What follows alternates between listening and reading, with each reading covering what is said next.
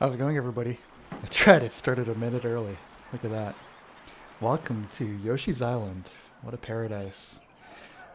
Very happy to be playing this and some other stuff tonight, so let's get right into it. Hope you've all had a nice week, a nice weekend. Hey, Troop. How's it going? I was just sitting here watching the beautiful intro. Not this one, but with the stork and all that stuff. The music box. Music. Really beautiful. Actually, very beautiful. Who doesn't love Yoshi's Island? Timeless game.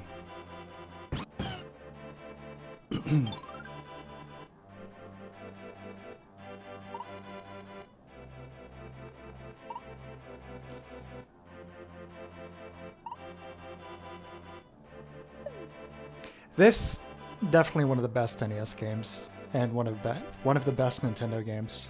It's so good. Wonderful gameplay.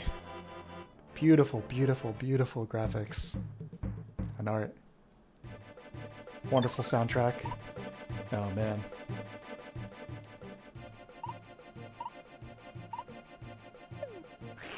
I'm playing this on my CRT as usual, and my god. This is so beautiful.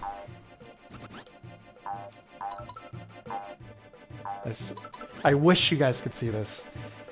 I've been looking at the Sony A7 III for professional work, but also because I wanted to do some stuff where I could, like, you know, do a little 4K video of this monitor. Still wouldn't be the same effect, but jeez. Just to try and give you guys an idea about how insanely good this looks. But on any display, you know, it holds up.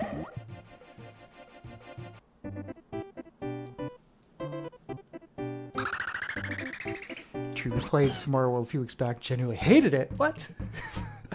When it felt super slippery rough to me. Oh man. That's too bad. Making eggs. What they say. Can't make an omelet without breaking a few eggs.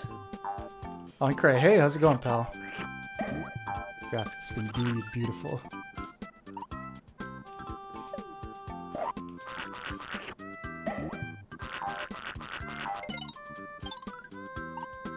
Yeah, we all know how to play. We know how to throw eggs. It's actually the first time I've played anything on the CRT in quite a few weeks now. It's a nice change of pace.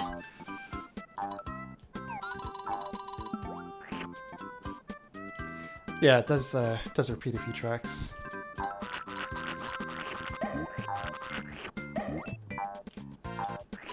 I like how it can so effectively blend between the more like lighthearted storybook type tracks.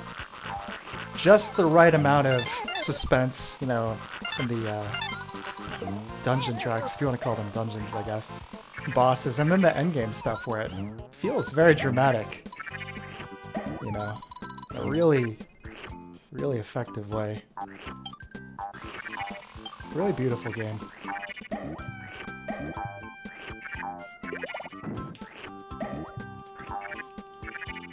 Fine, thanks for doing well. Yeah, I'm doing good. It's been productive.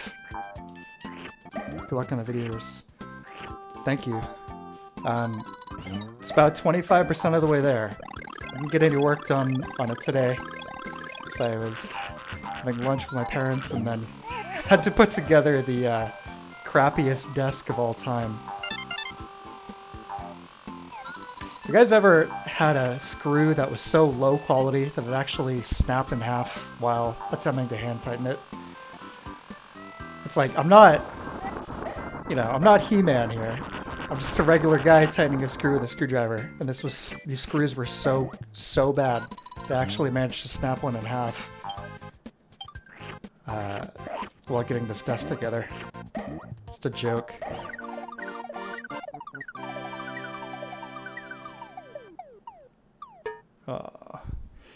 Yeah, the video is coming along well.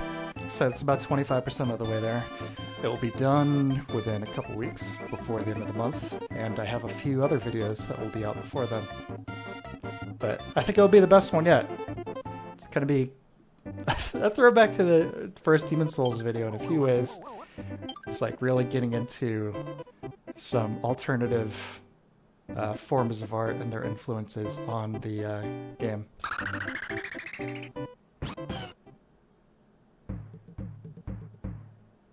You know, talking about some art movements and some other stuff.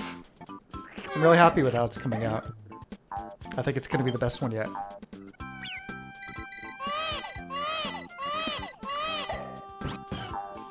I'm going to try and minimize the Baby Mario as much as possible.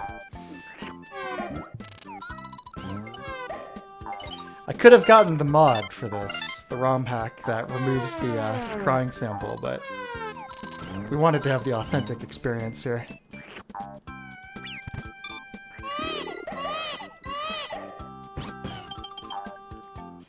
Snapping. Yeah, 2mm. This was probably. Let me think. And they're probably 5 to 8 or so. Not too crazy.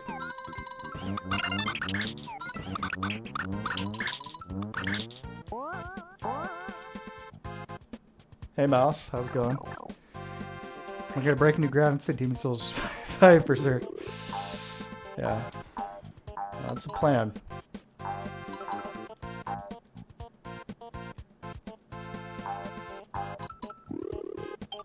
No, I don't think Berserk is gonna come up a single time.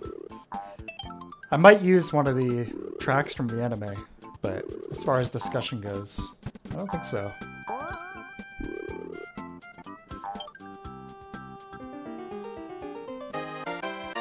I love this. The first time I ever transformed as a kid, I dropped the controller. I was laughing so hard playing this back in the day. Oh man, adorable. This art, look at this. Gorgeous, gorgeous game.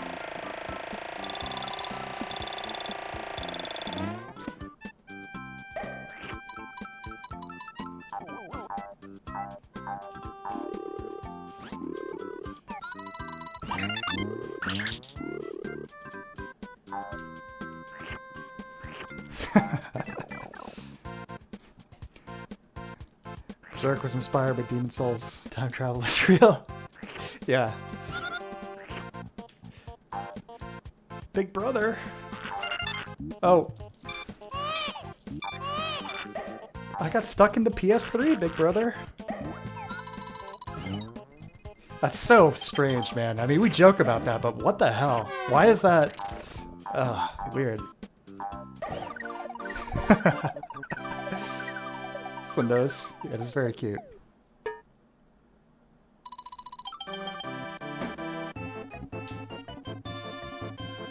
Emerson transformation. Well, it's all part of the journey. I mean, you've never turned into a helicopter?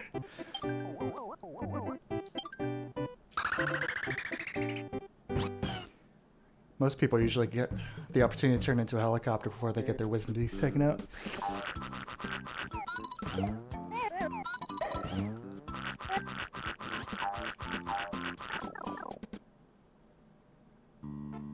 Yes, like you said, Troop, the cave, the soul.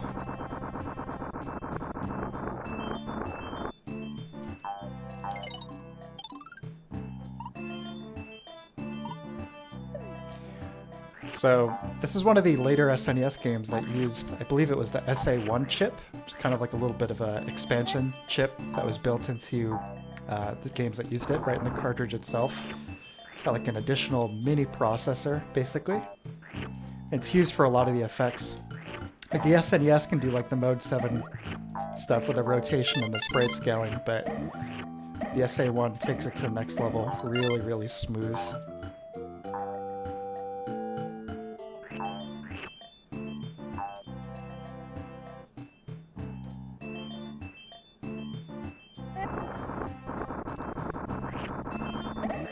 So this goes back to when I was playing Donkey Kong Country, but this is another game that absolutely minimizes HUD elements as much as possible. I know, it may seem like a silly thing to say about a 2D platformer, but it does go a long way to helping with the immersion. Where did that key go? Oh, there it is.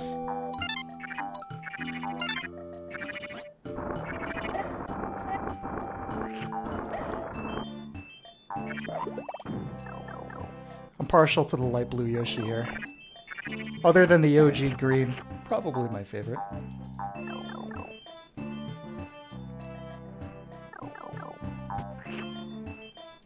Oh yeah, the slam. You're right.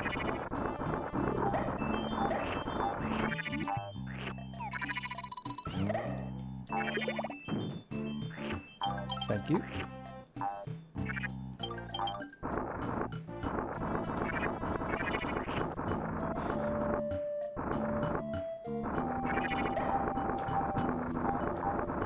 There's a rumor, you know, that Miyamoto was a little pissed off by the attention Donkey Kong Country was getting. I don't know how much I believe that, but that he thought the pre-rendered graphics of Donkey Kong Country were kind of gimmicky. But I don't know. Like I said, that's... If I can get a direct quote on that, I'll believe that. But I feel like he would probably be a little more open-minded. But who knows?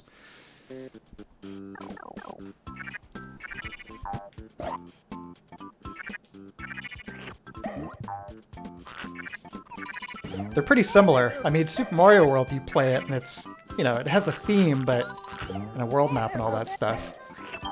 But it feels very video gamey, whereas this and Donkey Kong Country have a sense of real progression throughout its world.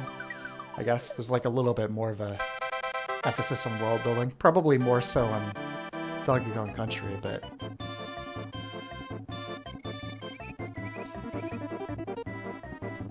they're both pinnacles. Some of the reasons why this system is, in my opinion, I've said it before, the best.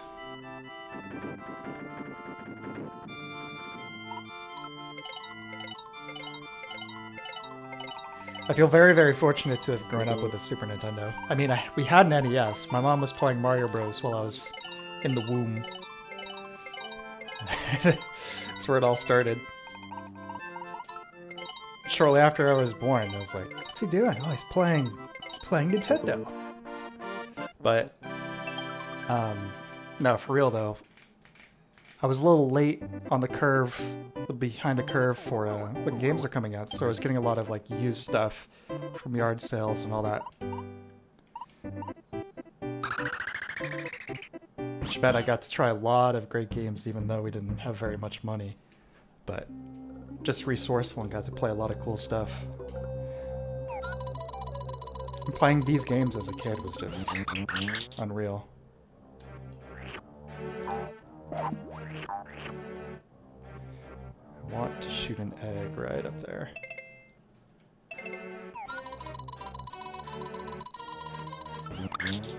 Yeah.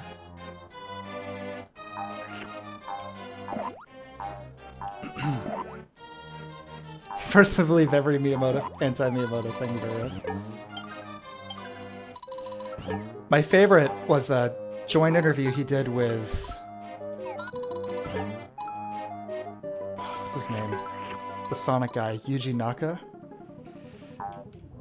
They're both talking about... this was early 2000s, I think. They're talking about both Mario and Sonic as they're different franchises and they influenced each other at different points. And Miyamoto's straight up, he's like, well, it's obvious that Mario is the superior franchise, but, Sonic had his moments. Just, like, to the guy's face, like, yeah, this is clearly the better game series.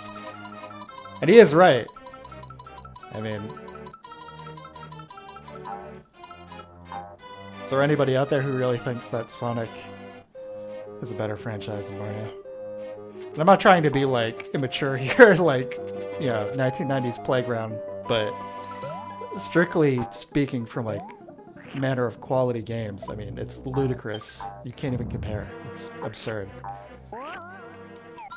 Go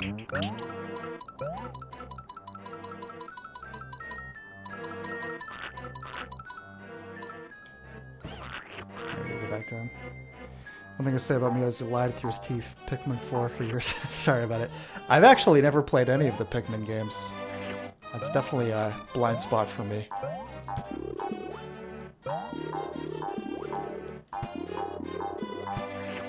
really should.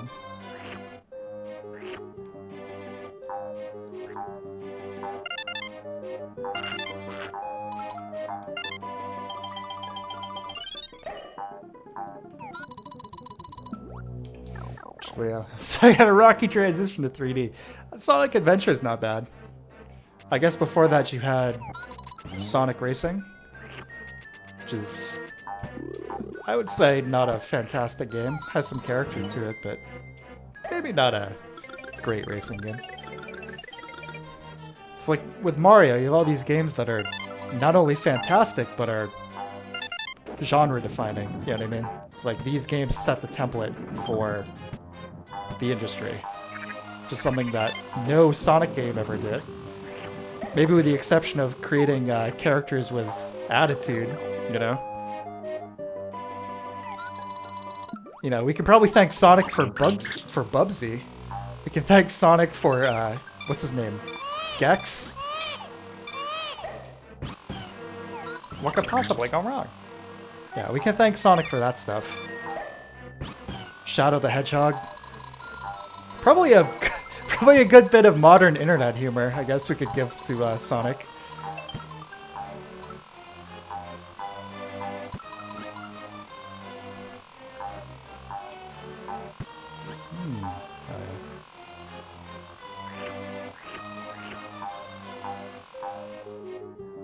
Super nostalgic for Sonic Adventure 2. It's not bad. It's definitely not pure shit. It's not bad. Oh my god.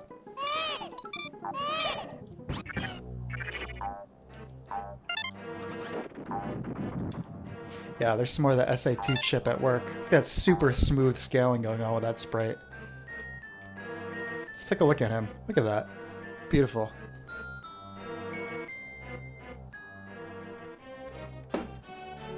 I think if I were to choose, I'd go with Sonic Adventure 1. But, not bad.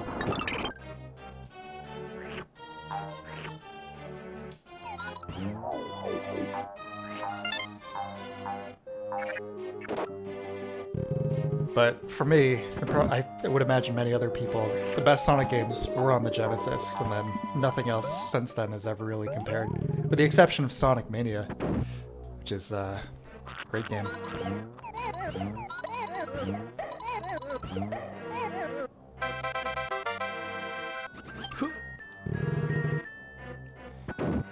Enemy designs in this game are really nice. Absolutely. I love these guys, they're one of my favorites. Squish. Oh, the monkeys are great too. Cool story. When I was playing this, a friend of mine, he's actually popped up a few times here on the channel, Kevin Metal. He was the one with the Genesis. You know, me with the Super Nintendo, he had the Genesis. But we both played a bunch of this over the summer, and he had to go to the hospital for a little bit. He had to stay at the hospital for a few days. And I made him like a I made him a quote-unquote walkthrough for this game, which is basically me just like horrible handwriting. This is how you beat this boss. You know, like my own like drawings of the different bosses and whatnot.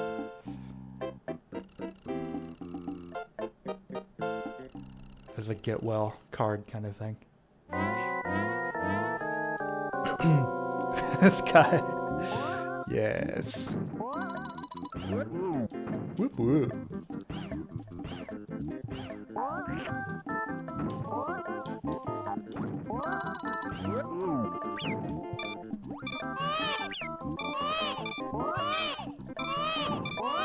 So, there's no dying for Yoshi, really. Like, I guess other than falling off cliffs in this one. There's really no way to sanitize that.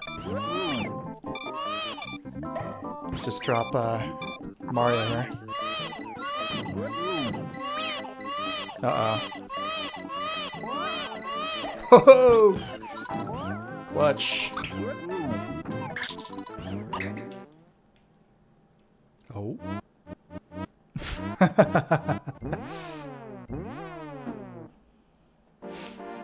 Cute flower, indeed. Baby Mario giving the peace sign. Here's a question for you guys. You know, we're trying to figure out the logistics of the Mario universe. Total points 69. Very nice. Given that Baby Mario can exist simultaneously with Mario, same thing with Luigi, stuff like Mario Kart. Is Baby Mario now like canonically a separate character from Mario, or is it just time travel shenanigans, or am I just thinking too hard about this?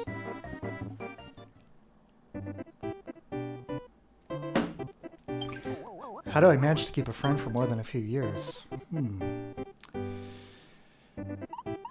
Well, sometimes it happens, sometimes it doesn't. I've known him since I was teeny tiny. Friends like that are important, you know? You don't see each other as much these days, but yeah, it's nice to have people you've known pretty much your whole life.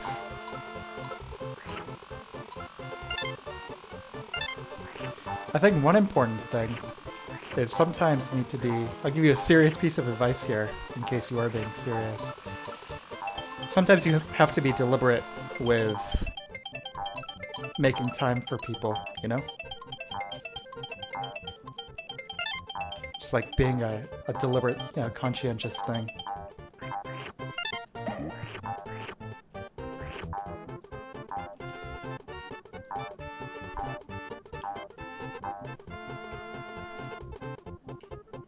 It's like, give you this serious life advice. We're listening to the happiest music possible.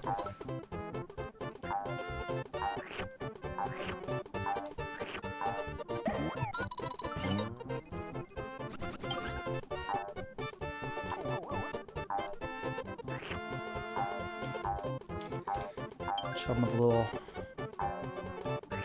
Cocoa Puffs platforms here.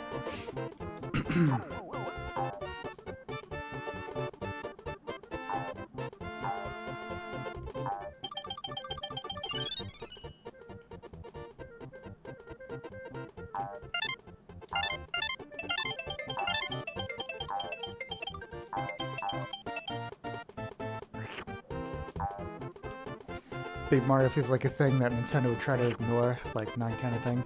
It's just, oh man, almost just died because I was looking at the comments. I really, really like the whole setup for this game. Like storks flying over Yoshi's Island with Baby Mario and Luigi. Kamek. It's like, oh. Without Yoshi, you know. Obviously, the Mario games, the story is not the point, but it's still a cute setup. And it still gets me a little emotional, you know, towards the end. It's reuniting the baby brothers. It's cute, it's a good story. But also positions Yoshi as like the ultimate, the original OG of the Mario universe, which is fun.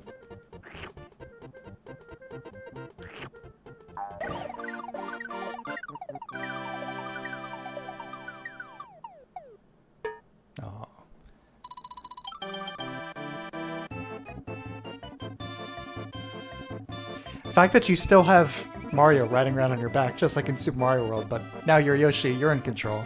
You know, he's just like a helpless little baby. It's a cool idea. You know, this game is technically called Super Mario World 2, Yoshi's Island.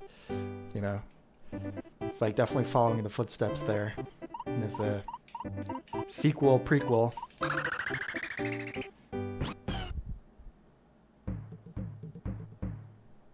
Shy Guys on Stilts. You get what you paid for, folks.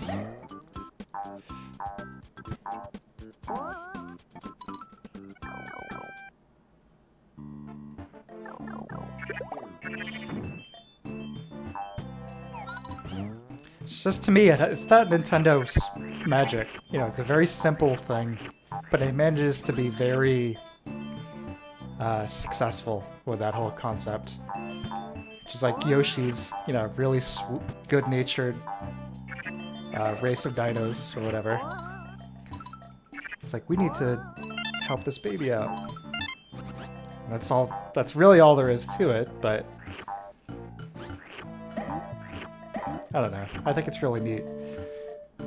Obviously, for a game like this, it doesn't need to be story-heavy, but the little bit that you do get is really successful as a result, because you're building that relationship just through gameplay, you know? It's really well done. I'm obviously someone very much in the favor of, if you can accomplish the storytelling through gameplay instead of cutscenes, that's usually the way to go.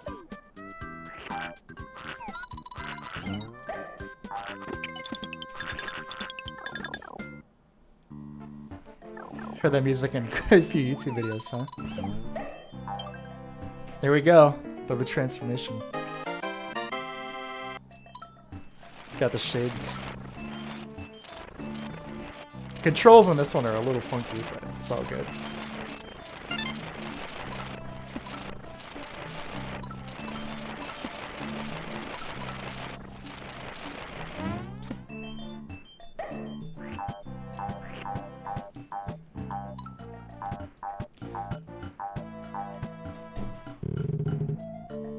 Argue about the two-thing in title.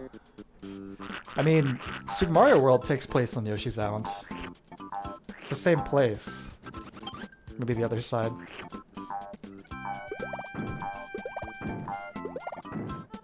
Time and space is convoluted on Yoshi's Island.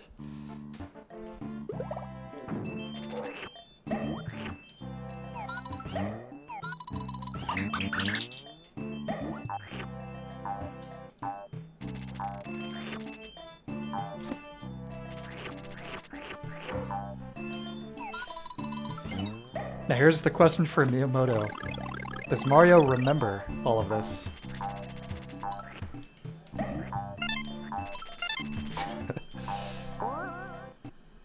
I mean, Yoshi does introduce himself to Mario. The first one of those like info blocks in Super Mario World. Is it a different generation of Yoshis? What's the lifespan of a Yoshi?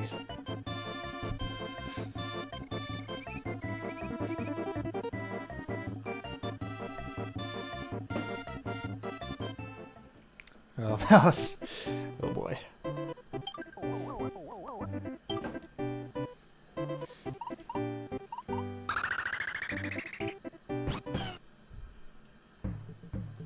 Touch Fuzzy, Get Dizzy. In which Yoshi does drugs.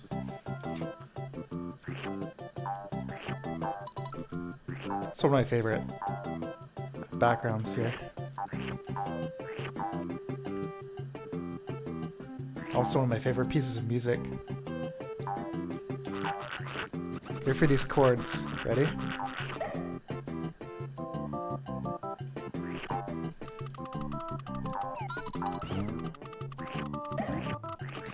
Have any of you played the new Kirby game on the Switch? It's like post-apocalyptic Kirby. Like takes place in like a ruins of a human city or something. Looks pretty interesting. Looks pretty decent.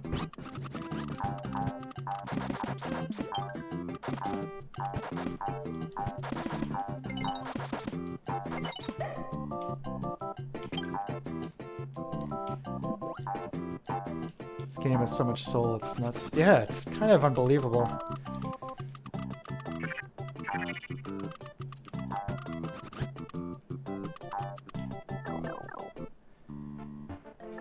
When I play modern Nintendo games, I still kind of get that vibe, but like everything else, this era, you know, it's just like that really, really crest moment of budget plus professionals getting to do, you know, what they want to do, not working by committee, not necessarily trying to just hit sales numbers.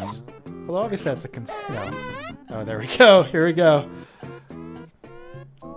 Look at this. Nintendo, no, you can't have any violence or religious symbols or anything in our games, but drugs are okay.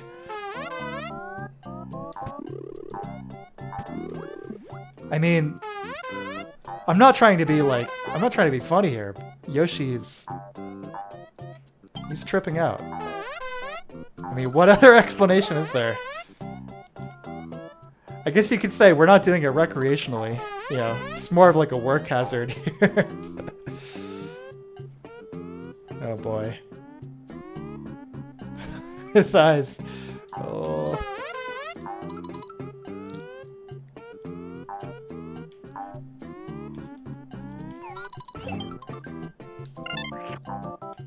Look at these guys. Look at that sprite.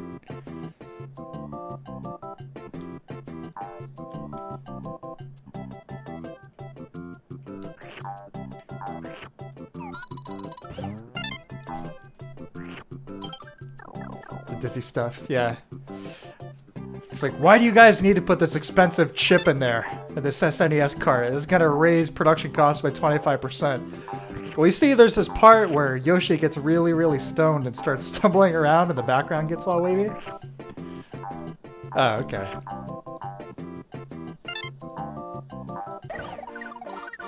Child's drawing soul. I think this is one of the best executions of that I've ever seen in any form of media. Seriously. I find like most of the time when you see in films, TV shows, whatever, attempting to emulate, you know, like a child's, you know, what a child would actually produce in terms of art, it just comes across as very artificial. Whereas this, it's obviously done on a very high artistic level, but it has that kind of feeling successfully. How can I kill something that cute and happy-go-lucky? I can't, which is why I did not.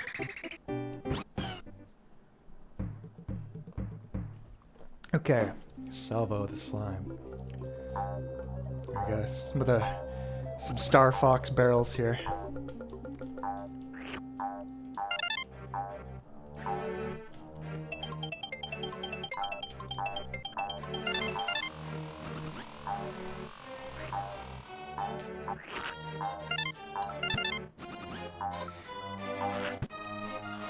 Yoshi's flutter jump here. If you hold down jump, this kind of flutter thing here. Kind of a neat little incorporation of that element from Doki Doki Panic. That whole thing's interesting. I mean, everybody knows it wasn't originally, you know, Mario 2 US is Doki Doki Panic, but the characters changed and everything.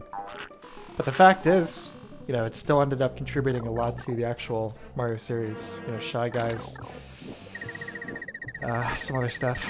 But that jump, I mean, this is basically Luigi's jump from that game. I don't know the original character's name in Doki Doki Panic, but that same mechanic. Thanks.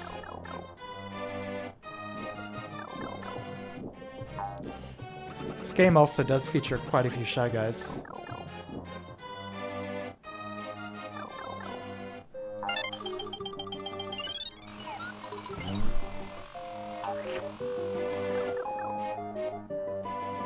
Never emotionally get over the death of one of those happy little Kirby guys.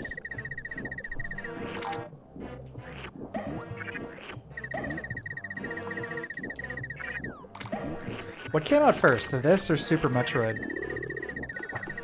I feel like this might have, but man, SNES. How? It's very hard to argue. Not one of the better consoles ever made. Even if you were to just take Nintendo's first party titles for the system, it would be a contender. Mario World, this, Earthbound, Super Metroid, F-Zero, tons of games. But then you have all the third-party stuff. Castlevania, all the Squaresoft games, Earthbound, Donkey Kong Country, Street Fighter 2.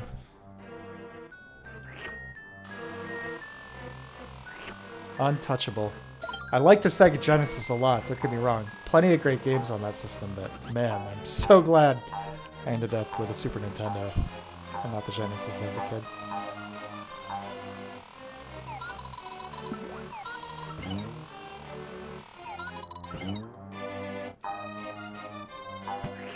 Below.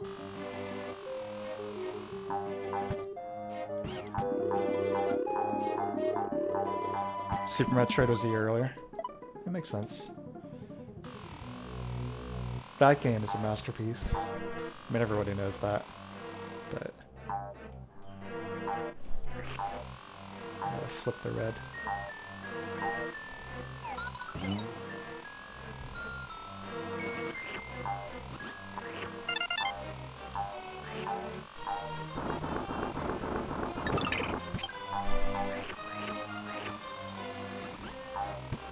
I need to play more Metroid. I've played most of the games, but I've finished very few of them. I think I played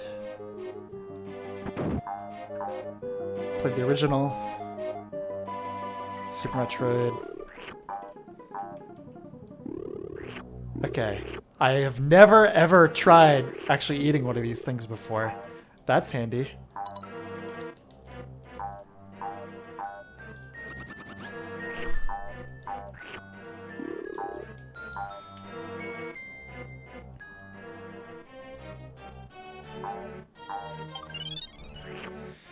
Yeah, Super Metroid I played a bunch, and I actually beat for the first time last year. I've seen the whole game. A roommate of mine was a huge fan of it, played it constantly, so I had seen it before, the ending and all that stuff, but doing it myself was really, really cool. I gotta play Fusion and Prime 2, beat Prime 2 and 3, I played both of them. Anyway, I know Spoon's a really big fan of those games. I would love to play more of them. True, speaking of that, I tried Super Metroid for the 5th time 2 days ago. Still can't get into it. That's too bad. Did you ever try Metroid Prime? The first one?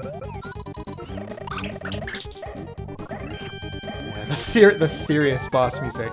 Oh yeah.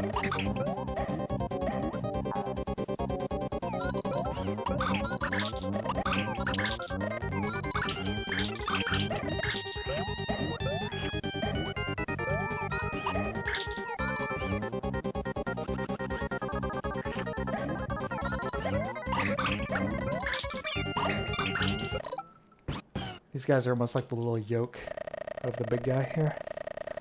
Eggy boy. Love Zero Mission, Fusion, and Prime. Prime? Yeah, Prime is definitely fantastic. Again, haven't beaten it. Played through probably about 75% of it. Haven't finished it though.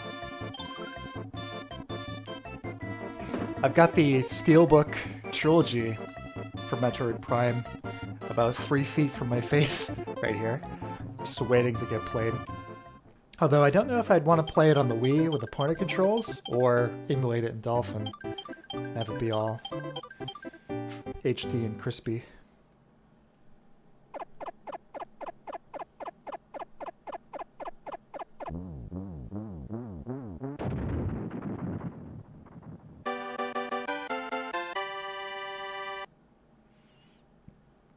Fusion is different, that it's more linear than your average Metroid game, but that works for it. Pace. Yeah, man. Maybe I'll make this the summer of Metroid. This is Koopa Troopa. Cute.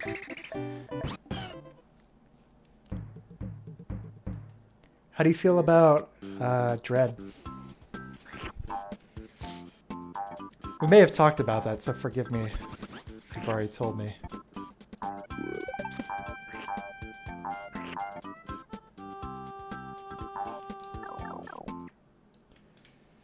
They just added a boss rush mode to Dread, actually. I need to revisit that and check that out. The bosses in that game were really, really good. Now we really are Super Mario. Although I don't know what the hell I'm supposed to do here. Oh, there we go.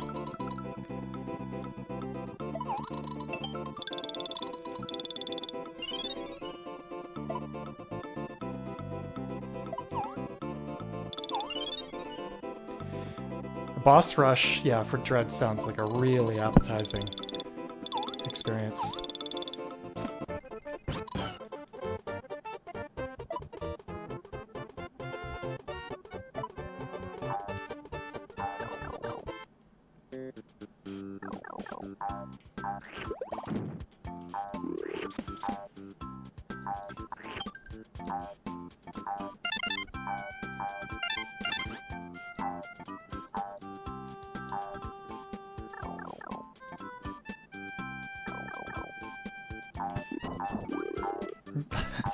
Doggy, here he is. Poochie. He's such a good boy.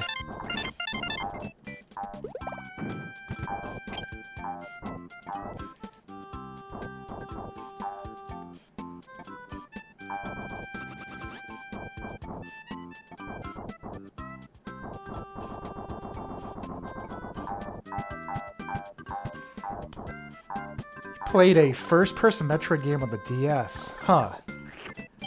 I'm not familiar with that one, but I can imagine that a first-person Metroid game on the DS was probably far from an ideal experience. Give Super Metroid a try, Miles. Play either Super Metroid or Metroid Prime, or Zero Mission or Fusion. Anything other than whatever you played on the 3DS. 7 out of 10 Troop for Dread. That's reasonable, yeah.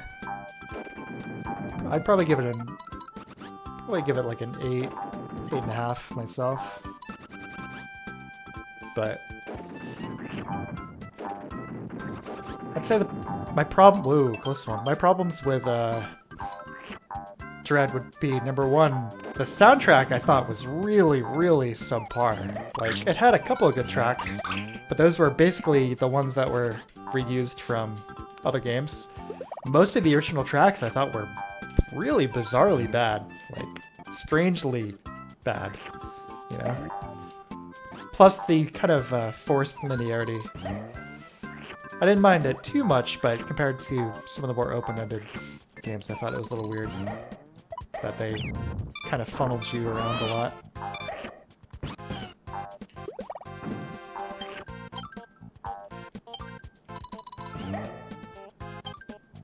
That's death. I don't know what I was thinking there. Ah, it's over. Hugh. Welcome, pal. How you doing?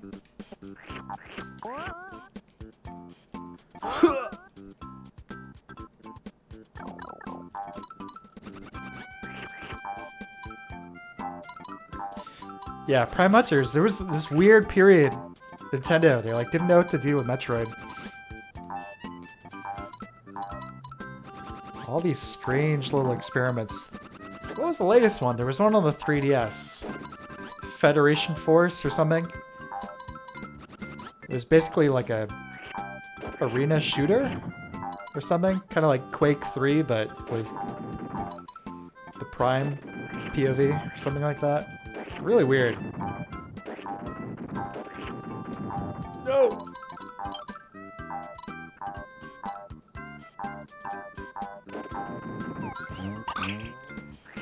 Gotta all give respect to Metroid, though. I mean, Metroid is an OG and established basically a genre of games. Although I think Kid Icarus was originally kind of similar too, but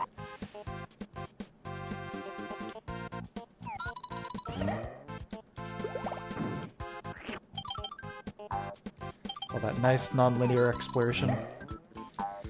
Without Metroid, we would not have Super Metroid. We would not have Symphony of the Night. We wouldn't have Hollow Knight.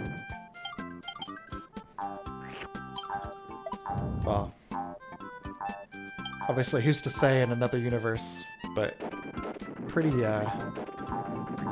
fundamental game. The only Metroid plays the Game Boy Advance. I think the only one there was Fusion, right? So it's probably a solid palate test.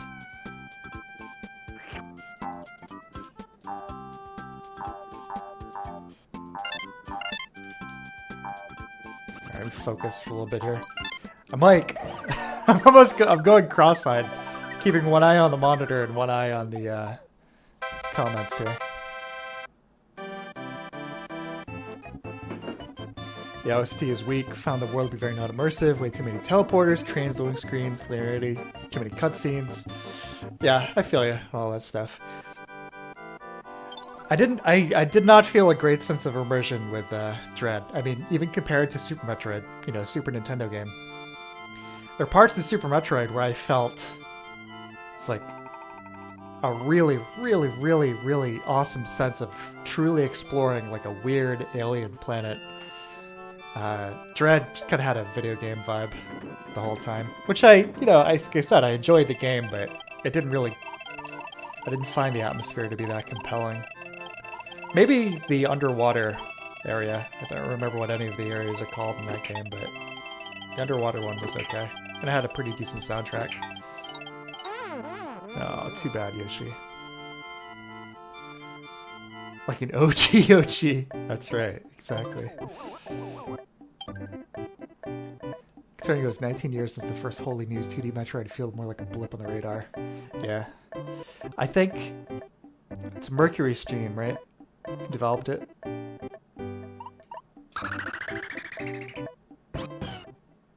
I feel they're like gradually getting better and better. You know, they had those kind of weird Castlevania games. It was like Konami in the era where it's like, hey, let's farm out all of our legendary franchises to cheap.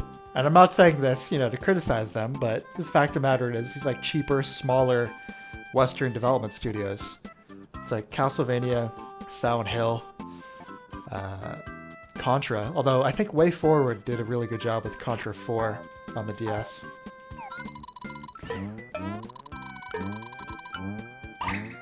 Anyway, yeah, I think, yeah, Mercury Steam, the next game they make, I think will really be something to watch out for.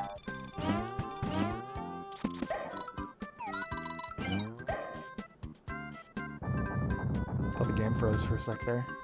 Sketch. Zero Mission was GBA 2. Right. Yeah, you're right. So I haven't played it, but it's supposed to be... Maybe, I don't know. I can't remember. I definitely didn't get very far if I did. Alright. No harm must come to these little guys unless... Oh, no! No!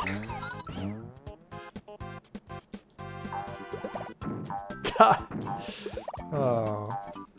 No harm must come to these little guys unless absolutely necessary.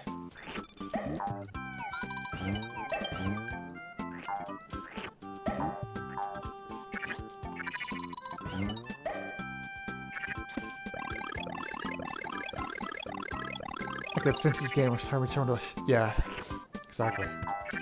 Exactly, Mouse. Dread felt like a weird Doom 2016 type deal. Go like team. I am worried that's the direction things may go. Especially if considering some of the internet community response to the game proves to be a factor in how they portray Samus in the next game. I was talking to Spoon about this.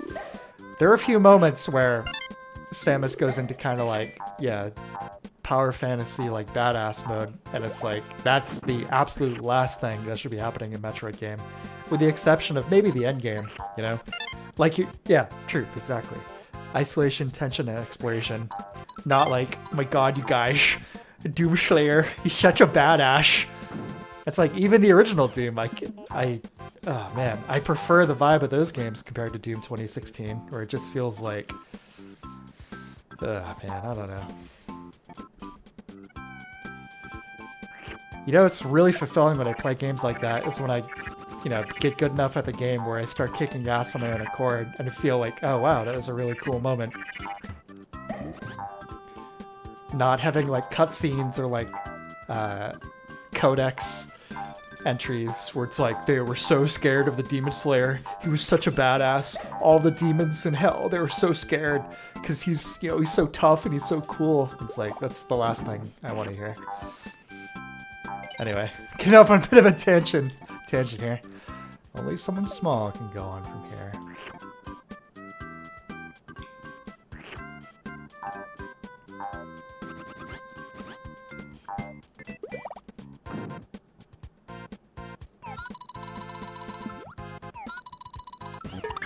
There we go. It's making that way more complicated than it needed to be.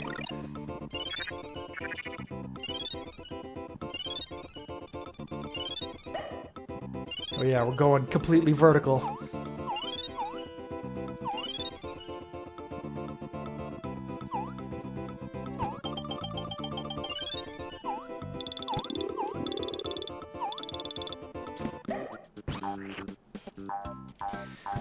We consider the implications of Yoshi going back into his own egg. Sort of running around here as Baby Mario.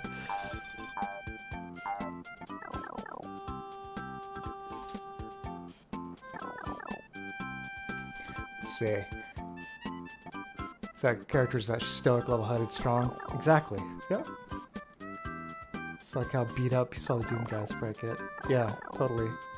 The internet headcanon really influenced the Doom Eternal vibe. It's really weird. Yeah, I don't need that. It's like, yeah. I mean, it's a creative decision, part of the developers. I enjoyed the gameplay of Doom 2016. I'll still take the originals over it, but you know, I enjoyed it. But yeah, I definitely would prefer. Hey, you're on a remote, you know, moon base, millions of miles from Earth, and any kind of help.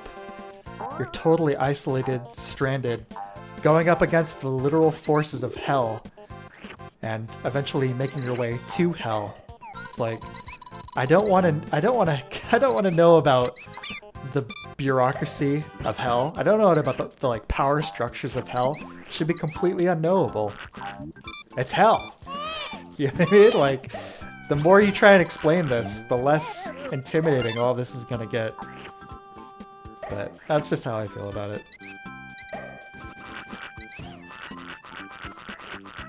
Mice steal my eggs. There's this game I found called Mojo. It looks insanely good, like Metroid vs. Predator. Yeah, that sounds interesting. Yeah, definitely share.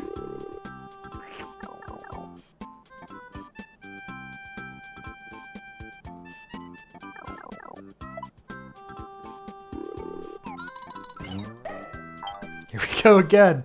Oh, yeah.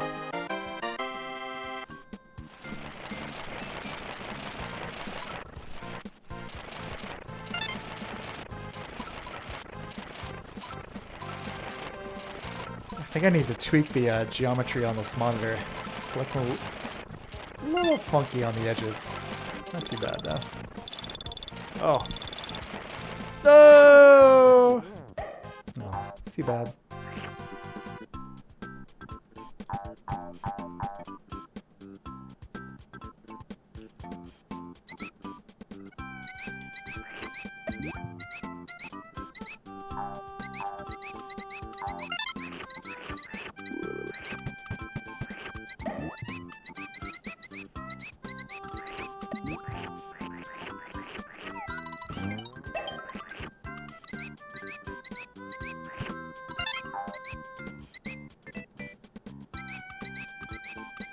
First exposure to anything Metroid was a Haloid YouTube video. I'm not familiar with what that is.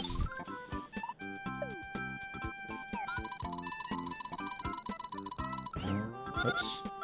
Okay, I guess that worked. I thought I had to hit it from the top, but... learning all sorts of new things about this game tonight.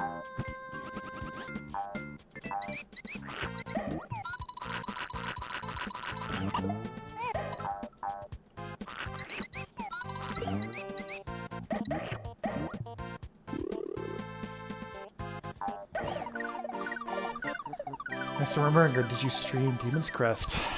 It's very interesting that you asked that because, number one, I have. Number two, I was actually considering streaming it again tonight, and I still could. We'll see. Number three, today is Easter, of course, right? It's Easter Sunday. And I got the game as a present on Easter, like 1996 or 1997. I give you context. I'm not a religious person or anything like that, but my dad, very, very Catholic guy. I played Demon's Crest at a friend's house, They're like, oh yeah, can you guys try and get me Demon's Crest? Like, sure. My parents being great. It's like, yeah, I'll get you Demon's Crest. And it gave me a box copy of Demon's Crest as an Easter present. You know, and this is one of the most like evil demonic games ever made. So that was really, really funny. So I always have this association with Easter and Demon's Crest. But it's a really interesting game, isn't it? You know, it's probably the darkest game on the Super Nintendo. I find it really, really interesting. I mean, I think it's a great game, beautiful art, good gameplay, fantastic soundtrack, wonderful. And it's interesting because I think, hold on a sec, pull out I got the cartridge right here. Let me take a look at this. Yeah, it doesn't have an ESRB rating on it. So this was still in the era of Nintendo, you know, trying to play it safe, you know, with the content they're including in their games. It wasn't until around Mortal Kombat 2, I think, where started getting ESRB ratings on Super Nintendo games, and they loosened up a bit as far as that kind of content. But you play Demon's Crest, and it's like, this is one of the darkest games I've ever played on any system. It's insane. It's so intense.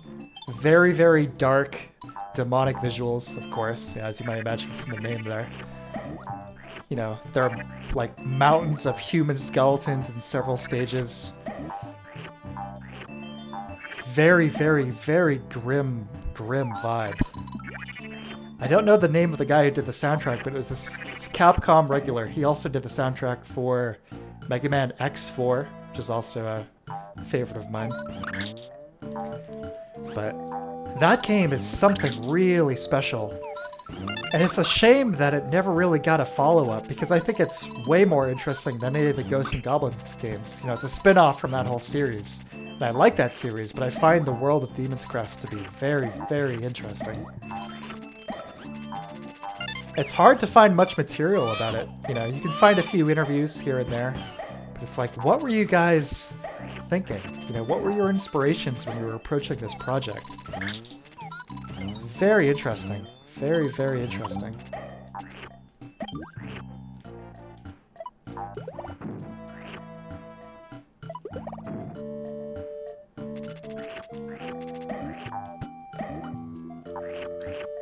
Baby storks. Oh.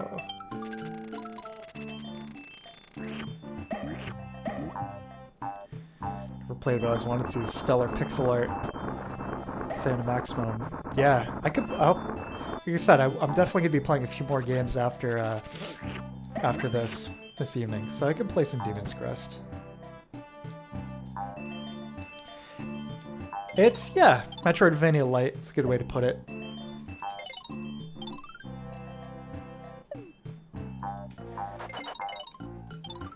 It's almost like Mega Man style, where you have a world map, but it's basically just like a stage selection screen. But within those stages, there are some alternate routes, including some that can only be accessed with items you get. So yeah, kind of Metroidvania light.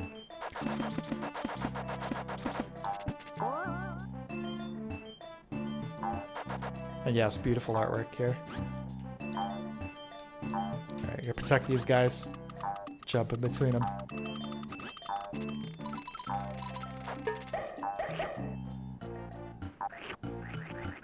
You can't eat me. Yes, he's from Ghosts and Goblins. He's the most pain in the ass sub-boss of all time, probably. Definitely up there. Little jerk goblin. But yeah, they give him this whole backstory in Demon's Crest. You know, the whole game takes place in the realm of demons where he's from. But I say it's so interesting, and I'd like to find out more about the developers, you know, what they were thinking, because there are all these demons all over the place, but there are also human skeletons as well, so... It almost has a Beksinski vibe to it. You know, very, very surreal, kind of evil feeling.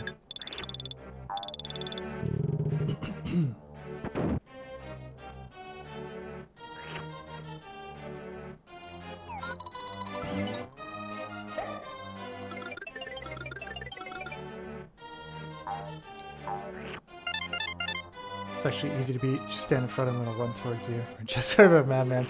Guilty.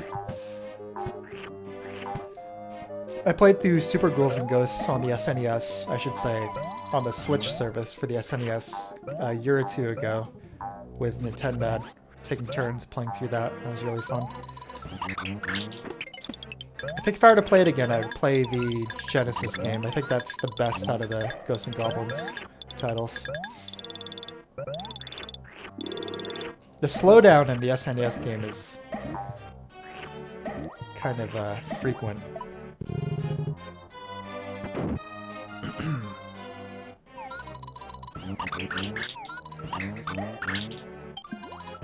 This is awesome. So, just like the classic Mario ghosts, they're only active when you're not looking. But with Yoshi and his 420 no-scope headshot skills, you can use the eggs to redirect them and bounce them backwards.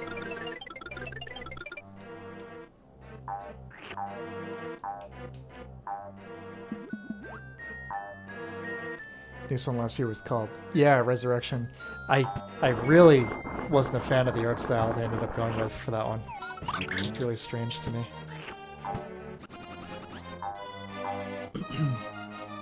This is a very cool level, Mouse. Yes, indeed.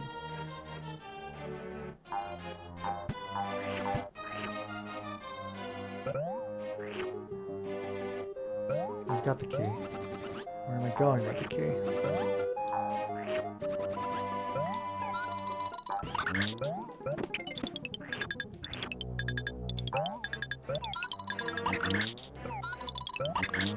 up with that? Weird.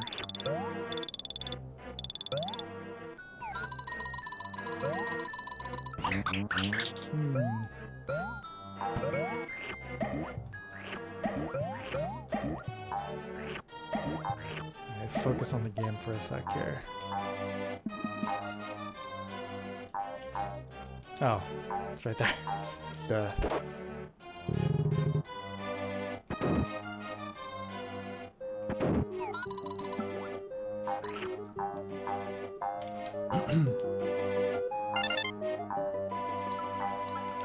You almost got it for the art style. It's like a vanilla game. Well, at the end of the day, you know, it's all subjective, right? It's like I try to avoid using language like, oh, it just sucked. Like, it's bad. It's obviously, you know, with some exceptions, it's going to be a subjective thing. But for me, I didn't find it very appealing.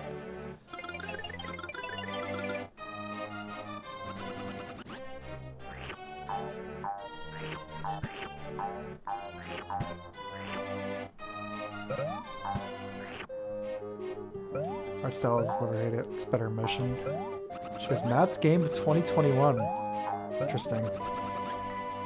Okay, I think I know what we're doing here.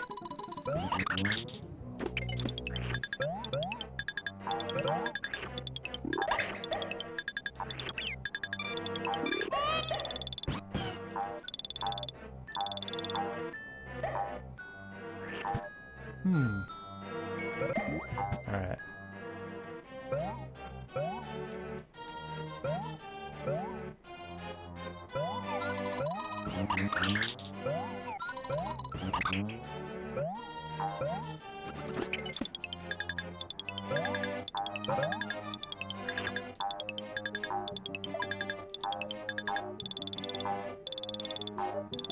No. Okay, hold on. I think I realized what I'm doing wrong here.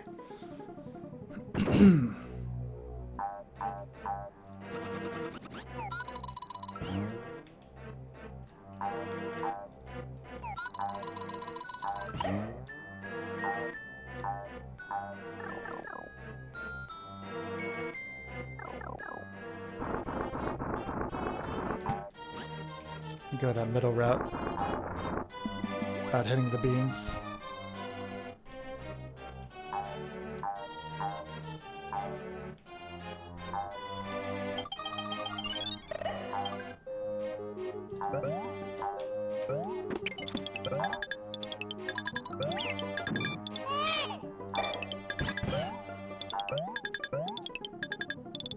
There we go. Great. How many games seem to pick pixel or vector art these days? Cuphead. Yeah. That's a shame.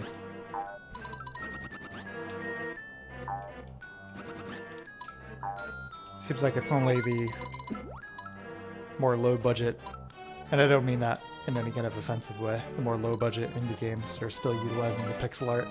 Usually with a ton of the shader effects, which I'm not always a big fan of, but I am very interested in New Monkey Island. I think that's really exciting. Especially considering that Ron Gilbert is on board. That's really awesome.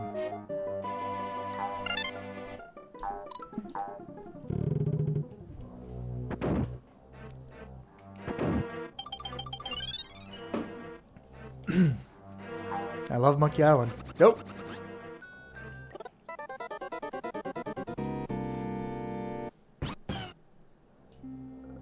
Oh, that's fine.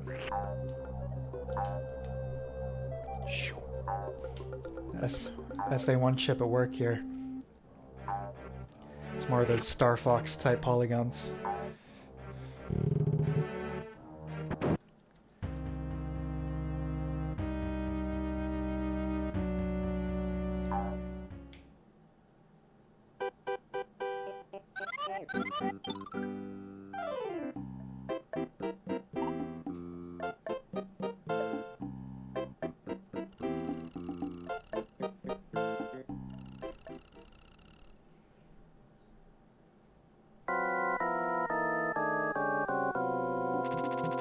The big boo.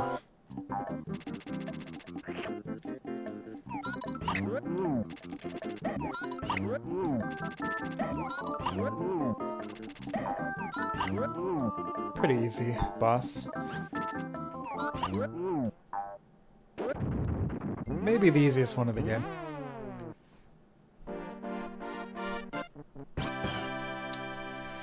Yeah, I'd agree. I would take vector art over a bad pixel art.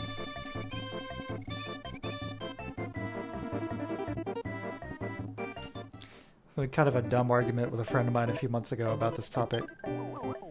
It's like, oh, pixel art now, it's so much better than it ever was back in the day. Just got the rose-tinted goggles. So, well, it's like the technological capability is certainly higher, but it's not the same. Because they're not.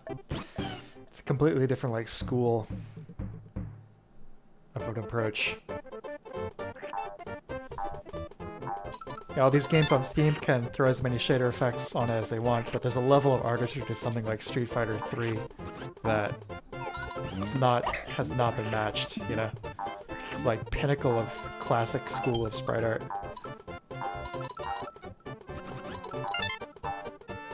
But I think too, you know, you can make an argument too, it doesn't necessarily have to be technologically complex. You can do something with a lot of character. You know, like this. Obviously, like, the backgrounds are beautiful and done by professionals, but as you look at the creature designs, yeah, they're pretty simplistic, but it's done like that intentionally. They're just like very charming designs.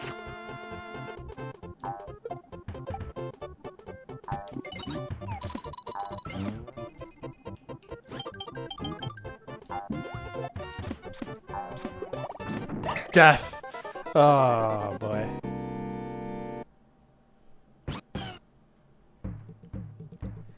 Played Final Fantasy VI. Like, yeah, it really hasn't gone too much further than the mid-90s. The pinnacle.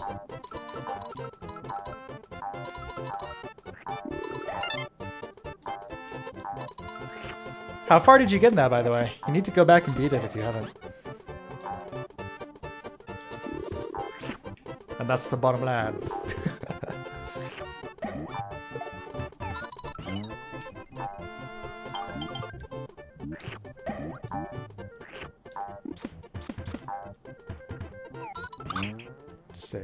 push this over.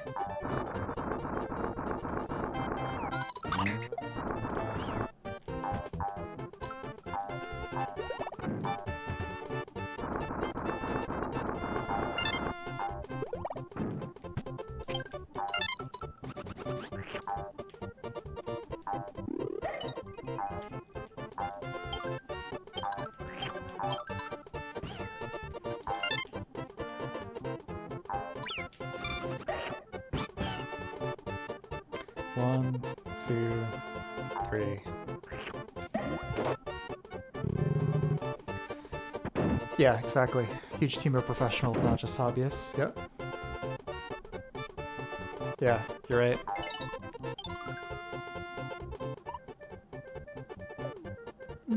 Left or right train?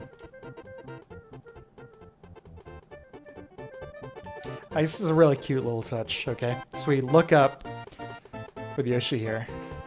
It takes Baby Mario a sec. Oh, what's he looking at? It's a nice little detail.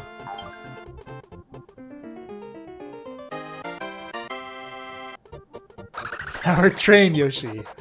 Yes.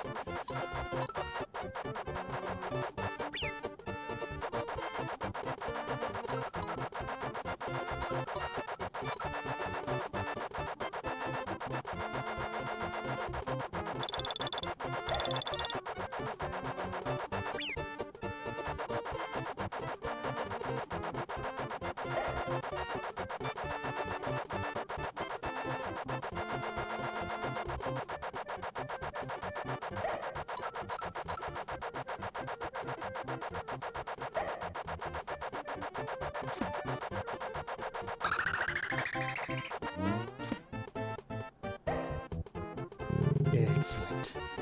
Yes, you do need to go back and beat it. House Fire, that's about... You're just about at that big halfway point that I've tried to be so coy about. Just about there. It's either halfway or 2/3, depending on how you look at it. Yeah, you're getting close to the big twist moment.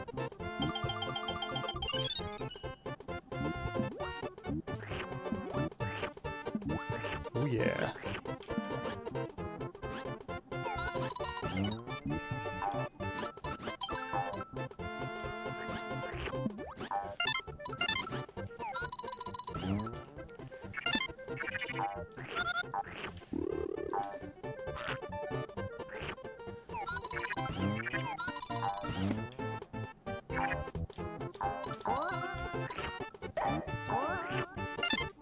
Yes, you should finish so I don't have to be so coy about it. You'll love it. I promise. It's the best. You like Persona 3? Well, this game eats Persona 3 for breakfast. And I say that. I enjoy Persona 3, but 6 is FF6. Oh, man.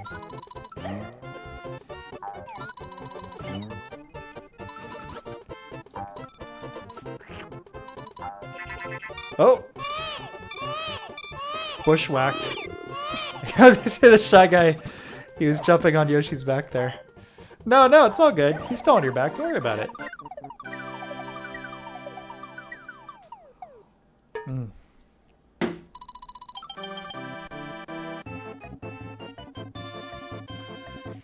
Wario Land 4. Yeah, I should check that out. I really like Wario Land 2 and 3. Never played 4. There's a GBA emulator on the Wii. That's actually I played through the Mother 3 translation that way. Had a few frame rate drops at a few points, but we're talking like 2009, whenever the fan translation was released. So hopefully at this point it would be full speed. And if not, yeah, just play it on PC, emulate it. Yeah, one of these days something I want to look into is getting an older graphics card that can output a compatible 240p signal to my PVM.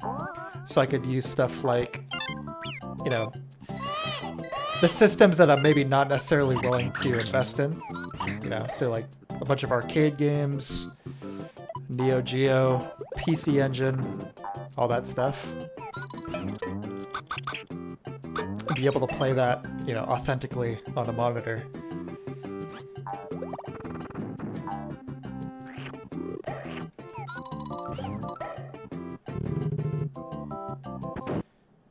Yeah, Wario Land, great games.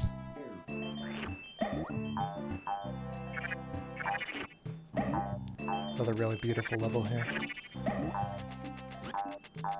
Really punchy colors.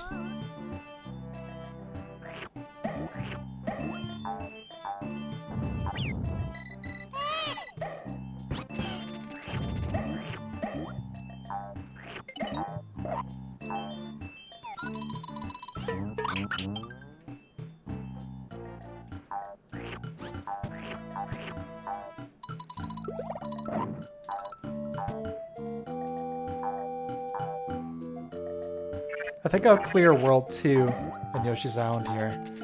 Maybe play the next game. Which, maybe I should go to Demon's Crest. Seems like we were talking so much about it earlier.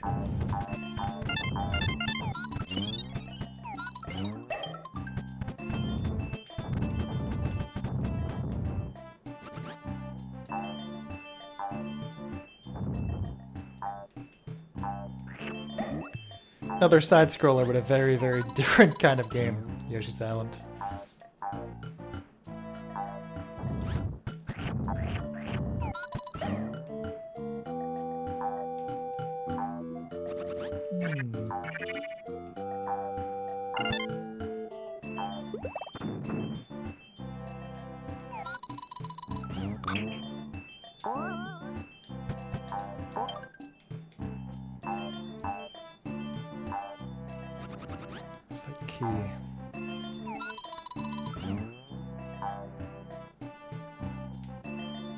Still lay eggs in that game? Not quite. I was talking about the gore factor. Wait till you see Firebrand's death animation in that one. It's like a guy who's already a pretty scary looking demon disintegrates into a pile of guts and bones. Actually kind of freaked me out the first time I saw it as a kid. Ah.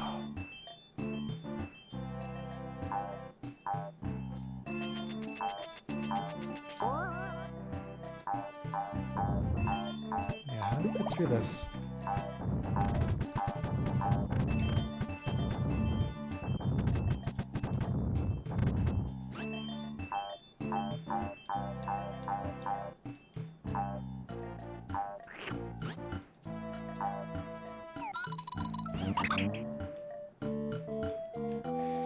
Running in circles now.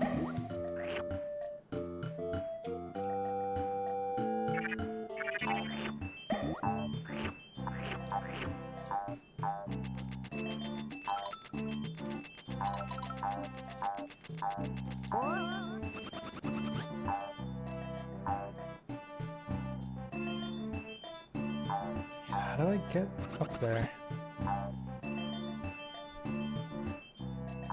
I think about it too much. Yeah, no HUD.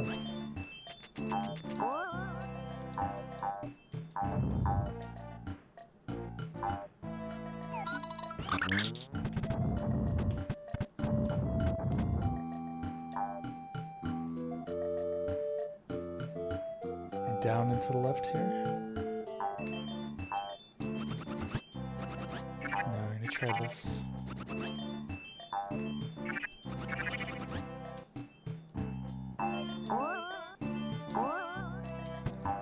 There it is.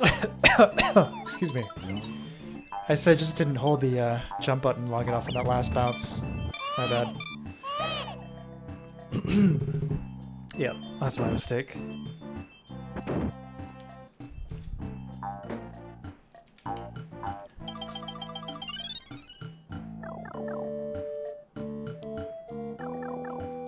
Yeah, going from this to Demon's Crest is going to be a major tone shift.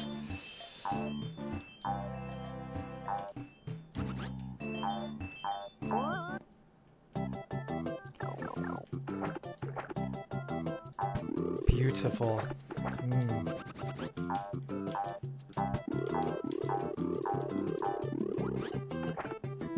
Look at that sunset.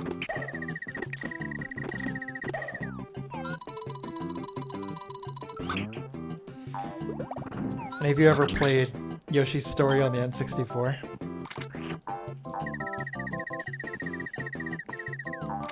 I remember renting that when it came out. Like, oh my god, a sequel to Yoshi's Island.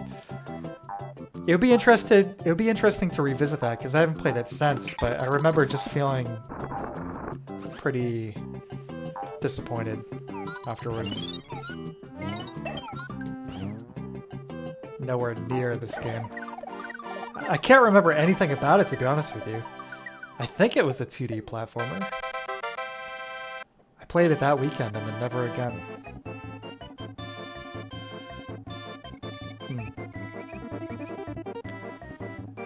I think there was a 3DS, Yoshi's Island 2. I didn't play that either. I was so burned by Yoshi's Story. held a very long grudge.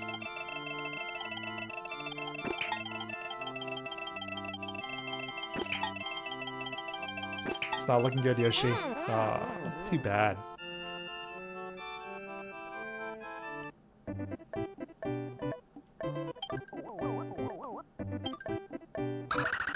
Yeah, a couple more stages, Yoshi's Island here, then we'll play some Demon's Crest.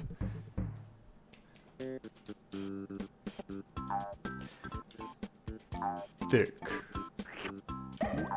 Oh my god, the egg! Thick boy, thick egg.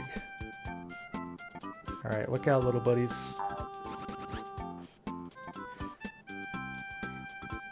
I can't squash them.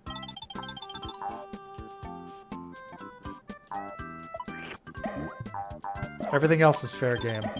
Not those guys.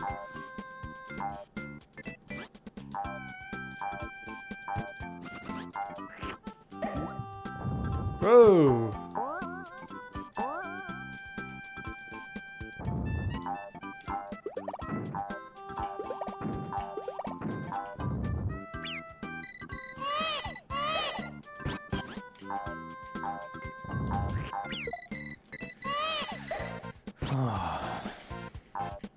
Ground pound. There you go.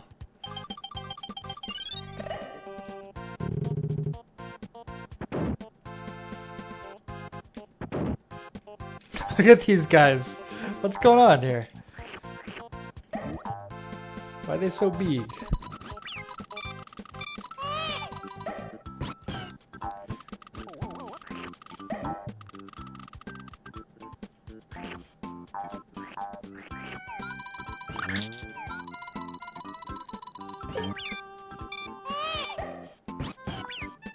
Oh, he's still alive. I just bounced him.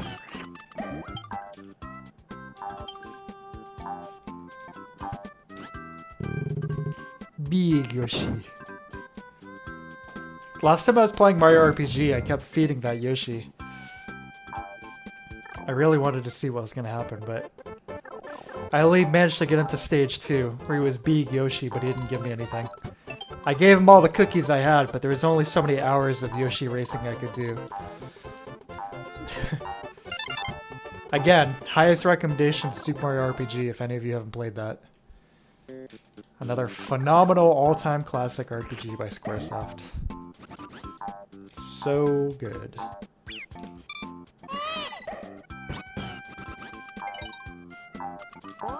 To this day, still my favorite out of all of the Mario RPGs. Although I haven't played Thousand Year Door, which I know is supposed to be really, really good.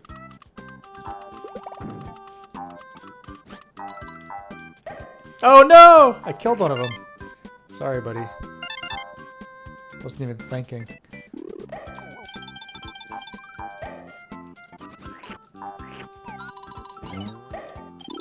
Playthrough ruined.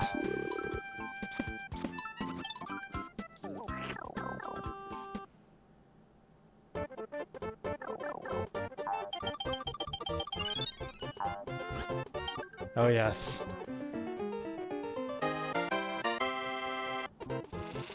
Lambo Yoshi. Oh, this is so good.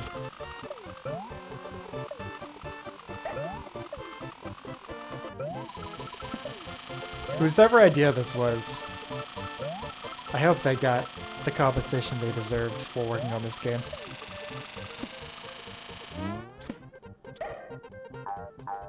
Fantastic.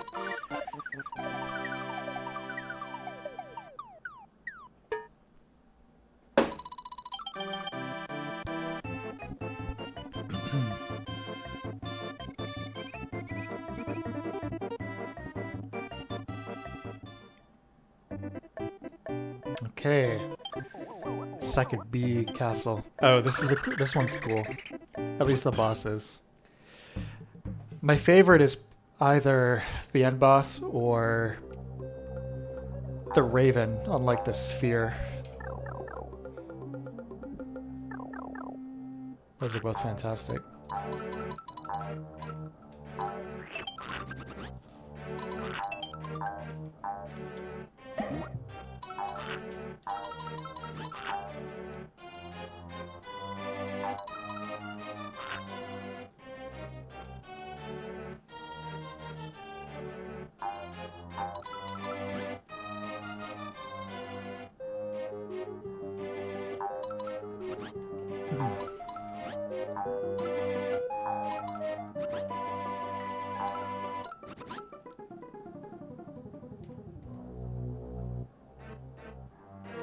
Final boss in this game is iconic.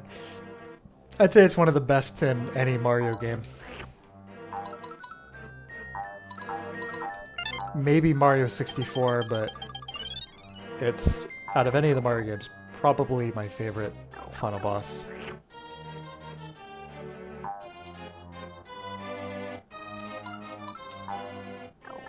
Smithy from RPG is good too, but, you know, traditional Mario games, it's either this or Mario 64 for me.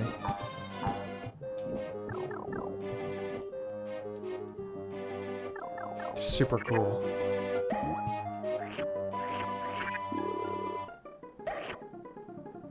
I mean, I won't spoil it if anyone hasn't played this. It's kind of a no-brainer considering the concept, Baby Mario, who the final boss is going to be, but really, really cool.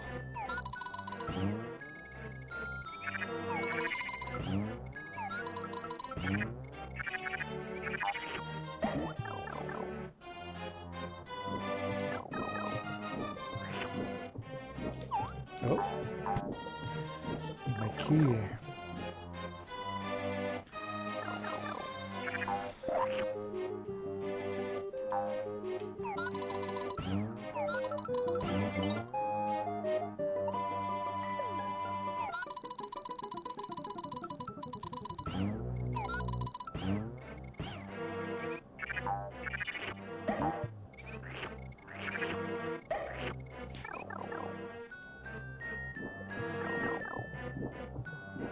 Yeah, the castles bring back a little bit of that Super Mario 1, Super Mario 3 puzzle element. You gotta explore a little bit.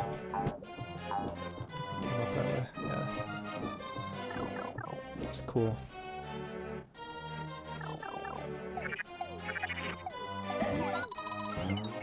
As far as the 2D Mario games go, my favorites would probably be Mario 3, and this one. I definitely love Mario World as well, but Mario 3 just has this quality to it. It feels extra special. These Shy Guys passing the bomb along.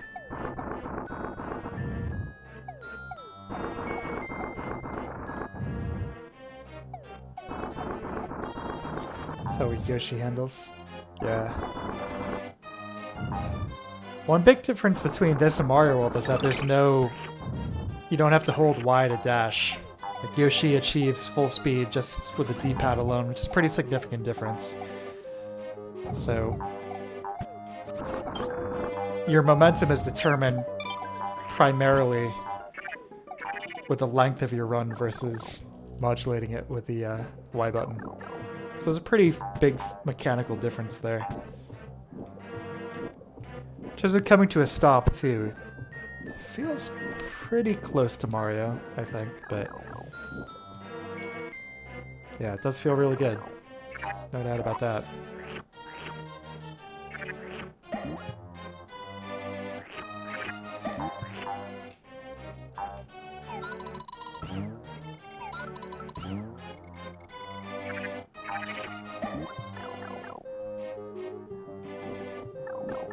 The whole eating stuff and getting eggs mechanic is really handy too.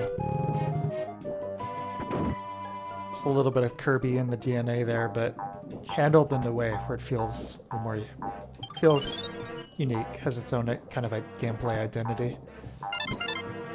Obviously beyond just like the gaining ability thing, but the process in which you're doing it.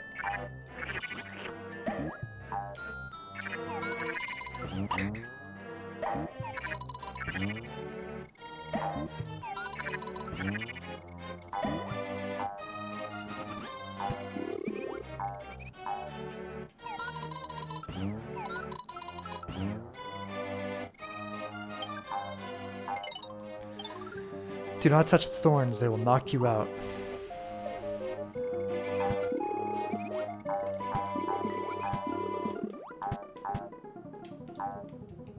Alright, let's go. It's a really handy mechanic, the way this works. It's really good. Also the ricochets, like that off the wall there. Phenomenal.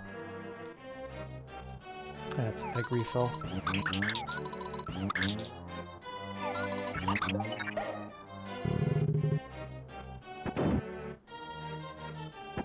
Ooh, it's a new backdrop here.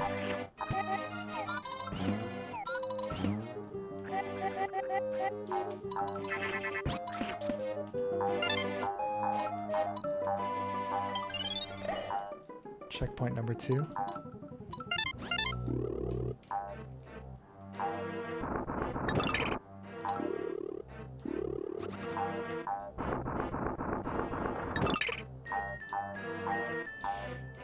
All of these bosses hiding their keys in flower pots. But why? This is the one.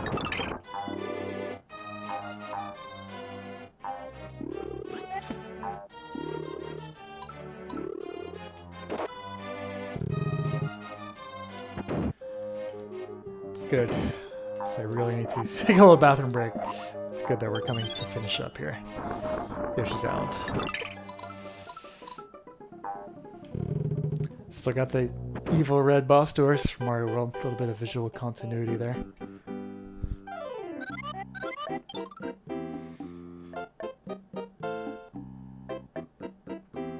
Yoshi, dear, that baby is going to cause disaster to befall the Koopas. Kamek. He knows the future of Mario. Bowser getting his ass kicked over and over again.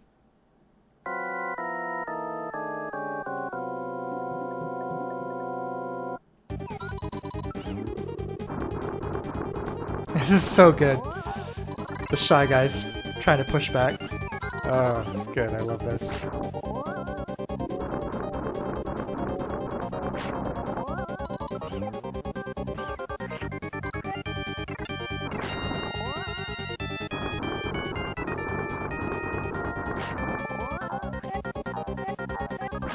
Look at the translucency effect on that too. That looks really, really nice. So you have something like the Sega Saturn, which like has such a hard time just doing like regular, standard black and white transparencies, and they have that beautiful. Look at that beautiful effect there. Awesome. It's kind of like chromatic shading going on.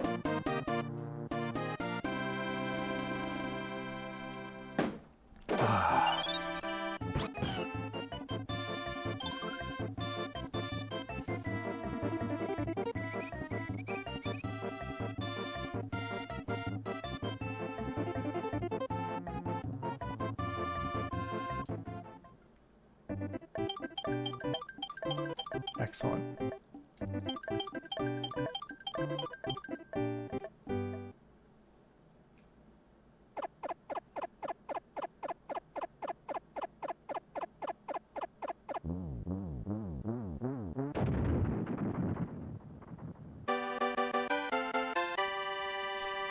So where Mario learned to blow up buildings. Learned it from Yoshi. Nice little touch here. World map music, adding instruments for each world. So those little touches give a game a lot of identity, a lot of character. Really beautiful. But it's going to be it for Yoshi's Island. I'm going to take a quick break. I'll be right back, and then we will move to a very different game.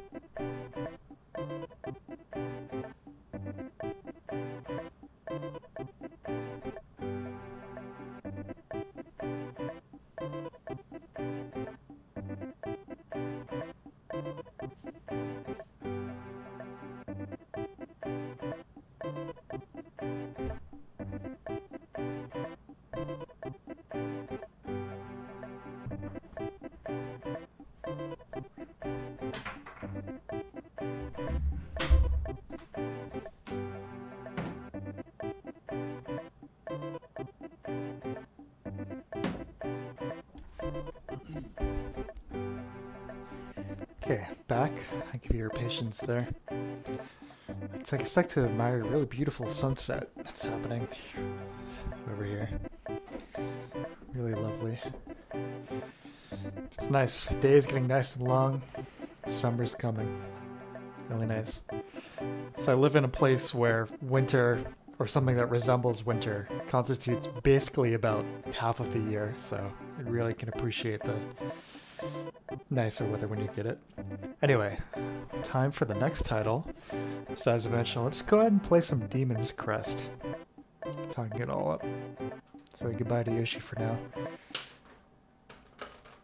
So this is a game fortunate enough to still have my original copy of. So we'll pop that in. Before I do, let's degauss the monitor here. Get ready. There we go. Alright. Demon's Crest.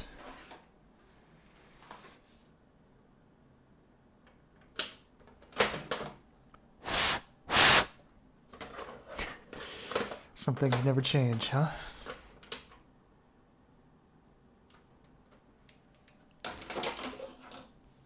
Alright, hold on a sec.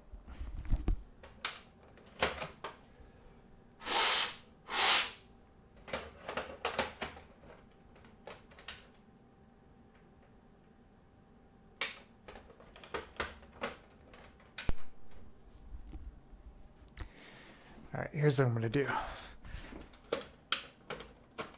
I'm going to just grab the, I'll try it one more time here. Looks like this cartridge needs a cleaning. There we go. Excellent. It's going to be a very, very different kind of vibe from Yoshi's Island.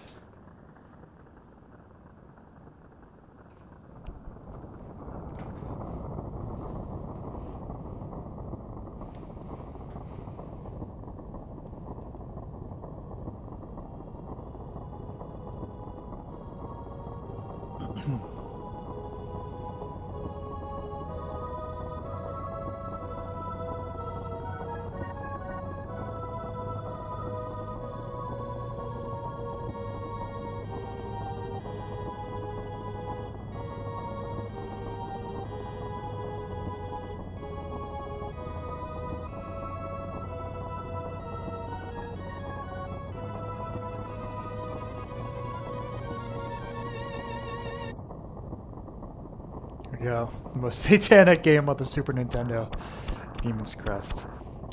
Blowing into the cart, is there a consensus on whether it helps or not? Here's I can explain what's going on with the blowing on the cart thing. So, when a cartridge, is making contact successfully with the SNES, it's got the copper pins on the bottom of the actual chip. And if those are dirty or whatever, it's having a hard time making a connection. That's why a game doesn't load. When you're blowing onto a cartridge, you're not blowing off any dust or anything. The only thing that's happening is the moisture from your breath is making its way onto the contacts, which is kind of, water and electricity, creating kind of an amplified effect for any conductivity that's happening there. The thing is, moisture on copper or any kind of thing like that is not good in the ultimately, so you shouldn't do it. What you should do is properly clean your carts with a high concentration alcohol or something like that. Not not what I just did. But when you're in the moment trying to stream and you gotta get shit going, sometimes you gotta do what you gotta do.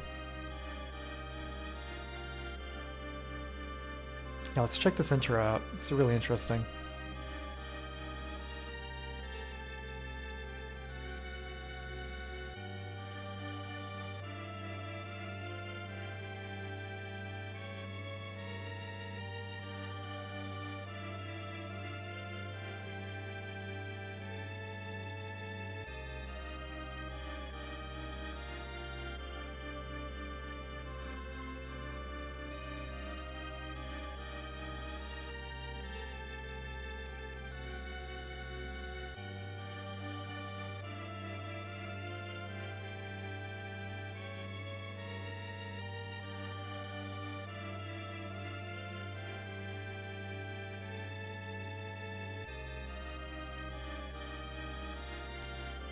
This is a very evocative game.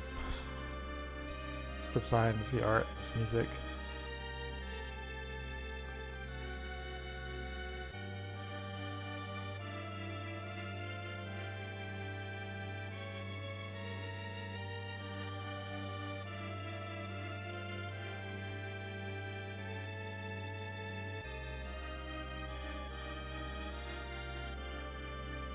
can almost hear that Dark Souls 1 narrator voice.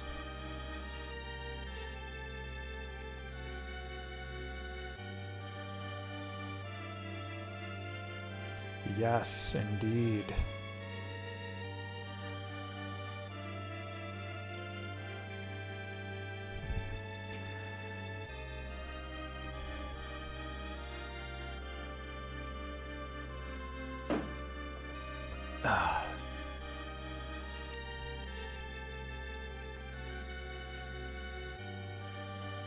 The demon dragon.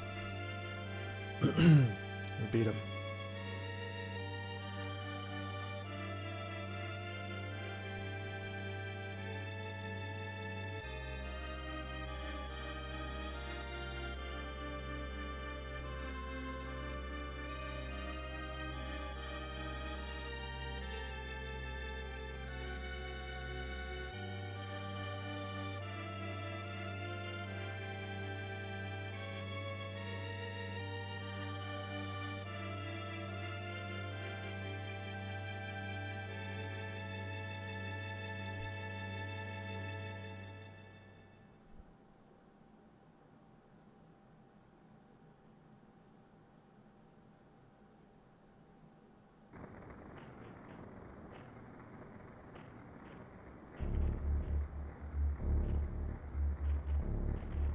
Oh man, listen to that.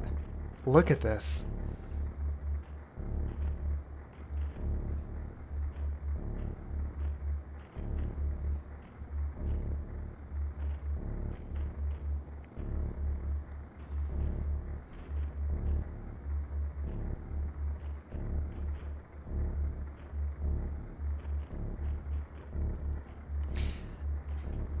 This is a game, you know, I guess I've mentioned several times in various places, mixed feelings about all the remakes we're getting these days. But if Capcom were to take this concept again, a modern title, it would be unfathomably cool. It's like match this art design of their RE engine, those beautiful, beautiful visuals.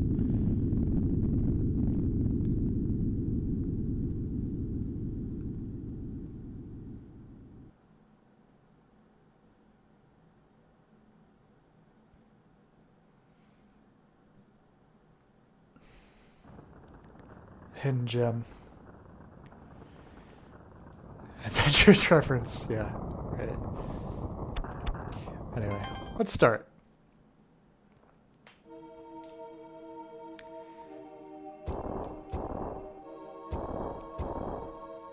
So remember that dragon they mentioned in the intro there? I'm playing too much SMT, I can think of how this works. Yeah. Troop, just wait. My god. This is the heaviest game on the SNES.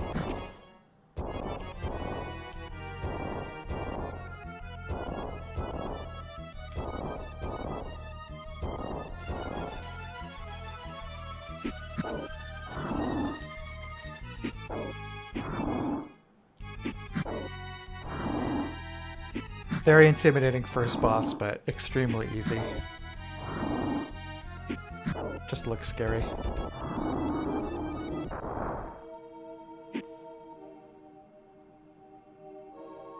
Oh man, beautiful.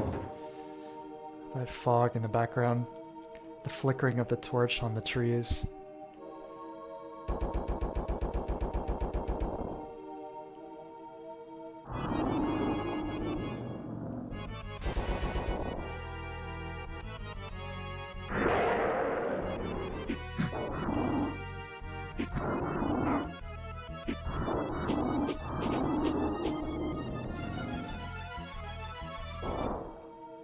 To remind you, this game was pre-ESRB. Western release. I'm playing on the United States cartridge right now.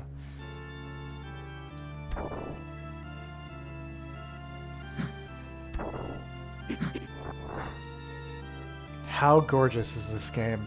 Oh my god.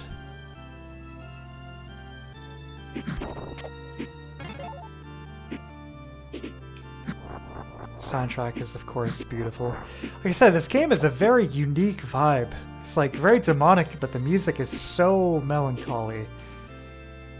Super gothic. A lot of it based around the organ.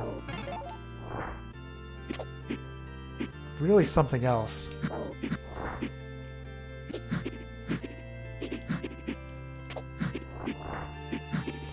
The closest game, I think, in modern times that I've played that comes close to this atmosphere would probably be Dark Souls 3. But even then, you know, still its own thing.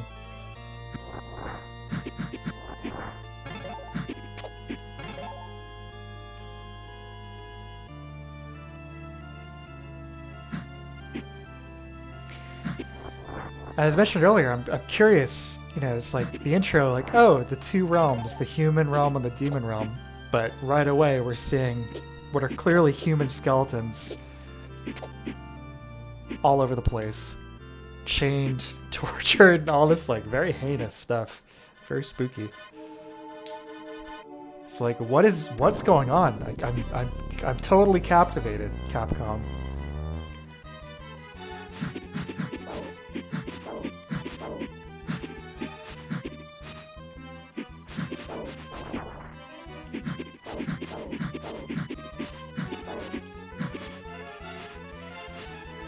Super Metroid looked this good. Yeah. I do think Super Metroid looks good, but this manages, I think, a greater degree of kind of an organic style in its presentation.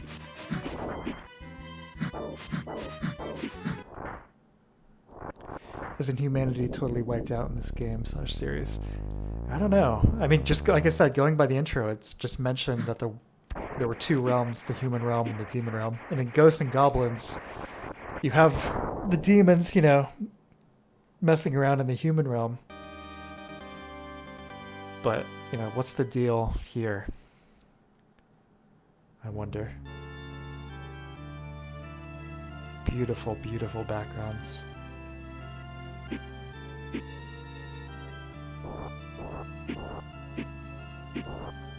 The game itself, as they mentioned, it's kind of like a Metroidvania in that you can revisit stages and have new opportunities of exploration with the new abilities you get.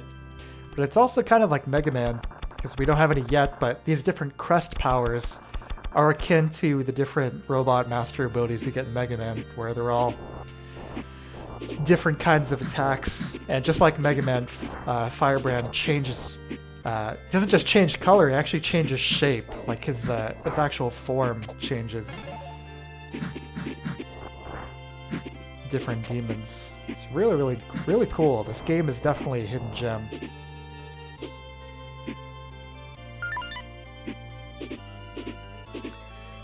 Kind of like Zelda, you get the potions, you get these urns, you can fill up with whatever you want. Have I ever beaten the true final boss? No, I have not. I'd like to someday, but I have not yet.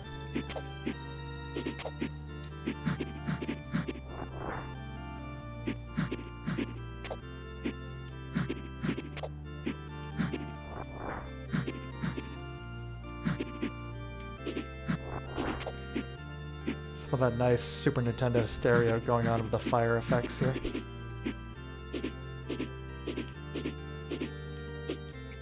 Yeah, I mentioned Dark Souls 3 in terms of atmosphere. That game has a few areas which remind me of this. Cathedral of the Deep being one of them.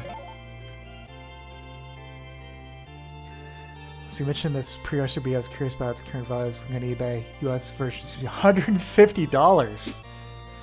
I believe it. All the stuff for this is out of control. It's like my parents bought me a box copy of this in what, like 96, 97 for probably like $10. This game was not a big success, so there were a lot of copies that got liquidated.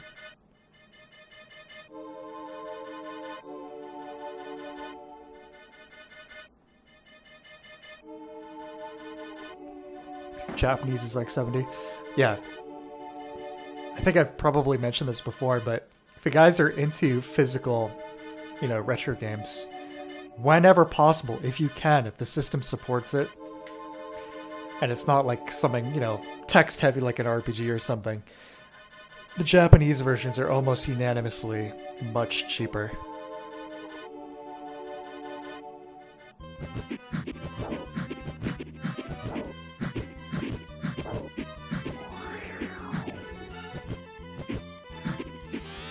Something like this I think you could probably play in Japanese and not miss out on too much. There's the text, but really the bulk of the presentation is non-lingual. It's not like there's any doubt we need to kick this guy's ass,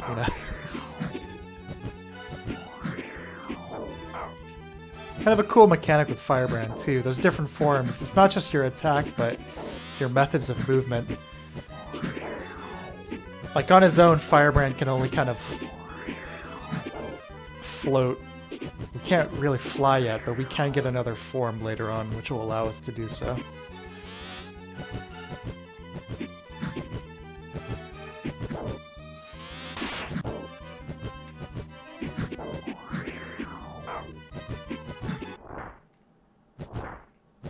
Boss sprite. Wait till you see the bigger ones, Troop. Yeah, this guy is our classic rival type character. I'll be seeing him a few times.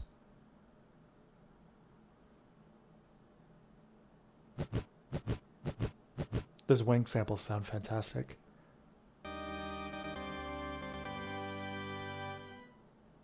Crest of Earth. So yeah, here's basically our first robot master type. The G Gargoyle. A real G. Our first transformation. So here's our world map. So it's presented as a world map, but it's basically a Mega Man selection screen that you can fly around on.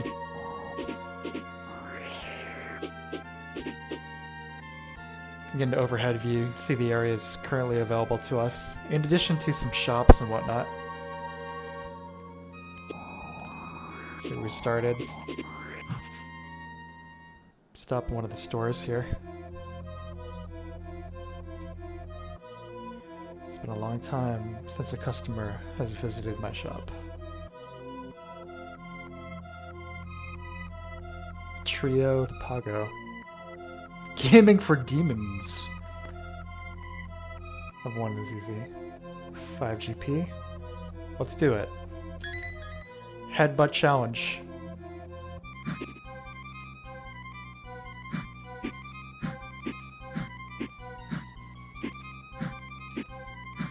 Oops. There we go.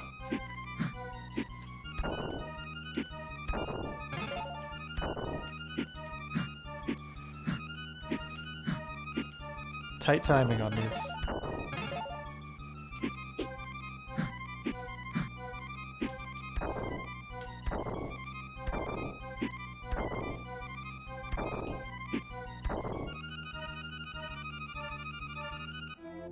Experience the 2008 real estate crisis of video games soon? Probably. I think once all the millennials get out of the game, the market's gonna crash. So maybe like 10, 15 years, physical game prices will just plummet, I think. It's Gen X and millennials. And once we're out of the game, it's just gonna... the bubble will pop. Alright, let's go to the second stage of the town.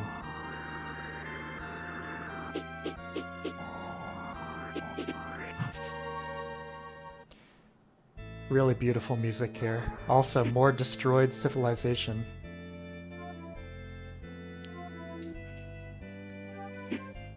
This is interesting too. There's some NPCs you can talk to. And depending on the form you're in, you may get different dialogue responses.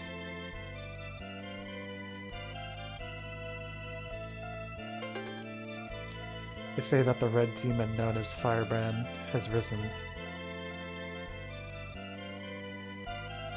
nearly burnt the demon realm to ashes years ago.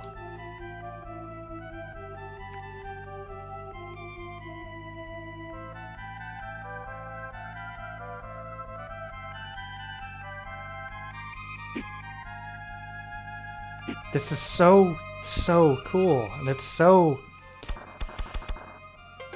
underappreciated. Like, plenty of people know about Demon's Crest, but this game is something else. So here's our second form, the G Gargoyle. We can do dash, we have a ground attack. Can't fly though, but we've got huge traps now. Like the Chad Gargoyle.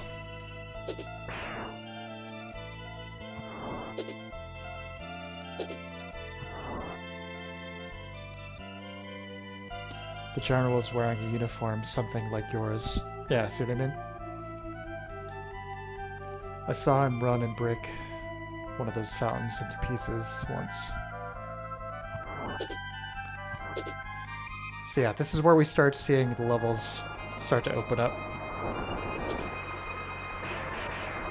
So we can do this. The new form.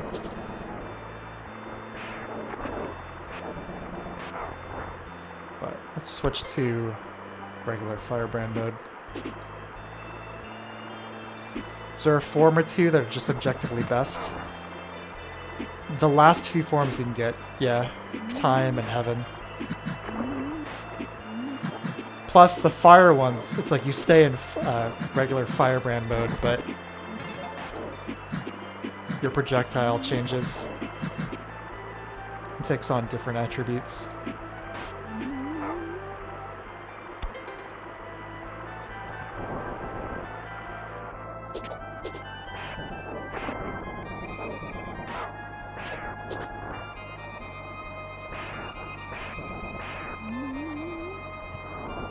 Oh god. Dad, watch this. Blech. Melty. Yeah, we'll stick to regular Firebrand mode until we need to move a specific statue.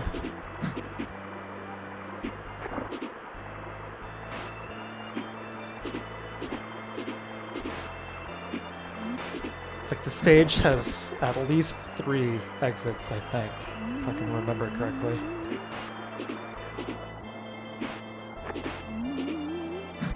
One, just go all the way to the right. 2, move that statue there. 3, go underwater. Let's do the first one first. First one first. Look at this. Look how well that's animated.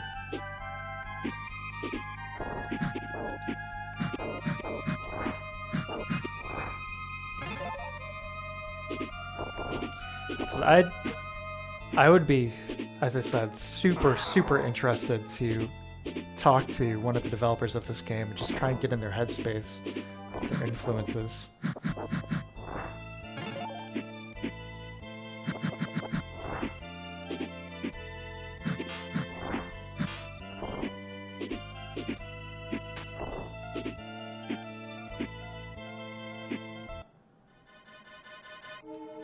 This is basically the Cathedral of the Deep graveyard, like I said.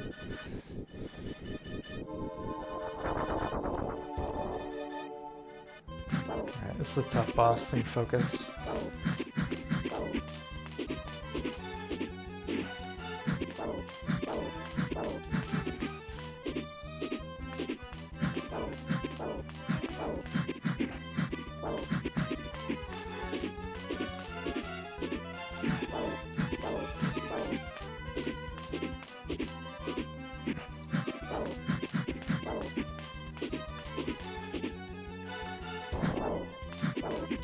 It's that classic video game thing where they all get progressively more red as you do damage to them.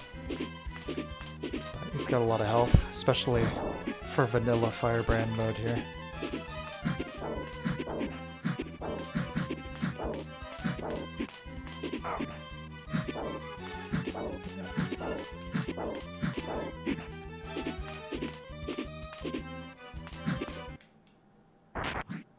Alright, that's a lot easier than I remember. Okay, great.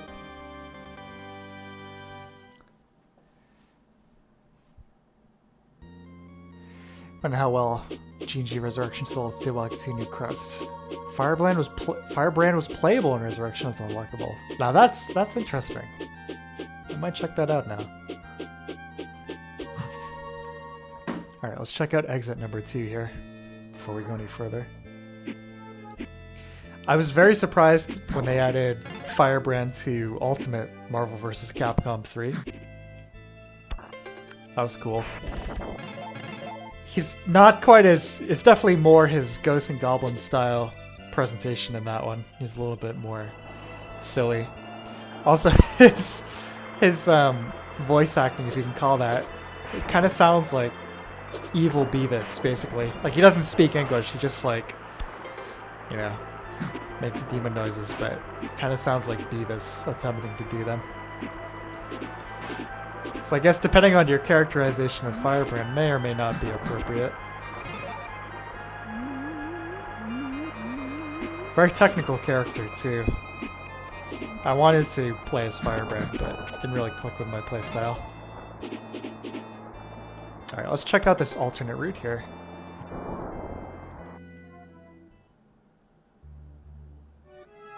Alright, you downloaded Final Fantasy VI. Good.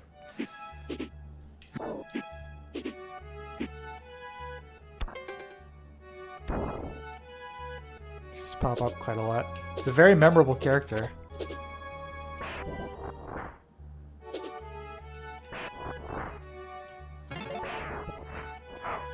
Ouch.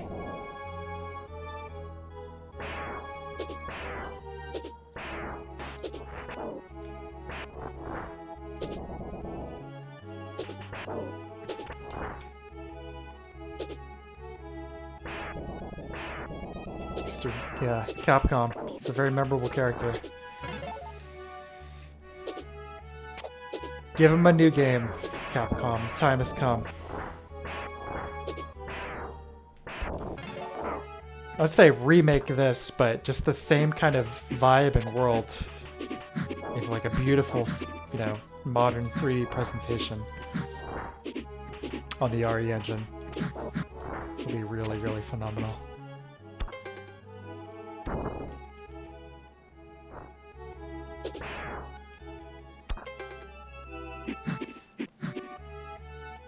Download your ROM from different sites to rename my save states to match the new ROM name. Gotta do what you gotta do. Yeah, light the torches with Firebrand here. Oh yeah.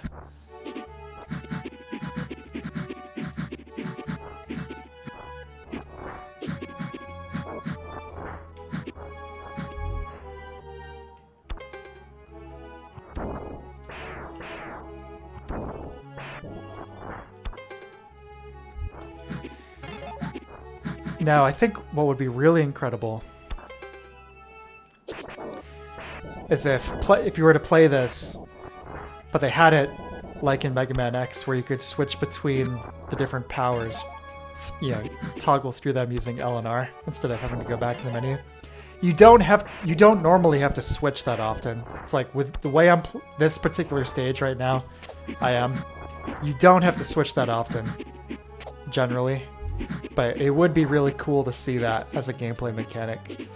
You know, with a push of a button, you get this like grotesque graphic transformation for Firebrand between his different forms. You know, like the Thing style. You know, like seeing like his skeleton like morph, like his flesh transform and all that. It'd be really, really cool. Call me, Capcom. I'll make the new Demon's Crest. It'll be a masterpiece. I know you've grown wary about farming your iconic franchises out to Western developers, as you should be, but trust me, I can do it.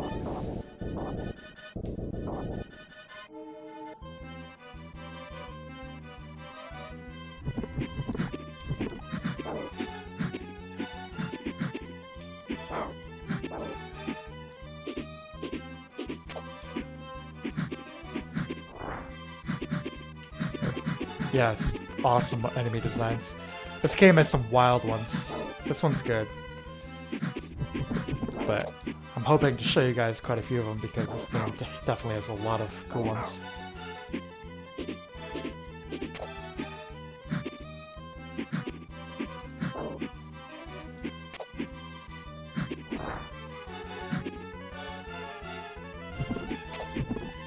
Try G Gargoyle. That's pretty good.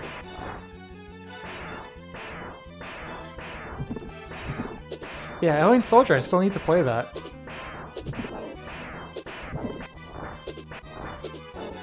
Yeah, it's doing a lot of damage.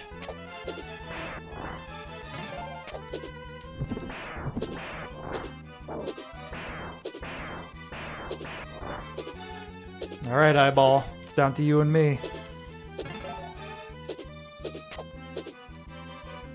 Here we go.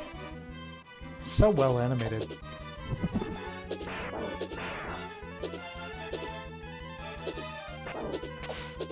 think we probably want to be in Firebrand mode for this. Ooh.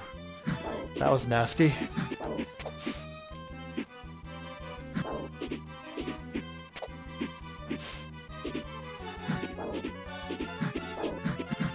Yeah, we got him. All right.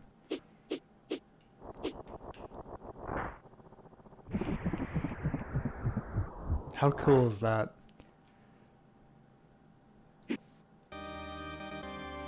You got a piece of the fire crest called Buster. Excellent. With it, you can break through stone. Great. Yeah, your pupil opens up, squirt out some nasty acid. Gross. Let's check out stage 3.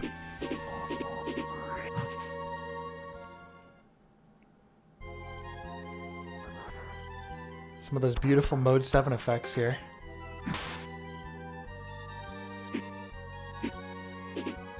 The water.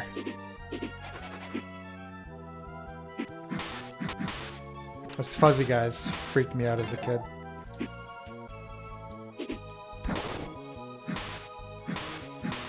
I want you guys to remember this music too, because you'll be hearing it again someday, somewhere else.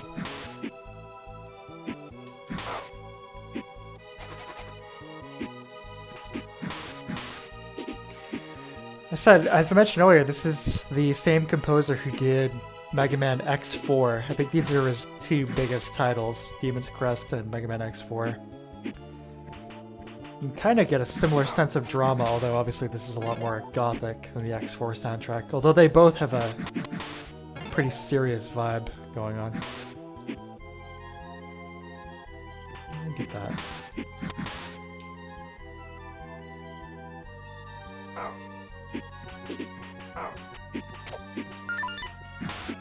Eat a few hits to grab the chalice, we'll do it. Isn't afraid of rich color, love it. Yeah! You can use rich color and still be nice and spooky. You know, you don't have to be totally monochromatic. It's a really great exercise in that.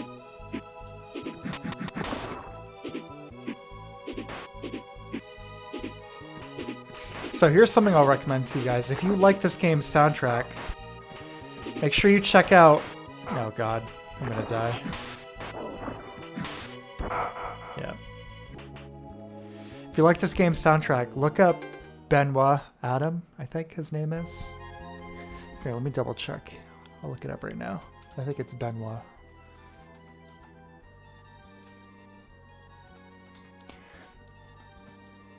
He remade most of the soundtrack. It's really, really good. Benoit Adam, yep. Okay. Here, I'll post a link right in chat. Boom. Yeah. Very, very faithful renditions of all these tracks, just with higher quality instruments.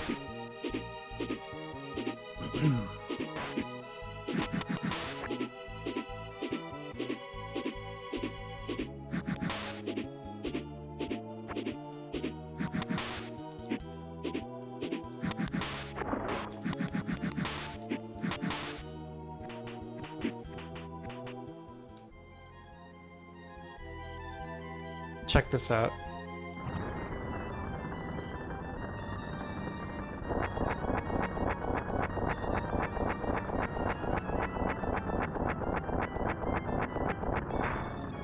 Beautiful. Obviously adding plenty of new graphic effects here, but just shifting the palette and the effects happening in the water there. The scene for a 16-bit Super Nintendo game. A very, very different evocative vibe. So, so good.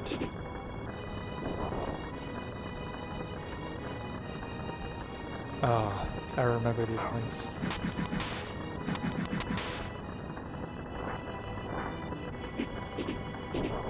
Creepy tentacles.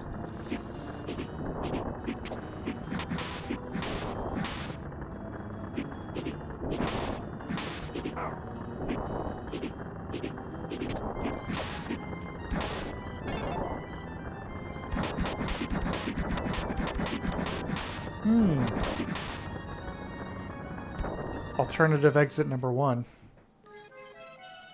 Or is this just a pickup? Yeah, what is that? Talisman skull. What does that do?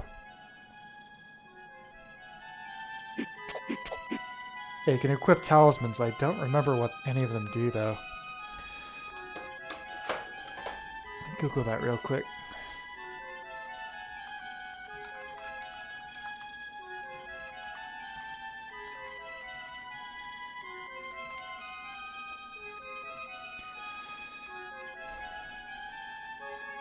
Skull allows Firebrand to capture soul energy. Go figure. Soul energy more easily. Okay. You've got skull power.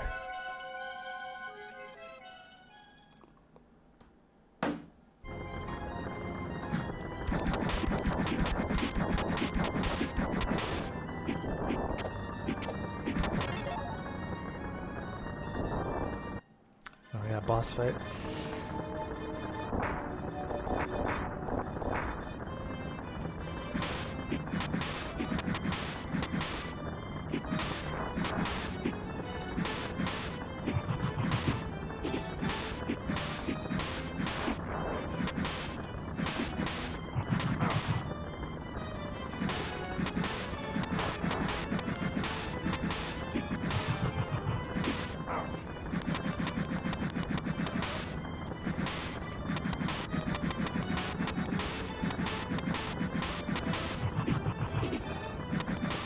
It's not too bad.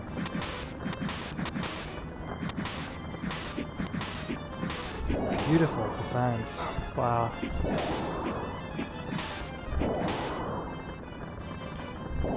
Oh! Tripped me up there.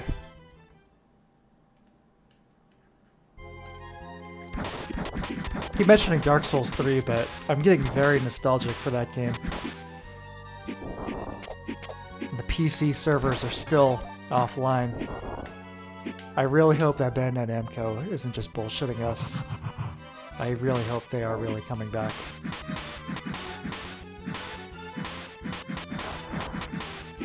What happened to the canopy? That's weird.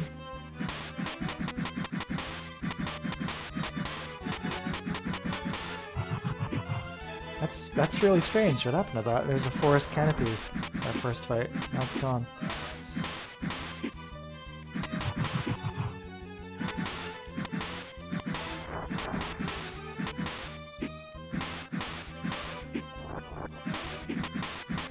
Last speak about the servers, I think a week or two before Elden Ring, so it's now been over a month.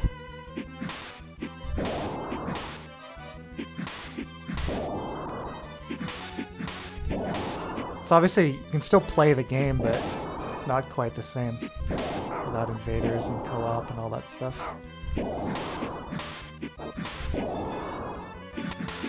It burned down. If that's the actual explanation, that's fantastic. And it's not just like some kind of bug or something.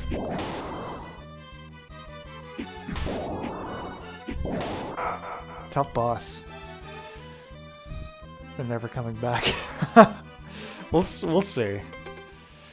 If I have to, I'll buy a copy of it on the Xbox One, if I can, just for the online. I know that there's like a private server somebody's running, but from all accounts it's loaded with the most, how do we say, PvP focused type guys. I like PvP, but we're talking like guys who use like glitch tech as like an expected part of the PvP experience, and I'm not really interested in that.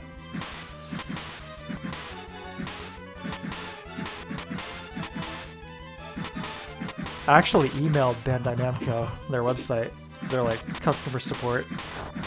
Yes, hello. I greatly enjoyed playing Dark Souls multiplayer on PC.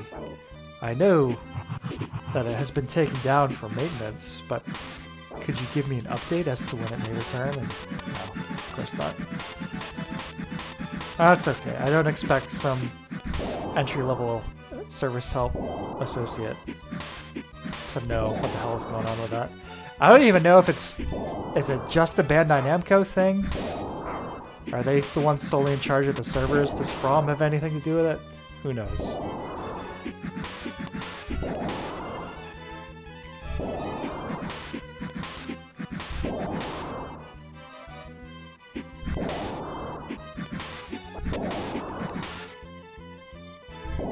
Oh! Oh, man.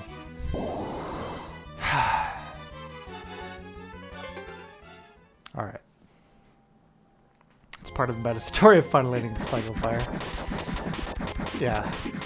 Could be. Can't hang on to things forever. Everything must come to an end, eventually. I'm gonna try this guy, see if it's any more effective.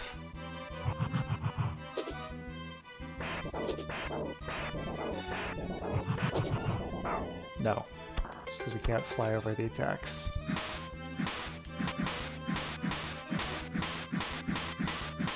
Miyazaki really is a genius. Yeah.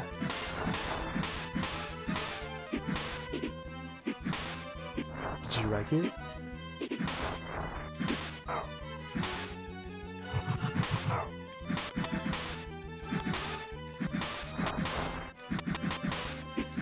So I really enjoyed Elden Ring and everything, but I am definitely, I'm gonna wrap up my second playthrough. I want to play through the entire series again. I'm kind of jonesing hard for Dark Souls 3 in particular. The bosses in that game, I think, were, as far as like the Souls type game goes, the peak.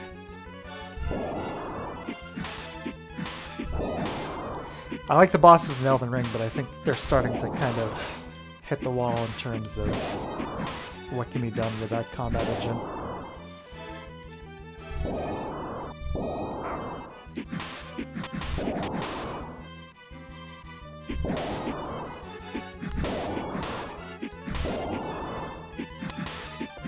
Hey, here we go.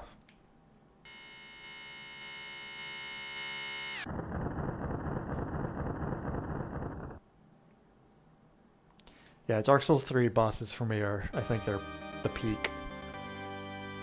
Combination of gameplay, presentation, music. They're best.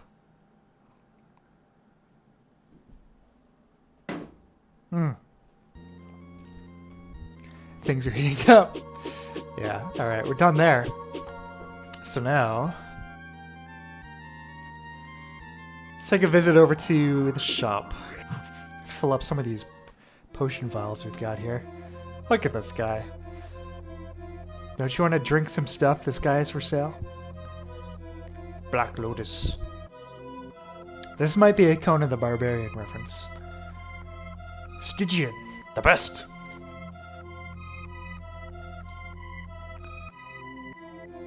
Mercury, sulfur, herb, and elixir. I don't remember what any of these do.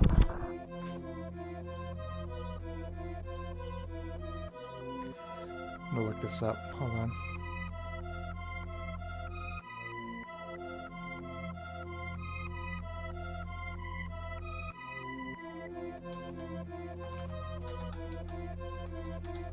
This is where you pull out the manual if you still have it. This is one of the... Almost all of the games I got as a kid with boxes and manuals, I trashed, I hate to say. Isn't that sad? I mean, Earthbound. I still have the cartridge and the strategy guide that came with it. But the big box for Earthbound, I threw that in the garbage when I got it back in the day. Isn't that horrible? I mean, I think just that box alone is worth at least $50 these days. Something stupid like that.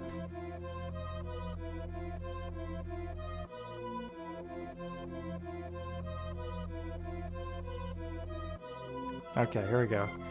Mercury allows Firebrand to warp back to the start of the current level. Not very useful. Okay. Sulfur goes back to the world map. Herb restores some health. Elixir resurrects Firebrand with 4 HP if he dies with it equipped. It does not work if you die from falling into a pit. Ginseng, which this guy isn't selling, fully heals Firebrand. Alright, so we want some herb.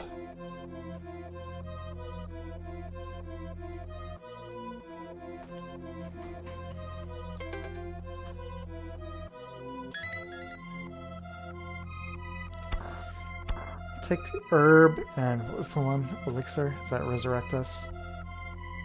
Yeah, let's do that. Oh, it tells you if you gotta buy it.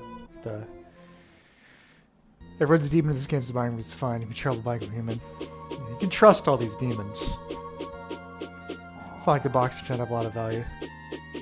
It's other people who decide it like 20 years later. I wish I kept it because either A, I would put it on my retro game shelf here, or B, sell it to somebody who thinks it's worth anything. Because I agree, the game is the game. It's the code that's on the cartridge. All of the physical aspect of that, you know, it's not necessarily valuable to me.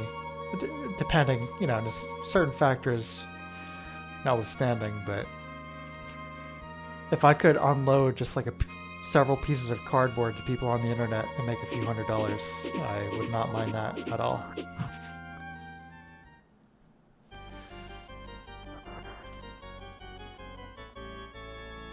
It's like the Gladiator theme. Beautiful. It's like Castlevania.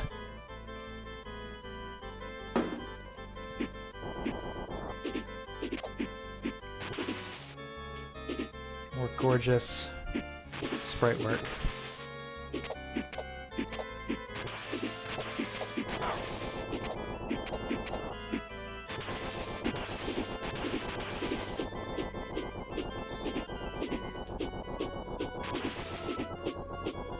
These backgrounds, I know, amazing.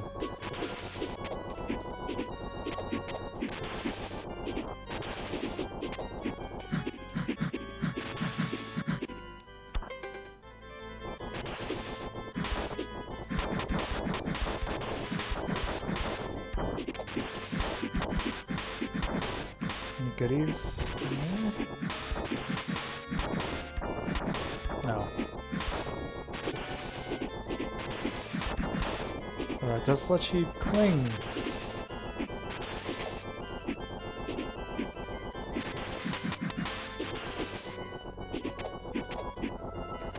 Silent Hill 3 cases water damage for PS2. I sold my PC copy of Silent Hill 3 recently to somebody for $70. Hey, if you think it's worth that, take it. Kind of upset about that. This is a topic I'm gonna do a video about. Look at this background. Oh my god. A topic I'm gonna do a video about. Just the concept of ephemera for games. It's kind of like movies. It's like the actual entity of the game itself is completely independent from the physical media that was initially chosen to hold it. It's like playing Demon's Crest, it's not the cartridge, you know? It's all the code and art that people programmed that make up the game. The cartridge is just basically a means to an end. But being human beings, we have all these elements where it's like, yeah, I like holding like a physical object, or if it has like, you know, cool box art and stuff. And I feel like feelings or memories that come about from that. Yeah, it's just something valuable sometimes with that.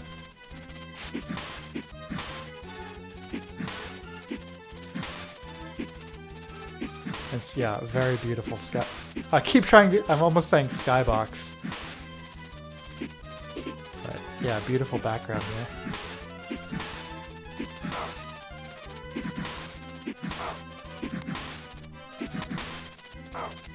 And a tough boss. Keep your distance.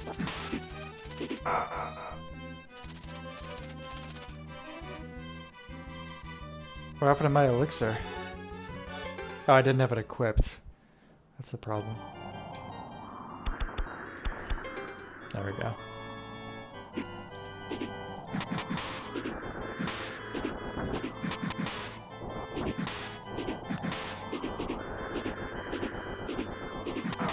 The ghosts of the Demon Souls Knight guys flying around here.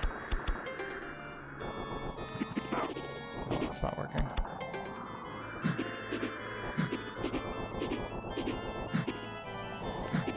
I think actually, hold on a sec. Oh. That tornado there, I think if you jump down into that, there's a secret.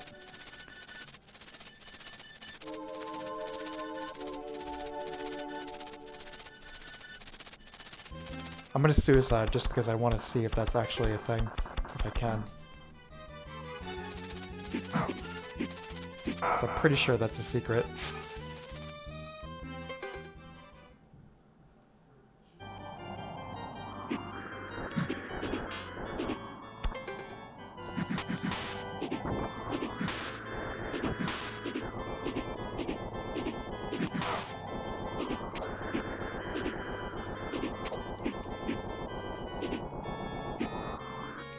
Yep.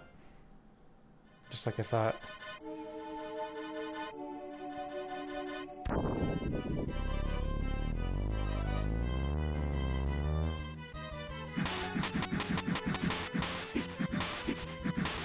Let's see what this gets us.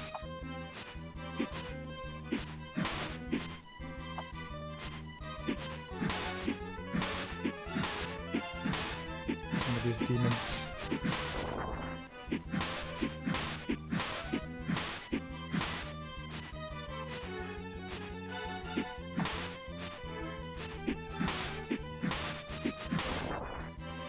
No dashing with Firebrand in its normal form.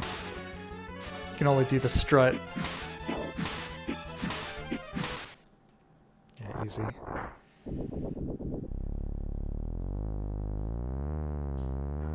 It's a wild sound effect for that.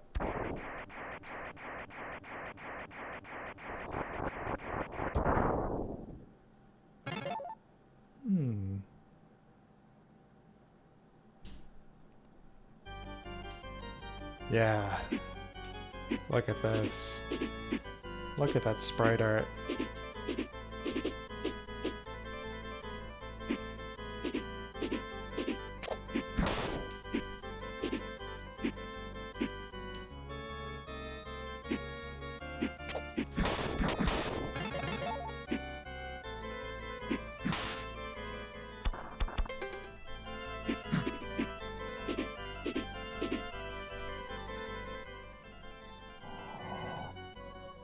Man, these stages are massive. This is basically the Mega Man ability here. Oops.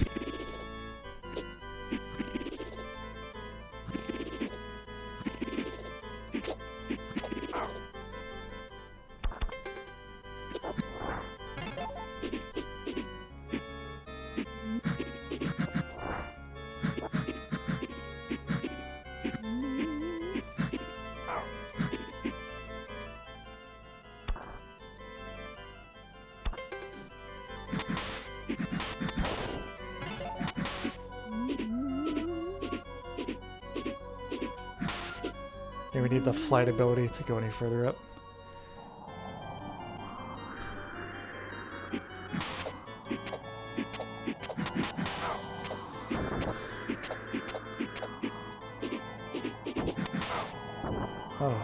draft going on here. Yes. Take me to the top.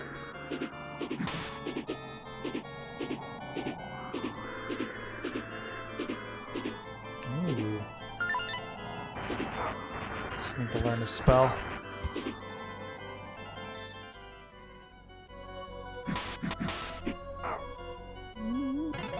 Thanks. Hey, the stages... This is one of the bigger stages in the game. There's lots of different routes here.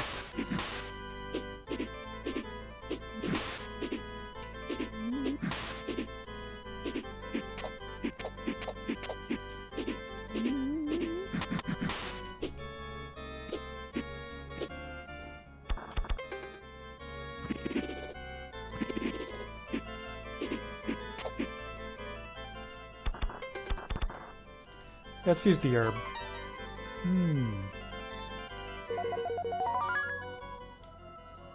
Trays look fantastic. Yeah, absolutely. Beautiful.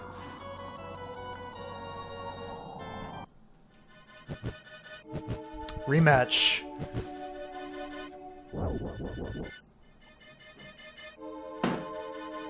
Nice to see you again, Firebrand. There shall be no mercy for you this time.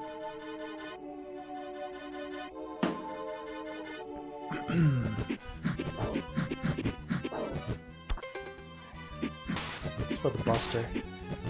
Do some damage. Yeah, he don't like that. Oh yeah.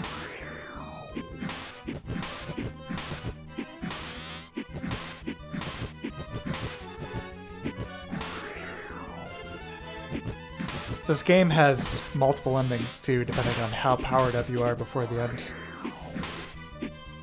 Including one secret one where you have to beat the game 100%, and then on a new game, with the password it gives you, you load that and you have the opportunity to fight the true final boss.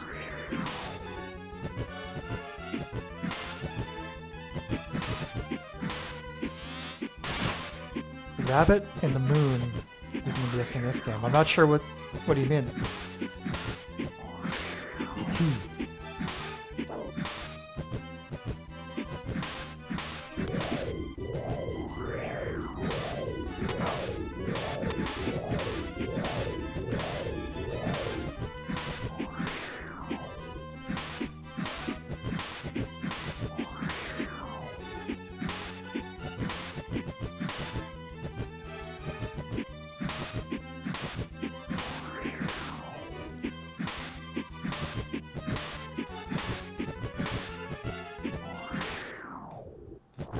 Craters kind of look like a rabbit in the moon.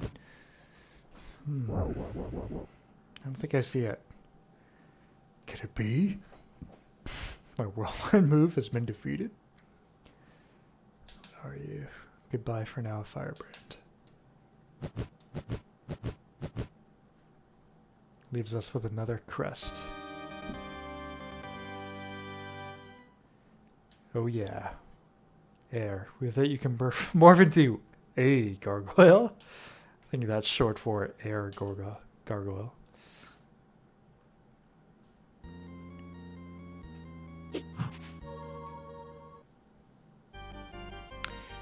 Yeah, let's check it out. Aerial. Yes, we're air abode now.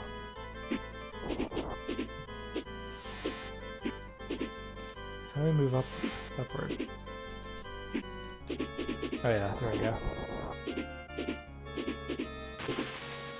Now we can truly fly. How cool is that? Said the Metroid stuff can actually fly vertically now. So we'll check out the other aspects of the stage.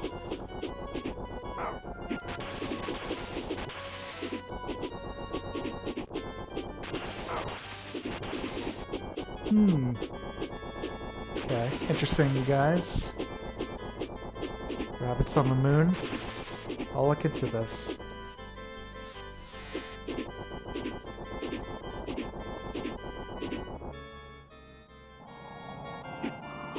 Yeah, now this is no problem for our new moon form here. I mean air form.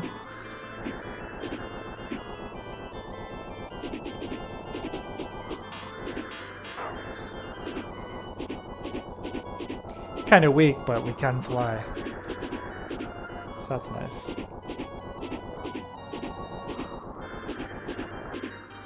Handles pretty well.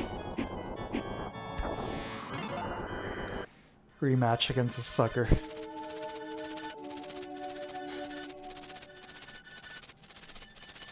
Obviously more of an avian look to Firebrand now in his face.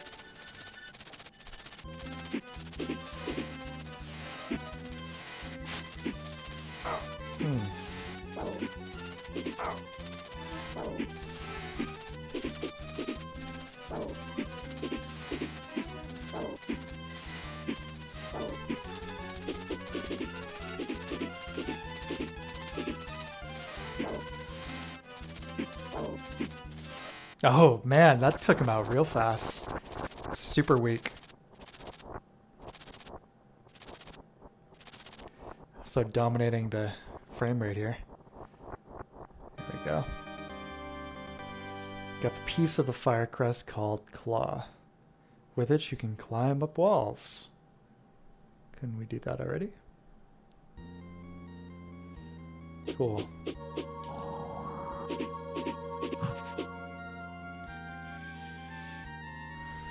Few more stages have opened now, 5 and 6.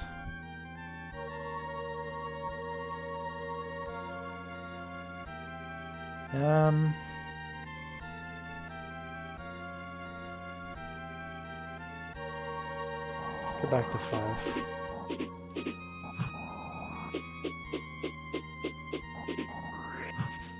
Get some more potions up.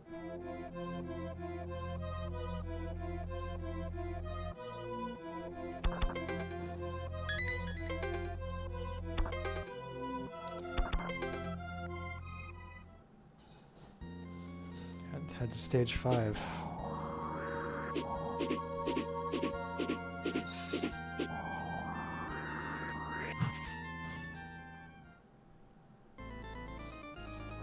The snow level.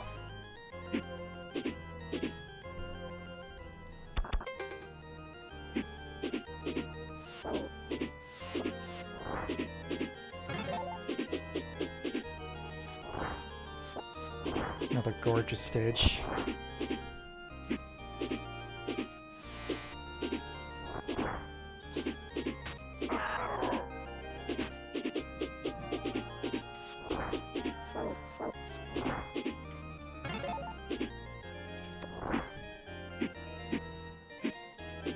Yeah, I think that may be some kind of mistranslation. I think you can do more of that than just climb walls like you were before.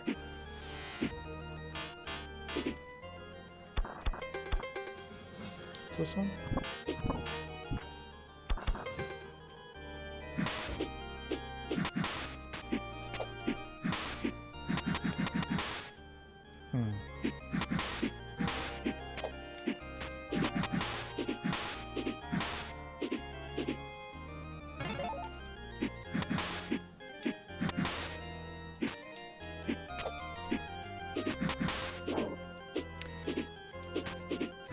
Listen to this, that call and response stuff happening with the synth on the left channel there. Almost like Earthbound style, like a vocal style synth. A little bit of LFO going on with the pitch. And now it's stopped, of course. Oh, it'll come back. Yeah, right there. You hear that? It's really beautiful.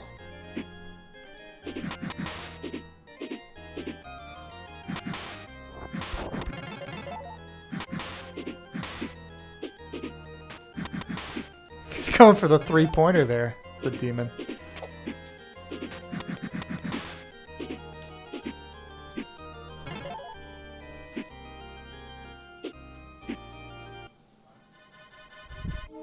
Shimmering stars looks nice too.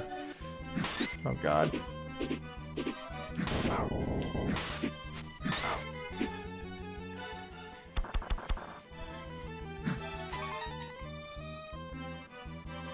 He's weak to the Buster. Yeah. Plus he's just absorbing that, that's what that is.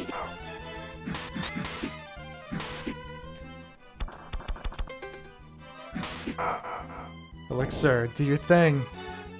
Yes. Oh my god. Beautiful. This guy's a monster. Jeez.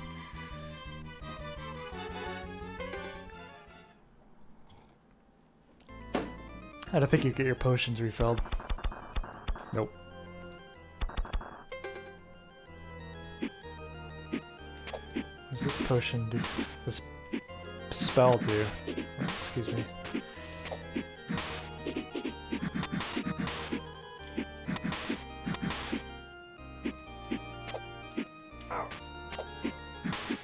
Yeah, that animation was really nice. This game is definitely on point graphically. There's no doubt about that.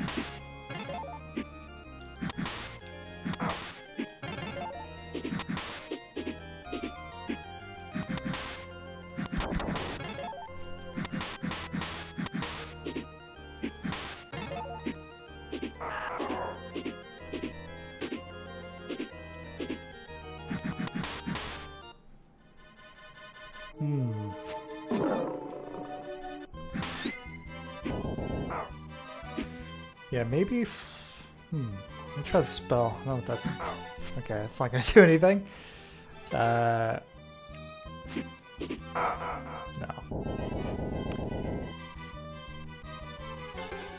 Try one more time. Maybe we'll try another stage. This wolf is tough.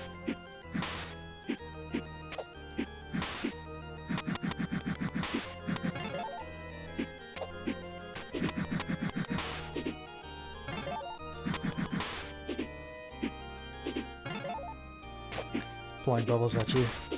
Hate when people do that.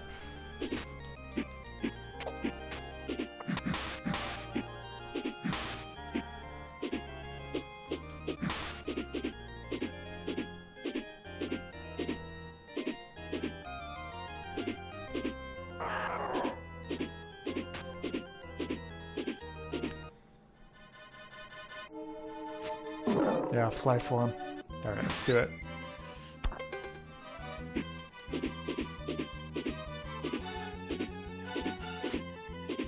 Yeah, what you gonna do now, wolf boy?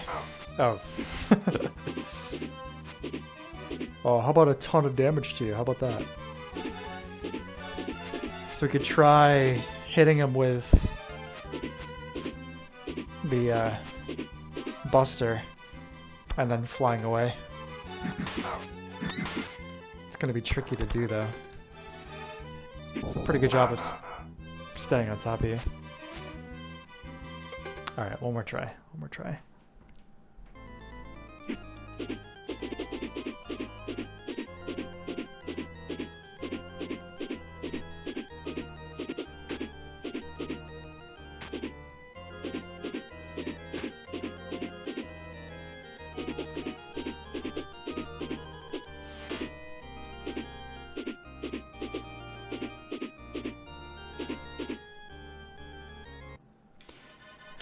We need to get the underwater form so we can explore more of stage 1 there. Yeah, the attack in this form doesn't do any damage at all. Jeez. Yeah, this is a brutal boss. This is way harder than any of the others so far. I have an idea.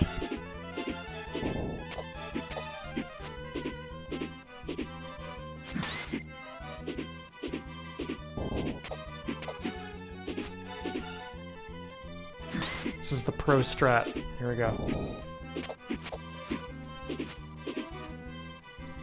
No! Mix up. Yeah, let's leave the stage. We're getting our asses kicked. My dog tries to eat flies if they buzz around her. Oh. Where else could we go?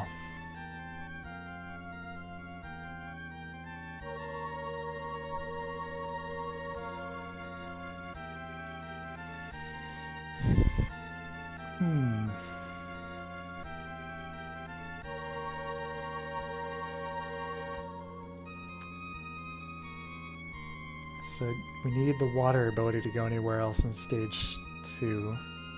Clear it out stage 4, I think.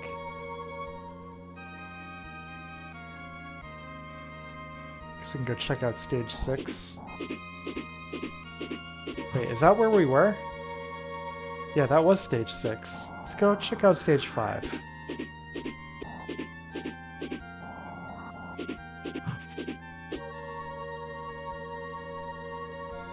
Alright, it's like a lake in the middle of a bunch of mountains. Yeah, here we go. Proper stage 5. That was stage 6, the snow one. This is where we should be.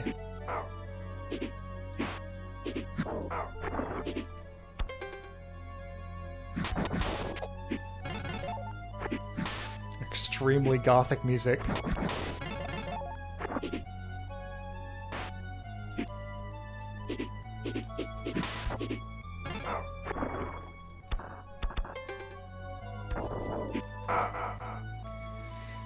Yeah, we want to be in flight form here.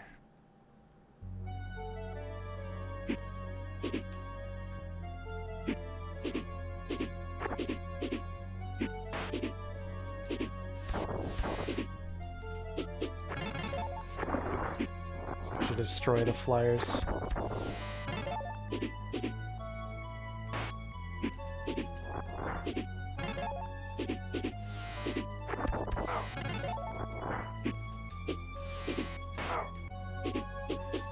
Watch out for the demonic bird poo.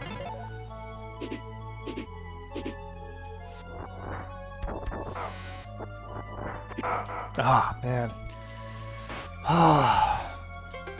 Game's getting tough. And focus. Just enjoy the landscape scenery while I try not to get killed.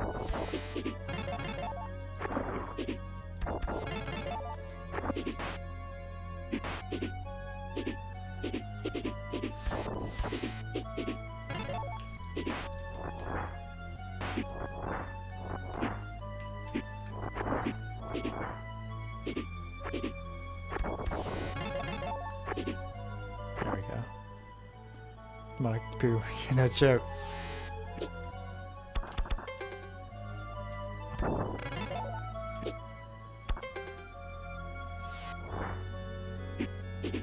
The organs in all these tracks.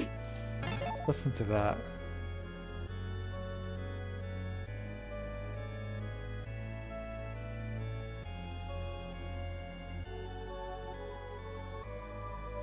That is really something, huh?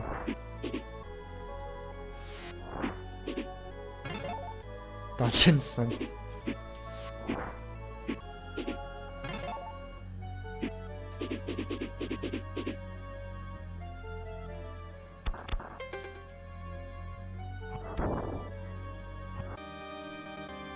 Huh, okay. Interesting place for a heart piece there, but I'll take it. It's secret hidden floor.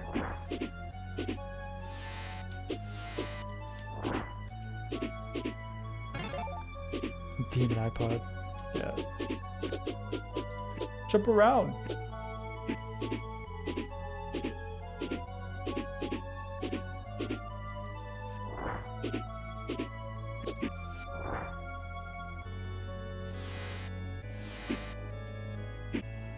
Oh.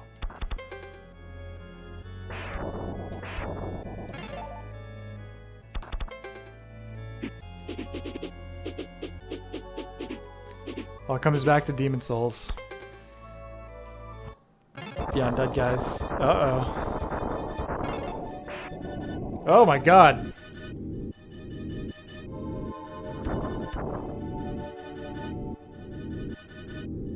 I was gonna say the corpses, the ragdoll corpses in that game with their heads bobbing always look like they're listening to music.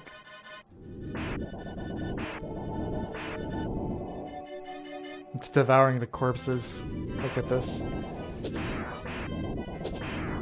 That's not doing any damage.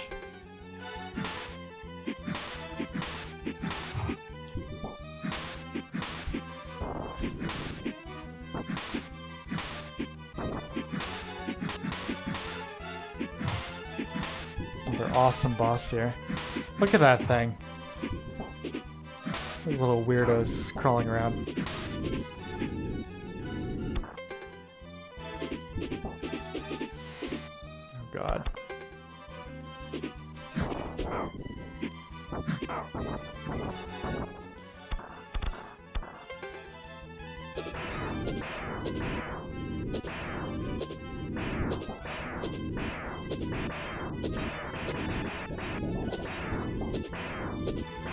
Open that eyeball.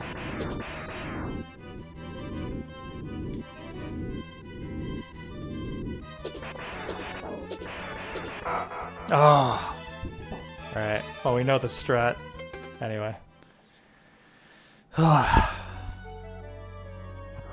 This is such a cool game.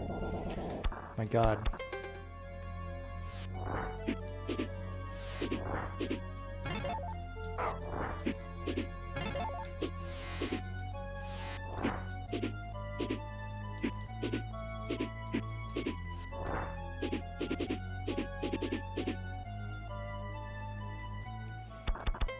We'll get him this time.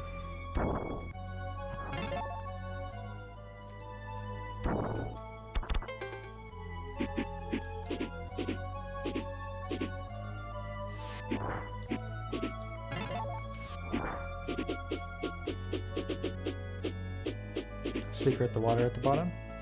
Maybe. So we gotta get the water form. Oh! There's another one right here.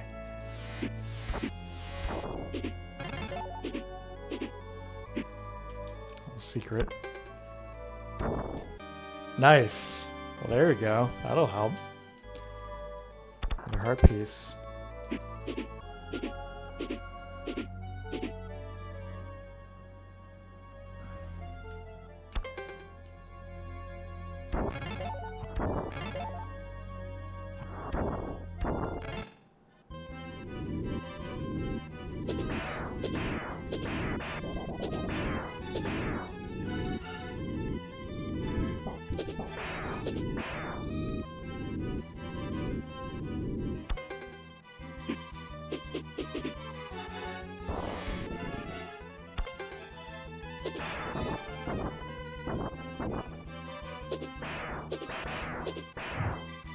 Turn around.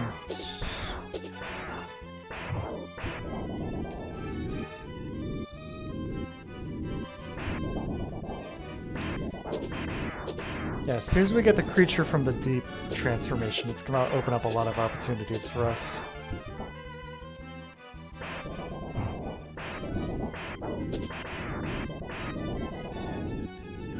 This guy's flesh babies.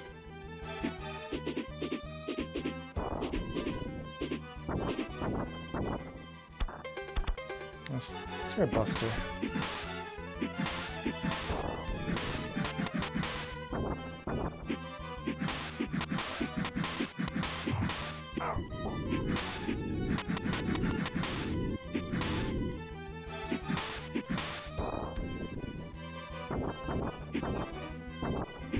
Some cool but weird but cool graphical artifacts at the top of my screen here. I don't know if those are coming through for you guys.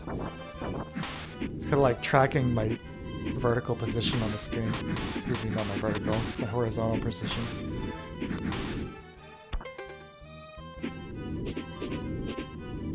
Yeah.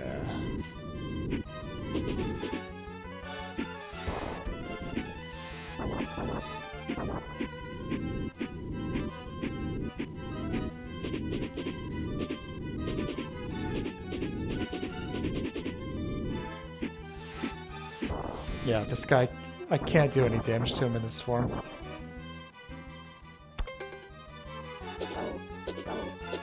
This form, though. We don't like that form very much.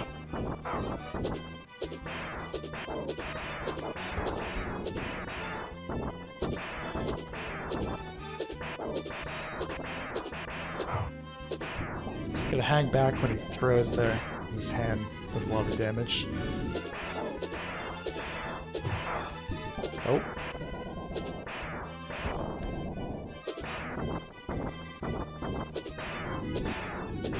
Alright, I got him. I just gotta play safe.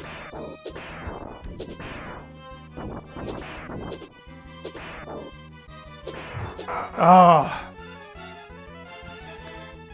Alright, we got this. We got this. Altered Beast type dude. He's got too much HP to be an Altered Beast boss.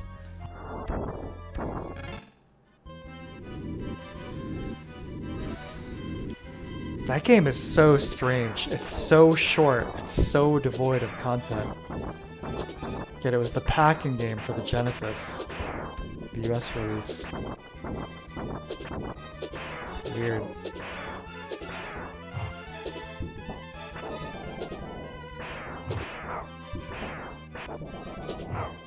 Alright, I think we want to go with Buster here. Yeah, that's the way to go.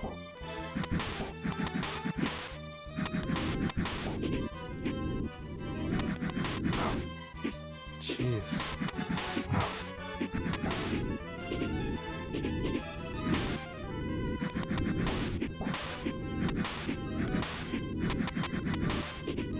Oh, it's amazing. I have a box copy. Could play that, but this is supposed to be a Super Nintendo stream, so maybe we'll save that for another time. Okay, no more fooling around. Let's kill this boss. Been on this way too long. It feels like a shitpost. You're right, it does.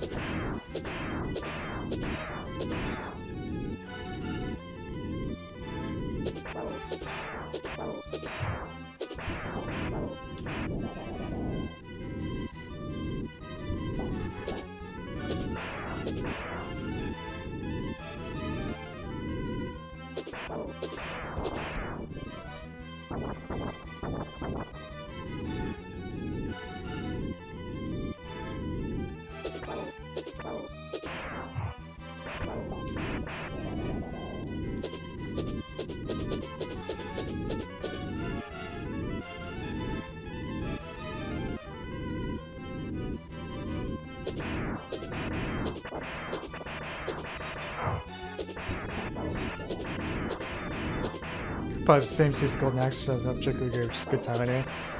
I think Golden Axe is a much better game than Altered Beast. I mean, for one, you have 3 playable characters that are all have their own unique characteristics versus player 1 and 2 just being clones of each other. There's a lot more enemies. The Y-axis is incorporated into the level design. Much better game than Altered Beast.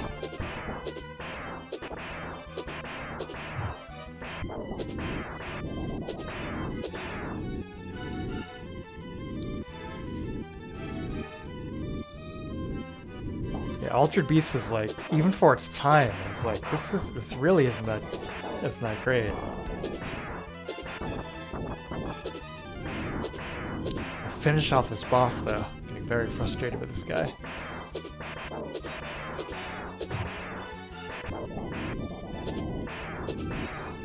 He's getting pretty red, nice and orange. Lasagna, he's nice and toasty.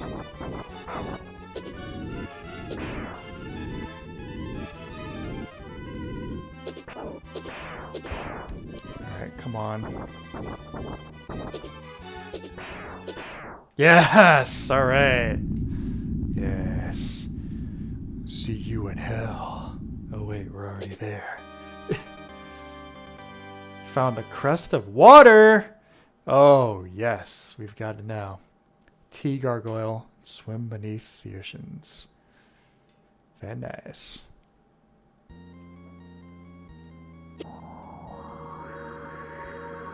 Look at that beautiful sky. I think there might be some secret stuff here too. Like, let's try and land in these bushes. Oh, what have we got here? Another minigame.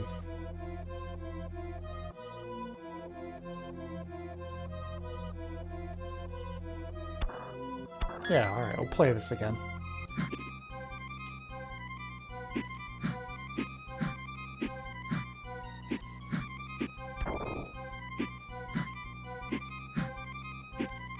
What?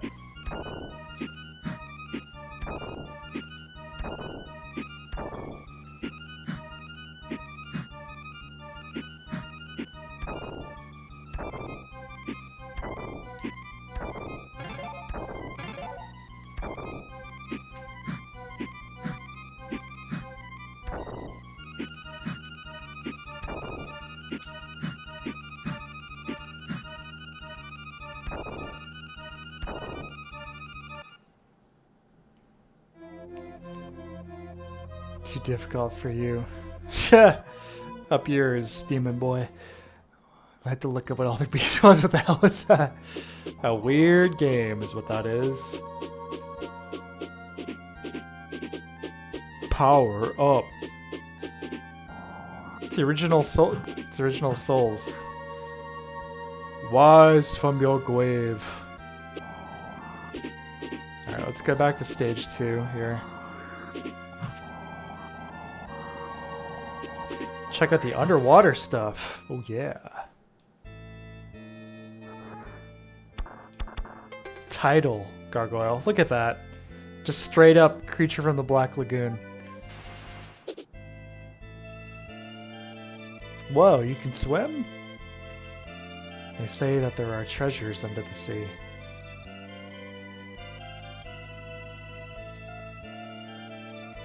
Can't dash. Or headbutt.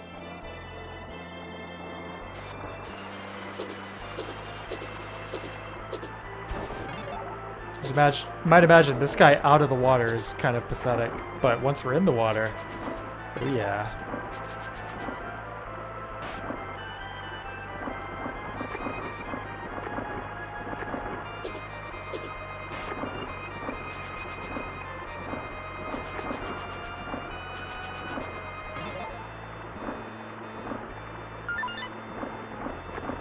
Another potion vial.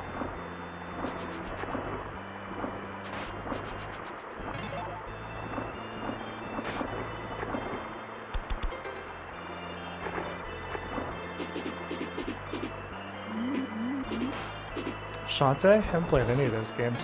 Play any good?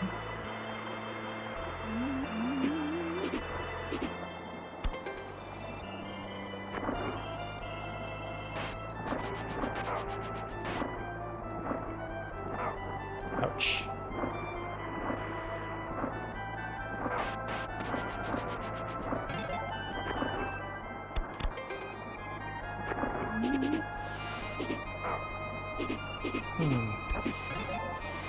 Maybe there wasn't as much under the sea as I had remembered.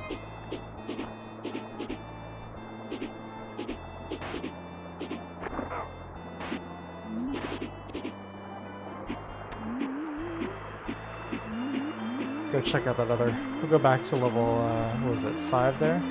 We'll go under the sea. Oh, just suicide. Faster way to get out of here.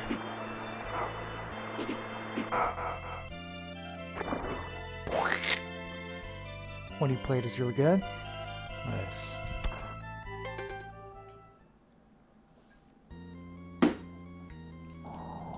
Okay. Yeah, so let's go under the sea here. Take out these statues first.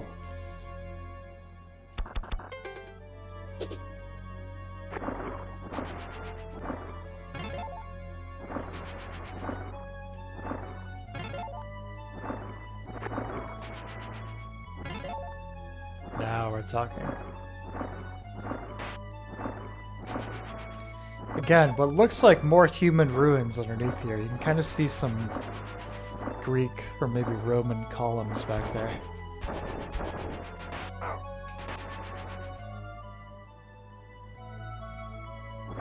That classic SNES underwater effect.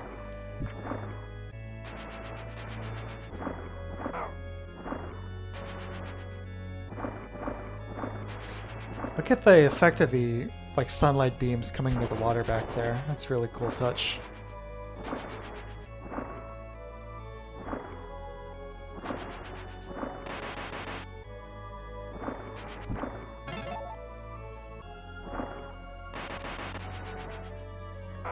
And I mentioned this in the video I'm working on, but I hope that From Software does a proper horror game soon. It's like, obviously they're prepared for it, and they've got the skills to do it. Let's just go for it. Demon Souls has a bit of it, Bloodborne obviously has a bit of it, but they haven't... I think their last, like, proper horror game was on PS2.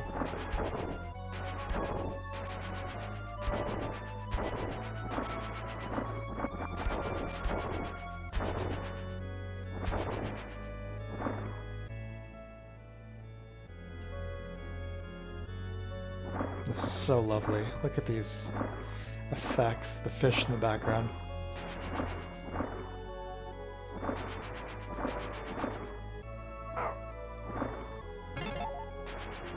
Spike, I'm getting a few flashbacks of the Ninja Turtles dam level here.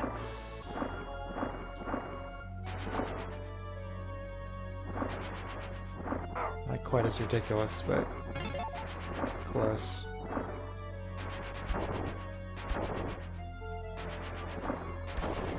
I get hints to this game. You know, there's a lot of gameplay variety here. Mechanics works well. The swimming here. It's like having it feel different to traverse ground and air and water. You know, just a little bit. It all feels vaguely familiar, but it's cool that there feels like there's a bit of a mechanical difference with all of it. Gross boss here.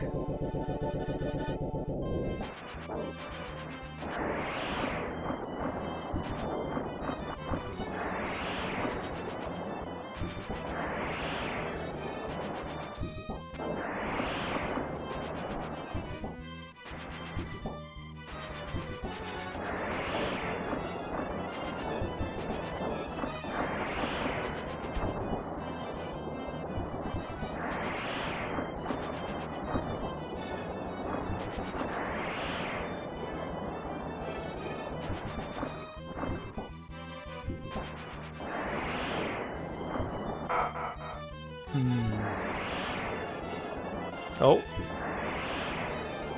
There we go. Gotta hit the ground so I can disintegrate so the game will let me continue. Okay. So if you hold... Alright, I hadn't tried that. Yeah, the A button is like the... It's like whatever form you're in, it's like movement specialty, so... For Aqua Gargoyle here. That's probably what I was missing in that fight there.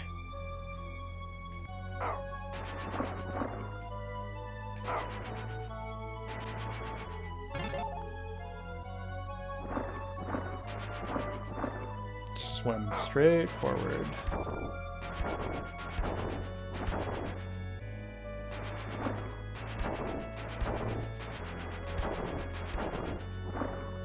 Yeah, that's what we needed.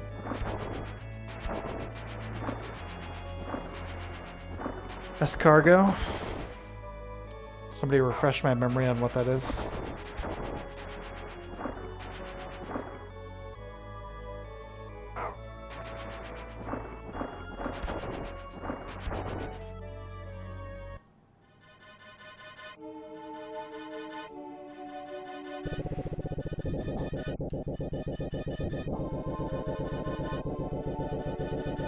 Snail.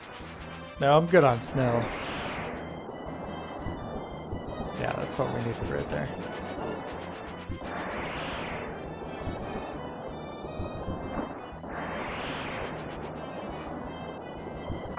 Ah, yeah. Yeah, you want to eat the snail?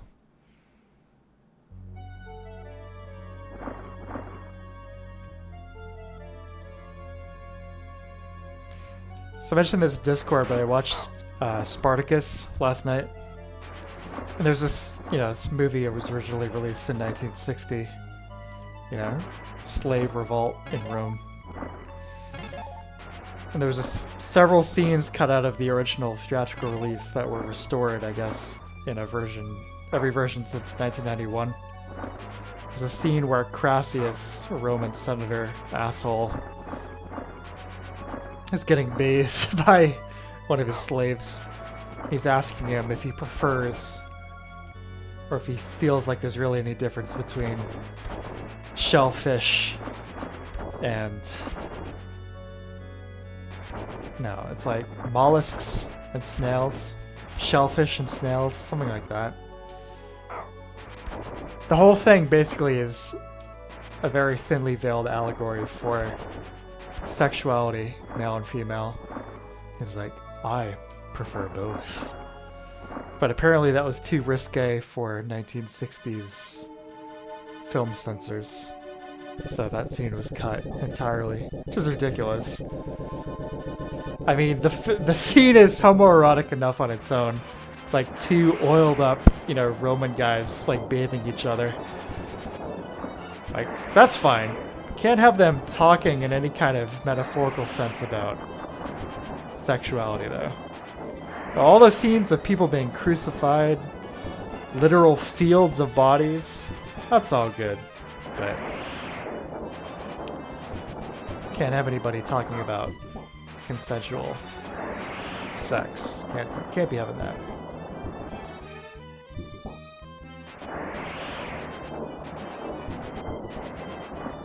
Ah, man.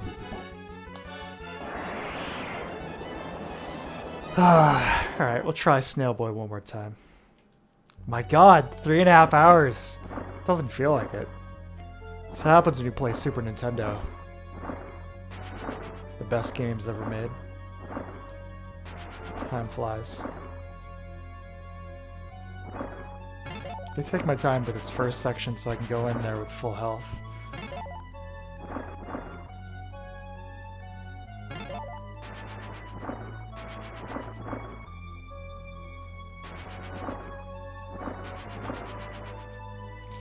It's funny how times change, you know.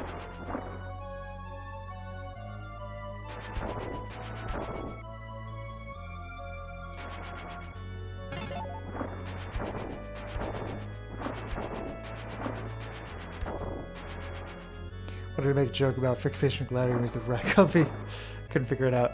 Well, here I'll I'm glad you brought that up because, as Ralphie points out, like these guys, come on, these guys aren't Italians. These guys aren't Romans. Look at these haircuts.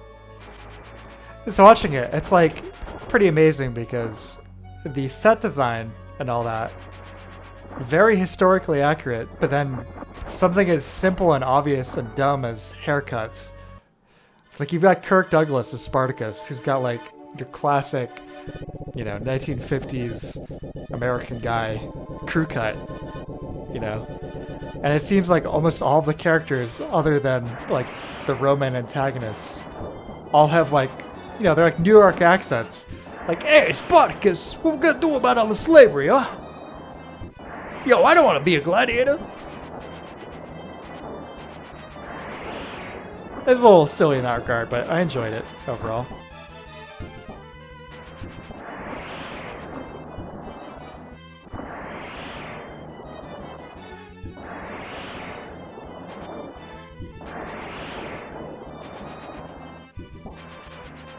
Uh-oh.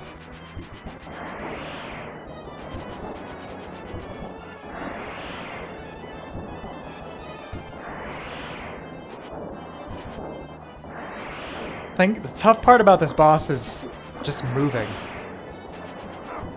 He keeps blowing me around and all that stuff. Oh. It's a joke. You're playing that little guy. Do you like gladiator movies? Yeah, that's the thing. There's several scenes in bathhouses in Spartacus. It was the first time I had seen it. And I was laughing because, yeah, there are several scenes in bathhouses just like guys like washing each other. Very bronzed, oiled. Yeah.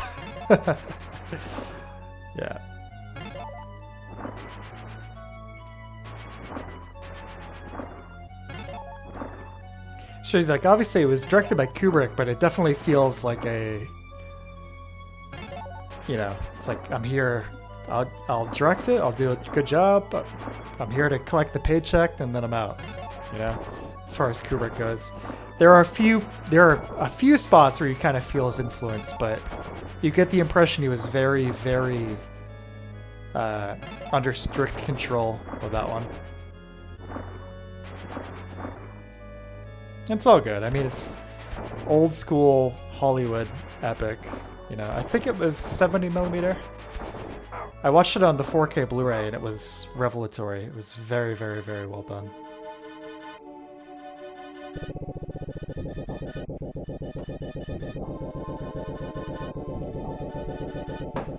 Alright, it's my last try against Mr. Snail here.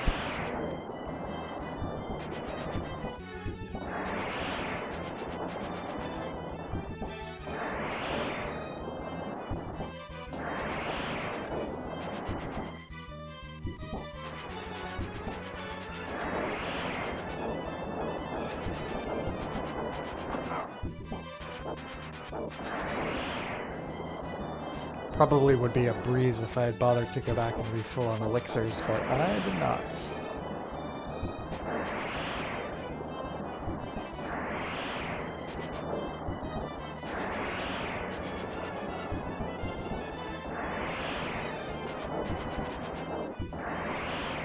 It's turning red. Hey, we got him! Now you are the escargot, my friend.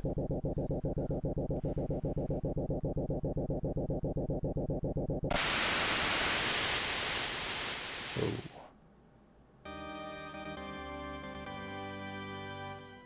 Excellent. Okay. Now what?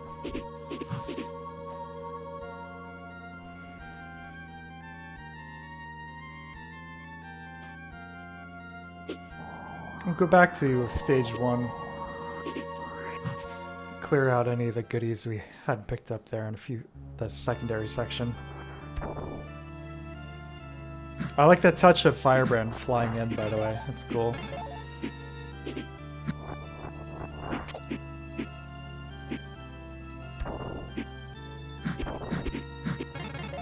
I didn't mention this earlier, but the statue of the dragon back there that we've killed twice. Once in the intro and then once at the very beginning of the game there.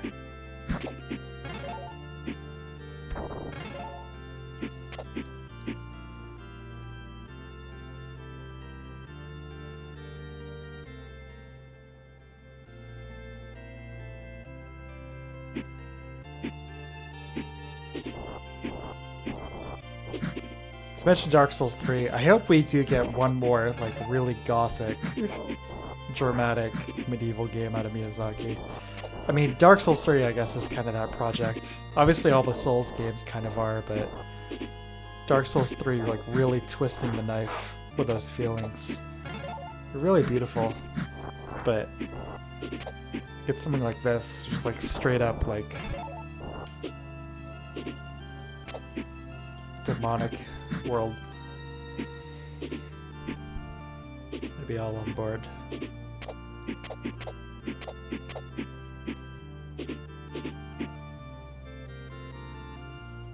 If Elden Ring gets a sequel, which I imagine it probably will, I hope that they go more in that direction. Either it's not go either more lively and adventurous and living, breathing world, or full-on, like, damned apocalyptic hellscape for, like, the entire world map.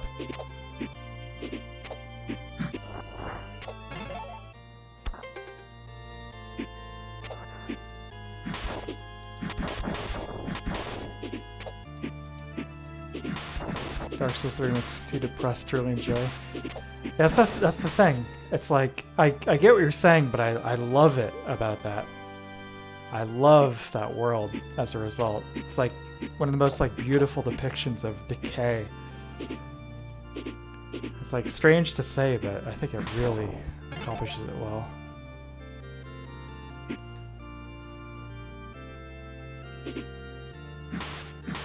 There's probably some other secrets in here. Give me the secrets.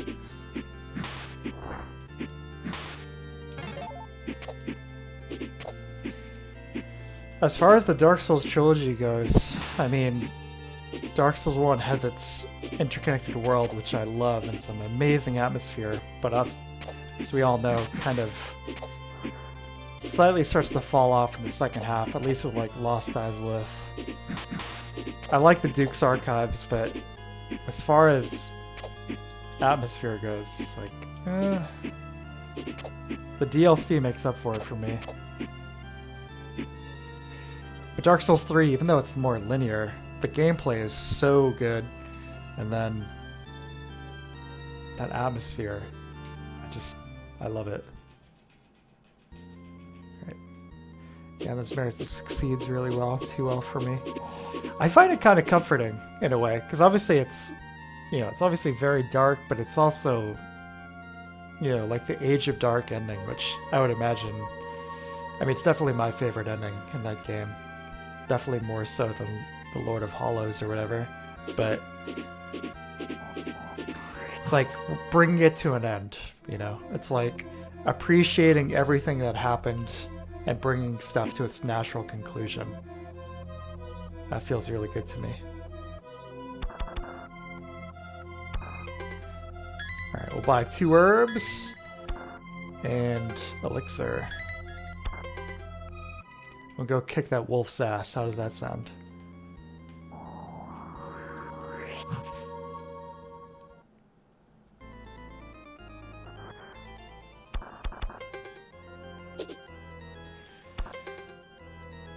And it's amazing, all these games, maybe with the exception of Bloodborne and Sekiro, they all have these clear indications of rushed developments, yet they still are so successful, in my opinion, ultimately, as complete packages. Like, some of Lost Izalith sucks, and the Bed of Chaos is probably, I mean, in my opinion, the worst boss in the entire series. But it doesn't ruin the game for me. Dark Souls 2 obviously has an insanely messed up development cycle. Dark Souls 3, although it has plenty of polish, has lots of evidence, courtesy of people of like Lance McDonald, of messed up aspects of its development. Bloodborne has some cut content, not too bad. And then you've got, oh, we didn't go in here last time. Elden Ring, now. It's like, it's pretty obvious towards the end of the game that there's a few sections that they were starting to run out of time. You're seeing like the reused enemies, and maybe things aren't quite as balanced as they should be. Still love it, but it's like once again. And this time it's like, why? Wasn't this all on your time frame, guys?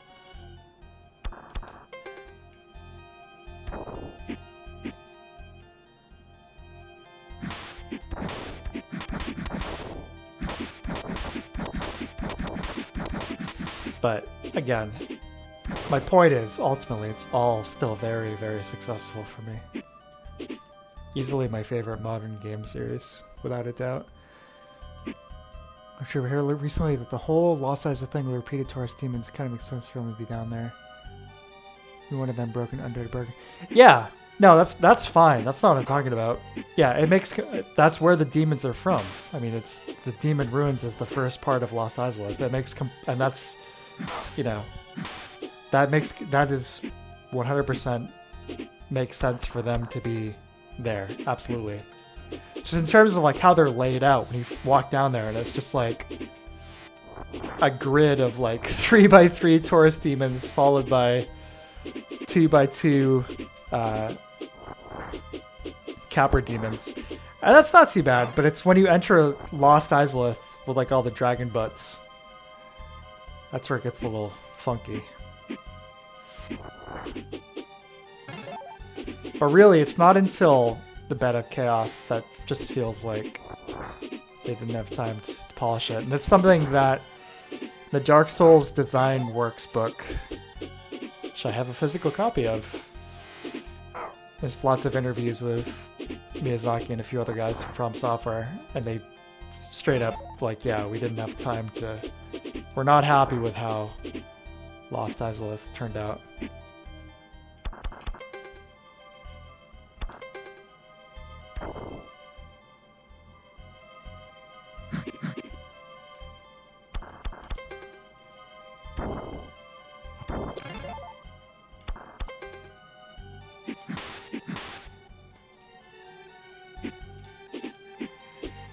But even then, it's still not too bad.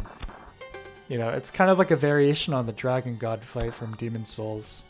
Sort of. Although, I don't think either of those are fantastic. I think the Dragon God is more successful. But it's a similar thing.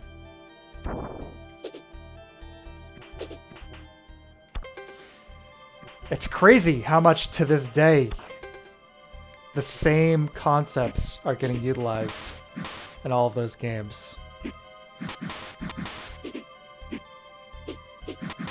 I won't spoil an Elden Ring, but there's so many things which have now been done since Demon's Souls. And it's interesting because some of it is clearly just concepts that, you know, Miyazaki finds interesting.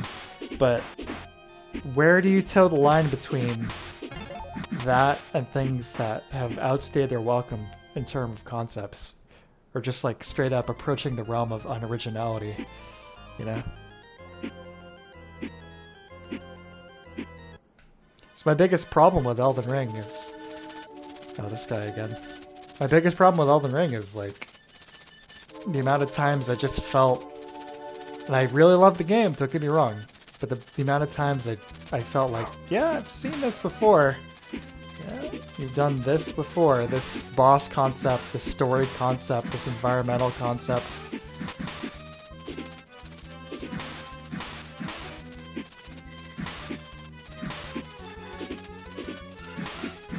Alright, so the pattern here goes in a circle 3 times and then moves forward. Let me switch back to this. Oh. Flyer form. Kicked his ass last time.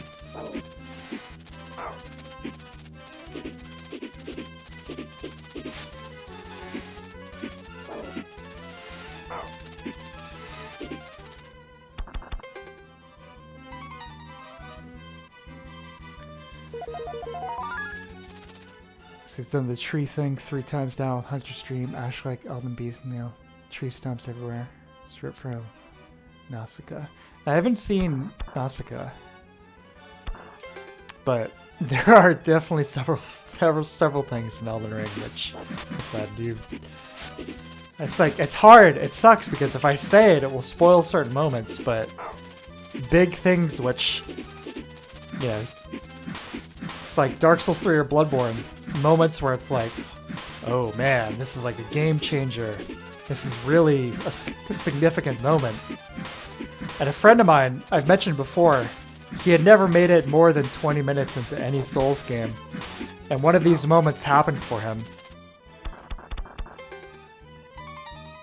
And he was like, he texted me, he's like, dude, holy cow, you gotta go to this spot in the game. Oh, it's gonna blow your mind. And I did. I was like, hey, that's pretty cool, but it's like, they've done this. This is literally the 3rd time they've done this exact concept.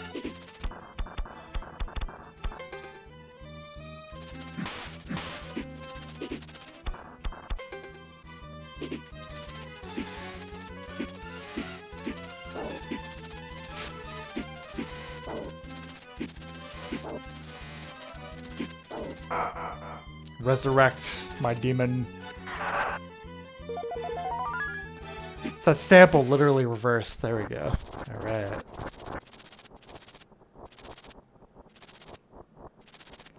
think probably refill on elixirs, then come kick the wolf's ass, maybe?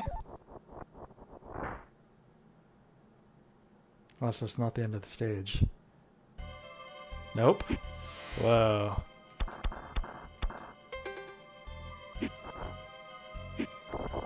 Look at this.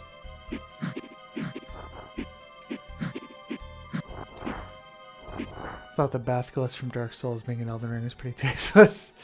That was a little silly. It's almost an identical character model. Still a lot of Berserk stuff going to ER too. Yeah, definitely. A little dialed back, not as much as Dark Souls 3, but yeah.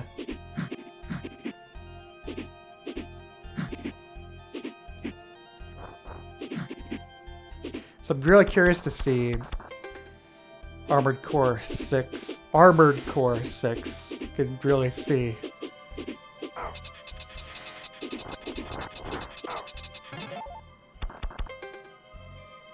branch out a bit into different story concepts, or if it's going to end up being the same stuff. Oh my god, what's happening?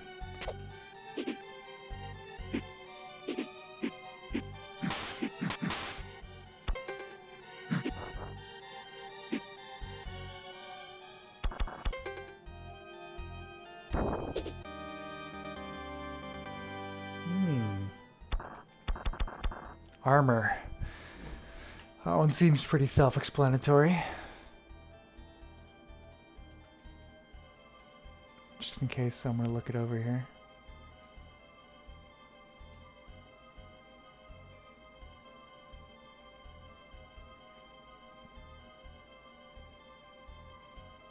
Halves incoming damage. Well, that sounds fantastic.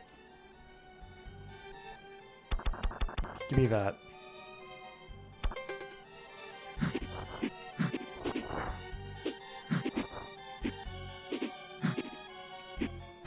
Halves damage. What more could you ask for?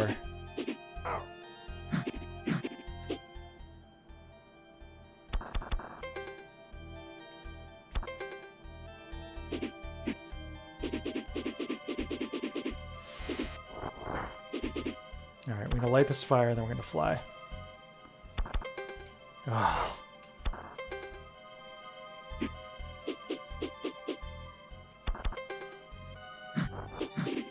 It's like an L and R to switch between the different abilities would have been really good, even if it didn't have the animation stuff I was mentioning earlier.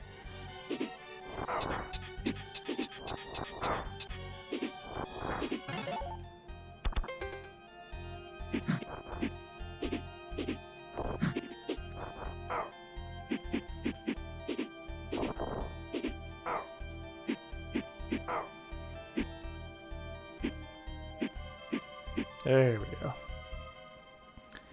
It's like every game needs a maiden excuse to rise Souls XP bonfire at the hub. Yep. Take anything new at this point. Don't care for AC, but I'll take it. I think Armored Core at this point would be so far removed from what it last was. Because if you think the last game was like 360 generation, that it may as well be considered a new franchise, especially with Miyazaki now at the president of the company. Wow, so an actual story would be cool. Yeah, I just mean more. Oh, it's our buddy again.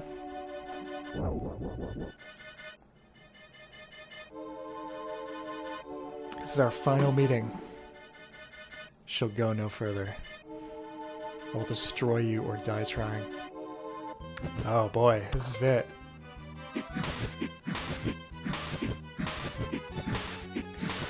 Hey, we might beat this game tonight. Let's do it. Let's beat Demon's Crest tonight. At least one of the endings.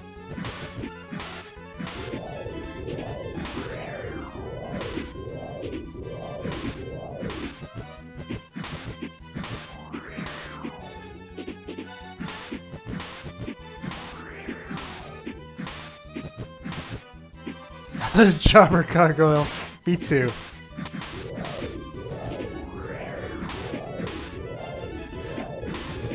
It's like this guy's getting like the WWF promos. I spent more money on spilled wine than you make in a year.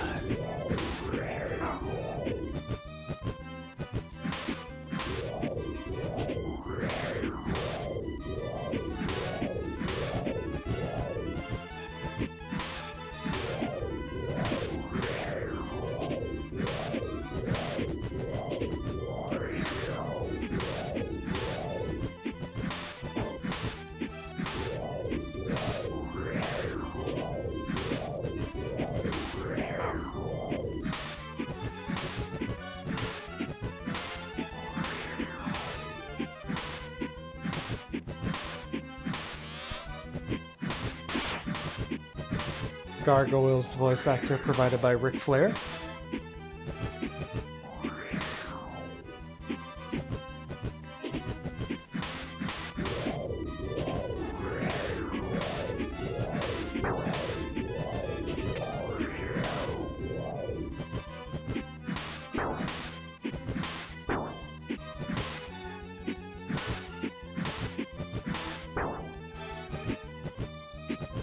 Half damage. How OP is that? Don't even need potions anymore.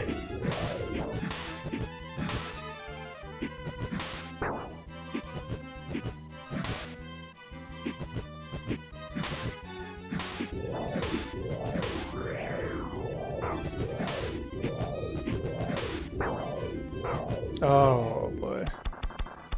Uh-oh.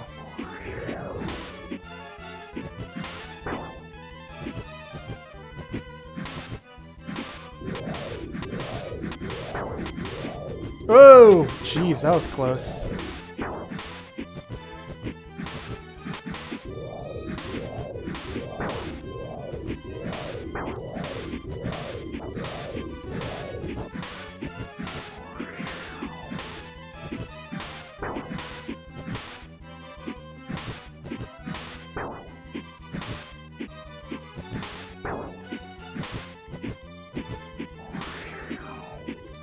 Good boss.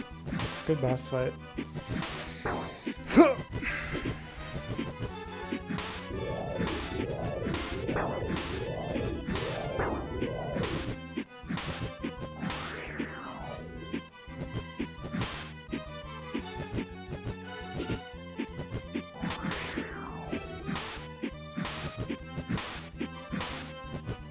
Oh!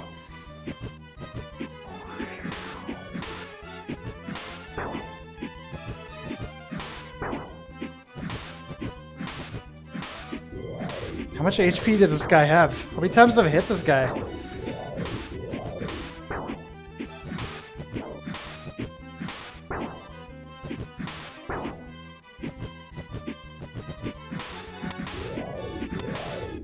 Yeah! Alright! Oh. Kicked his ass. You possess incredible power, Firebrand. Whew! The power is now yours. Let me seal it within this crest.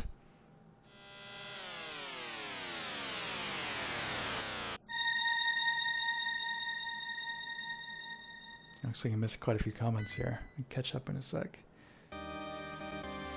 You have found the crest of time. With it you can morph into El Gargoyle, and your skin shall become like iron and decrease the damage done to you by half. So, if I double that with the armor, does that mean quartered?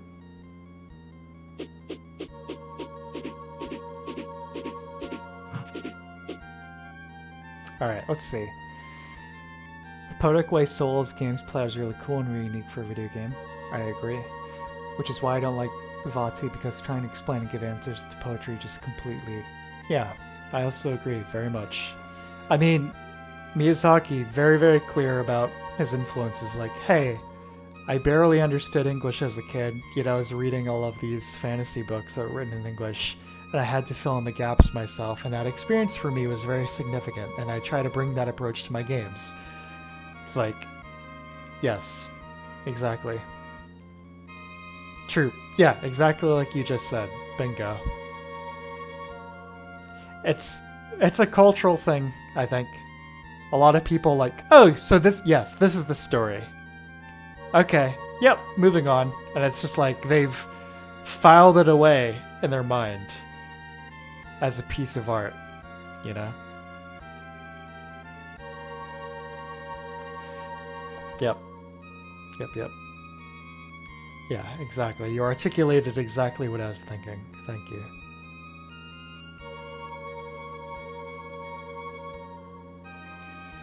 Let's see. 1, 2, 3, 4, 5, 6. Yes, we've opened up the final boss arena now.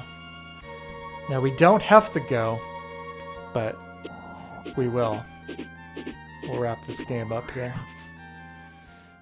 Stock up on some potions.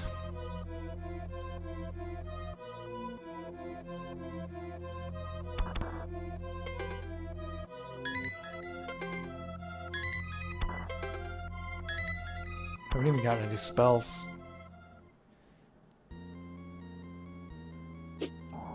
Yeah, we've unlocked the endgame. Alright, so here's what I'm going to do. I'm going to take my last break, and then I'll come back and we will finish up Demon's Crest.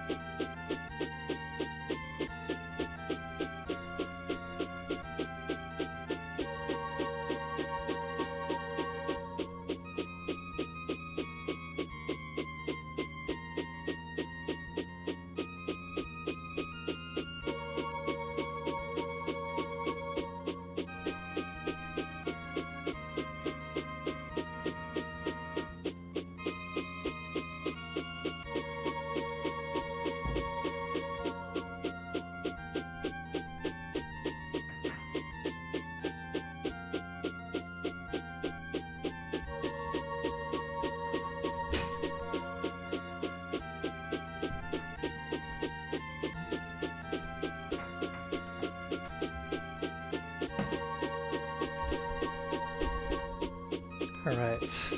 Thank you for your patience. I'm back. Let's see. Your favorite game is favorite game is Bloodborne because the way I personally interpret it, Hunter becomes a bloodthirsty psychopath who's become a beast. Yeah, exactly. Makes complete sense. Well, one of the more likely explanations of Bloodborne.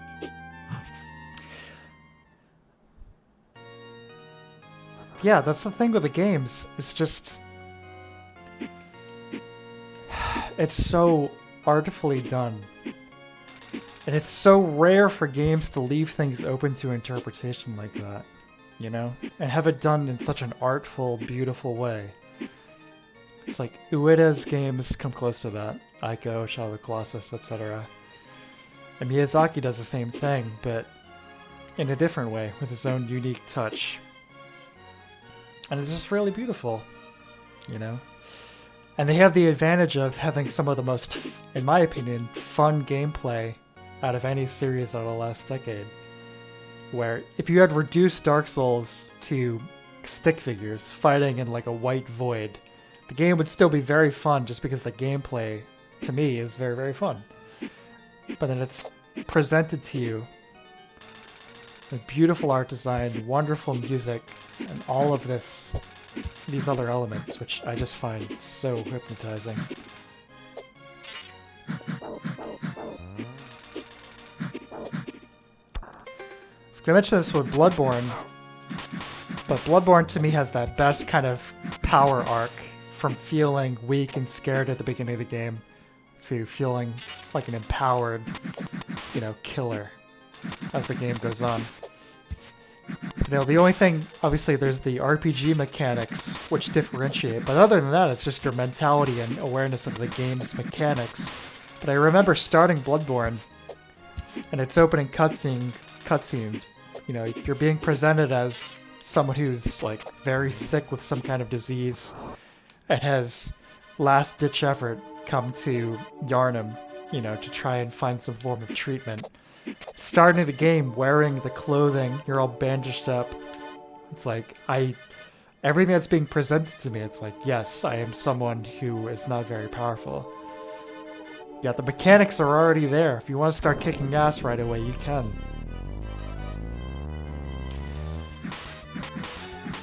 So that was really effective for me.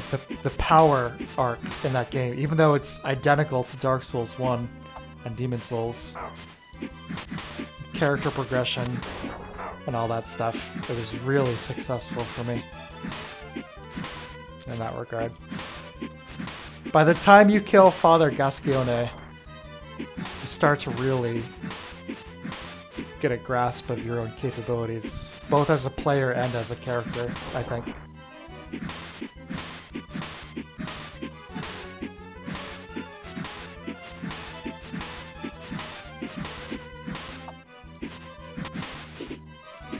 It's like the villagers are being presented as like these demented, you know, people have all gone crazy, yet they're still speaking English, you know, which is something you're not getting in any of the Souls game. You know, they're still speaking in understandable vernacular.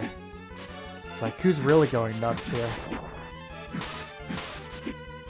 Night of the Hunt, and all the references to hunters going blood drunk and going way overboard. It's like, who's to say you aren't one of them? It's really beautiful. It all comes together really well. It's like the best aspects of the From games are the way they managed to marriage the mechanical gameplay aspects with the presentation stuff and have it feel very seamless and natural. That's one of them.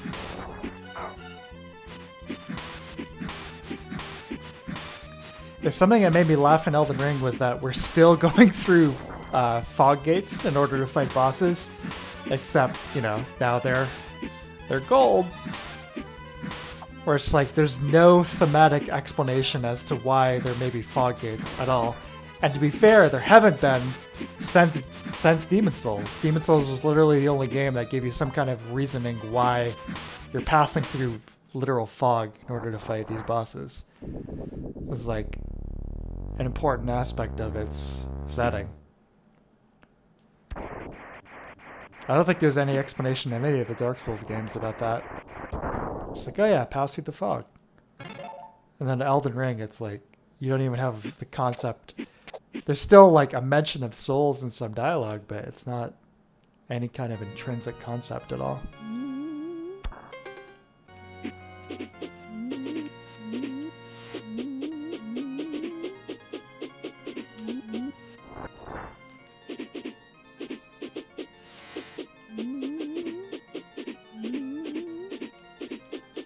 Yeah, you are dressed as a commoner. It's like you're all bandaged up, and the fact that that first cutscene happens basically in first-person view, you know? Look at this. Look how gorgeous this is here. That sky. Wonderful job.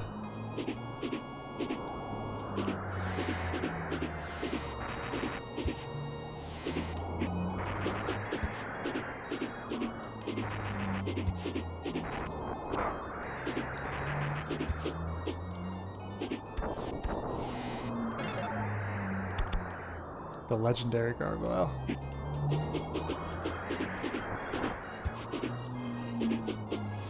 That is a beautiful, beautiful background.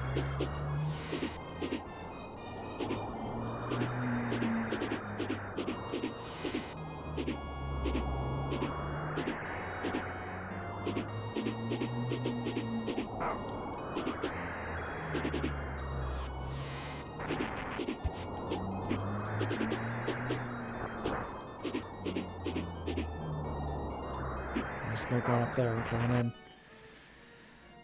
Let's see. I was kind of hoping in Elden Ring they would keep the quick step because I've played Bloodborne and Dungeon Time looks kind of silly.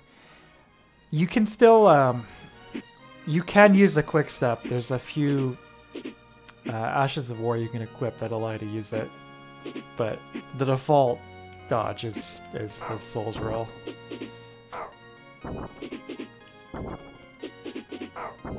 You can do the Bloodborne thing if you want.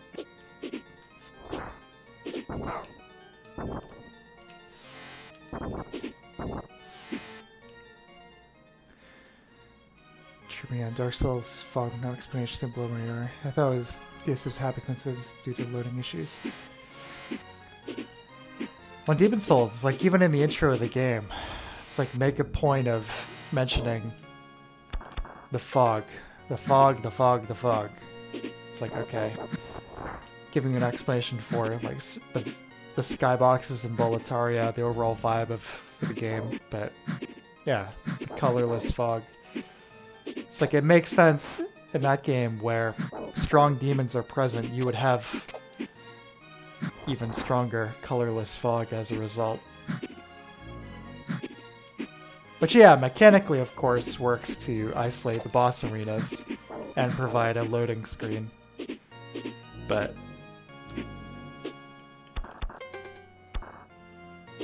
yeah, it's the only time that particular aspect got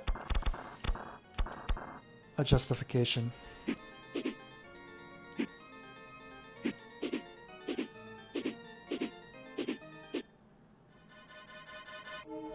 Oh god! Oh, we didn't go back and fight the wolf. Forgot about that. Oh, we can be the legendary gargoyle here. Kick his ass.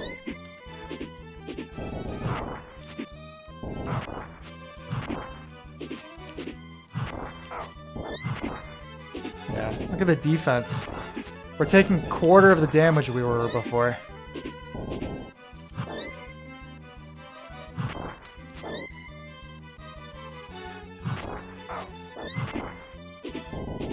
Look how cool we look.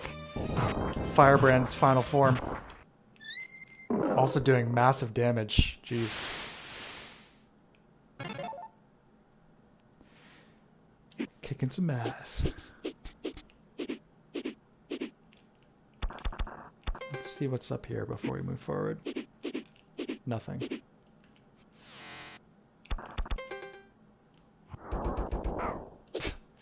Okay. Meant to be breathing ice last time? I don't know. Maybe.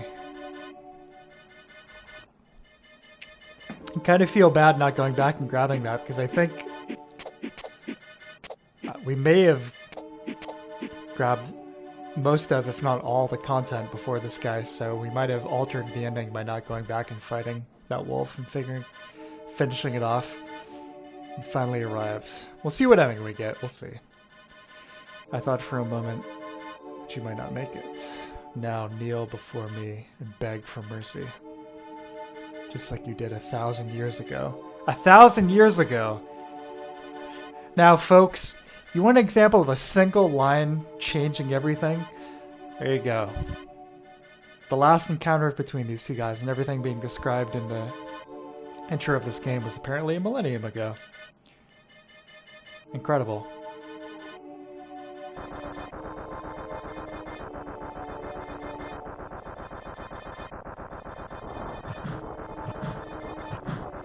Can do the true final boss for us?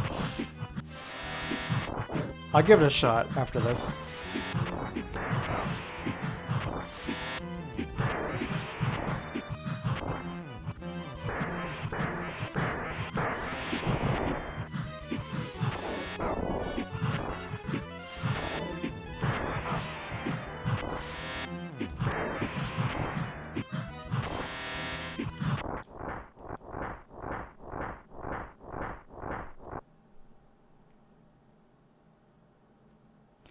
I thought she might have the power to defeat General Arma. But you did not have nearly enough to defeat me, the Great Phalanx. The crest of heaven.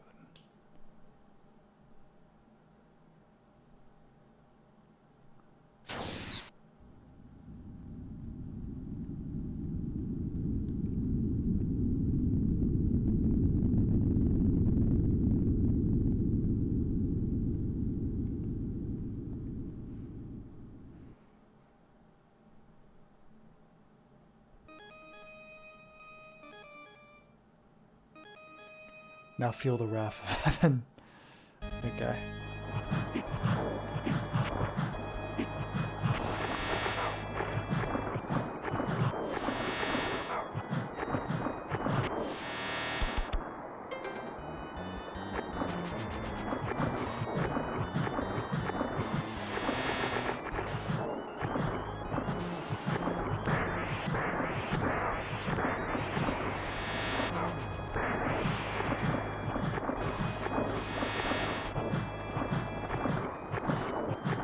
The really skeletal limbs of this guy, I think, are really an effective design.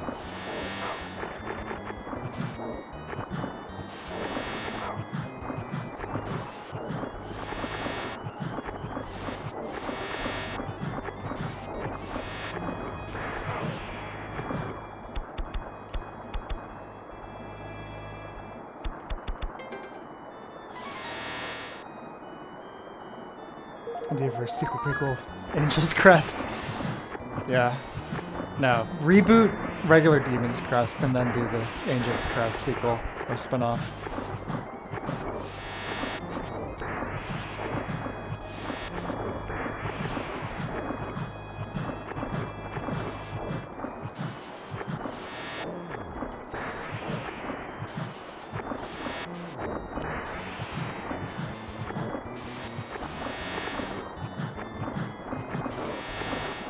Come on, Phalanx.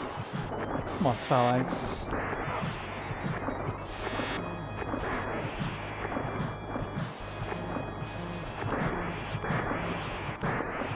A Super Nintendo slowdown giving us the edge we need.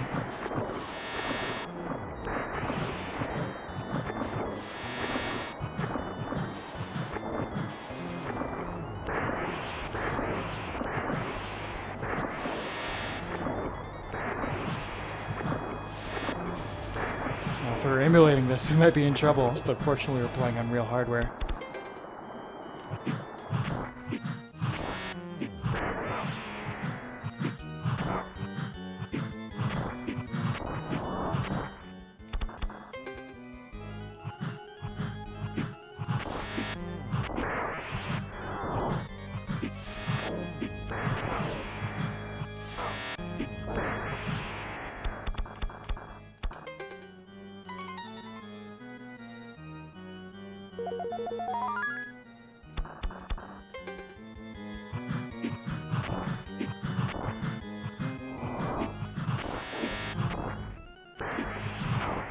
For Max Payne. Yeah, the Demon's Crest developers were watching Hard Boiled. You know what we should have in our final battle?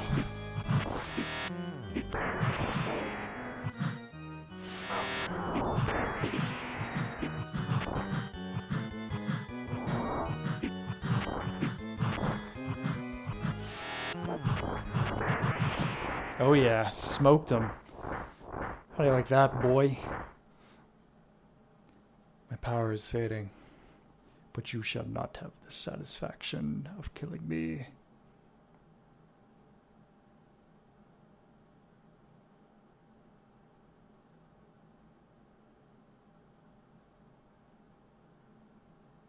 Whoop. I'm gonna hide myself away in the crest.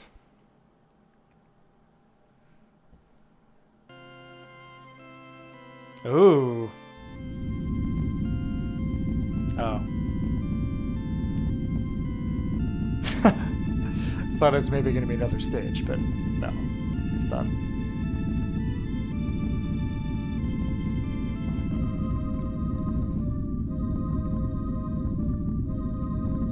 The water looks so beautiful.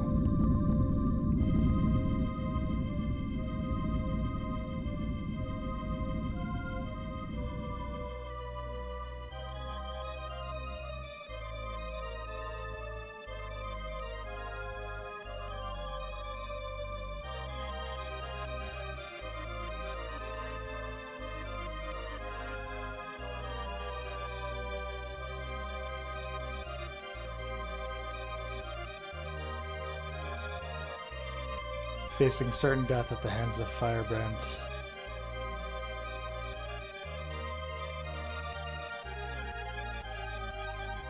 Falling sealed himself into the crest of heaven.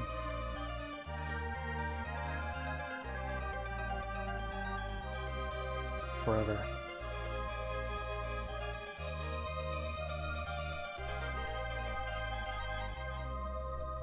Avenged Firebrand hit all of the crests.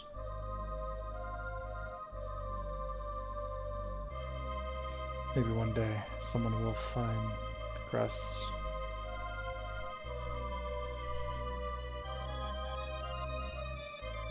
Again, and prove themselves worthy.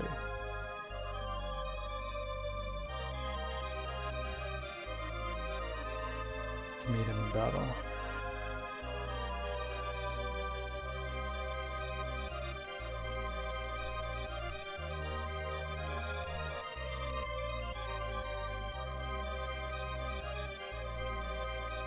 The victory shall once again be his.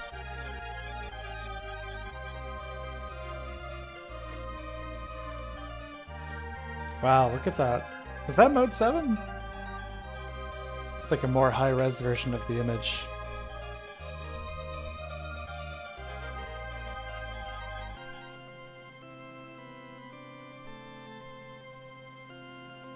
Beautiful.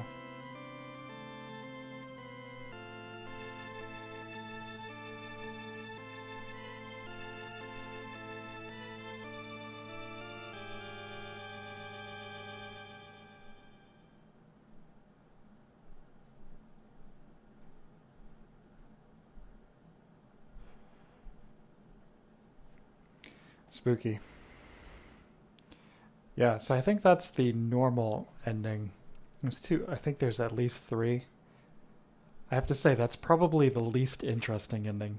One of them details like a civil war happening in the demon realm, and the other one is Firebrand uniting the demon realm and like launching an invasion into the human realm, which are both much cooler than this one. But let me punch in the code for the true final battle. We'll see if I can do it. Be the last thing for tonight.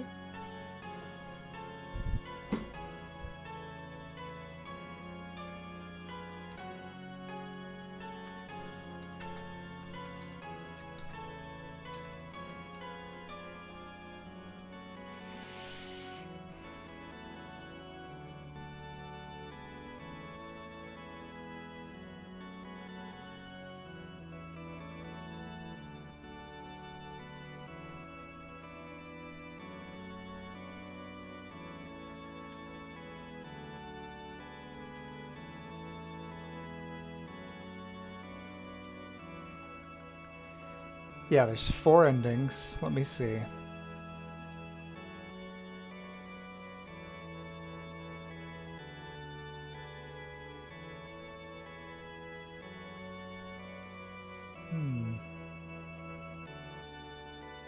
Yeah, I got the normal ending, the Demon Seal.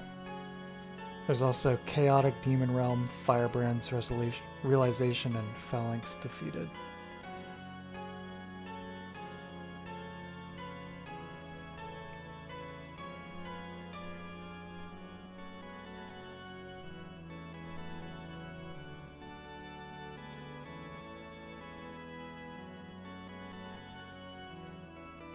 Yeah, let me punch in the ultimate password here.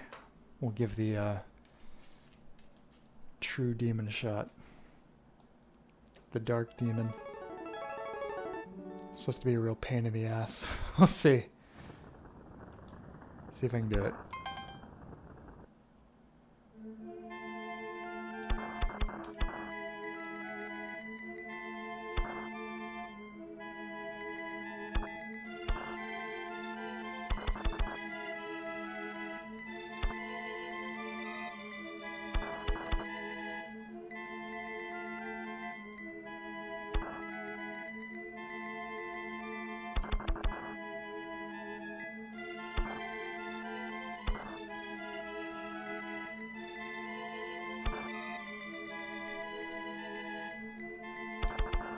Long password.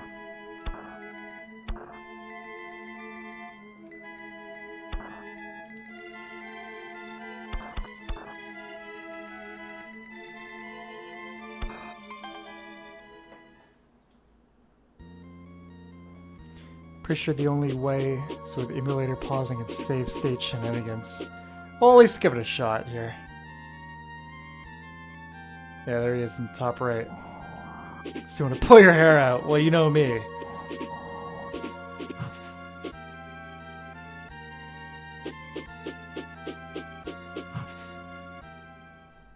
Let's at least give it a shot. Yeah, so we got it all. The ultimate gargoyle. Here I am. Equip the armor. You don't need GP though. You don't need potions.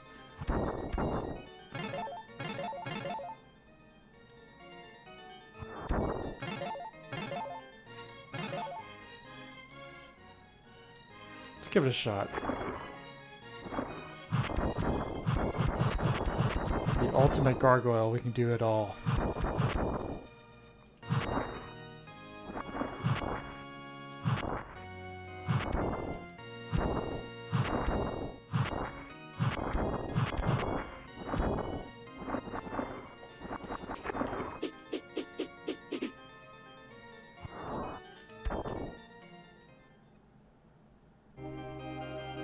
Here he is, the Dark Demon.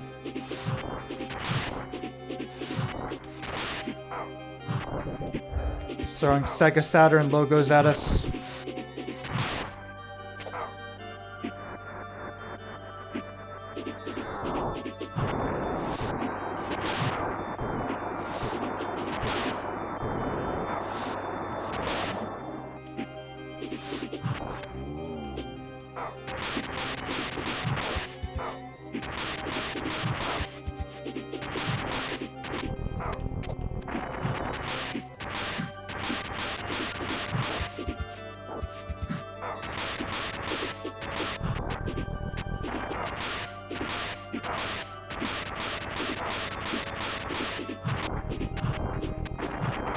Sure is a lot of projectiles.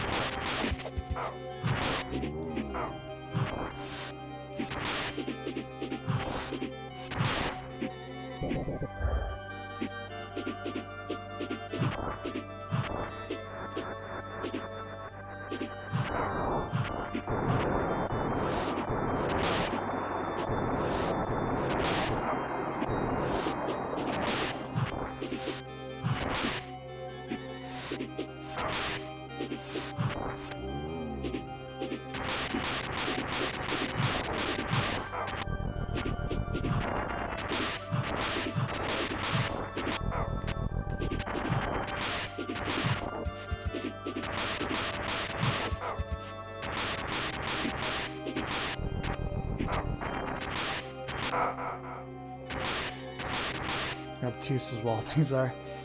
Okay, so yeah, it's pretty challenging, but not too crazy. I mean, it definitely doesn't seem impossible. I think if I were to do a little grinding and grab some cash, probably take him out easy peasy. How much money do I have? I can't look. Just grab a few elixirs. Yeah. I don't know. Worth doing tonight?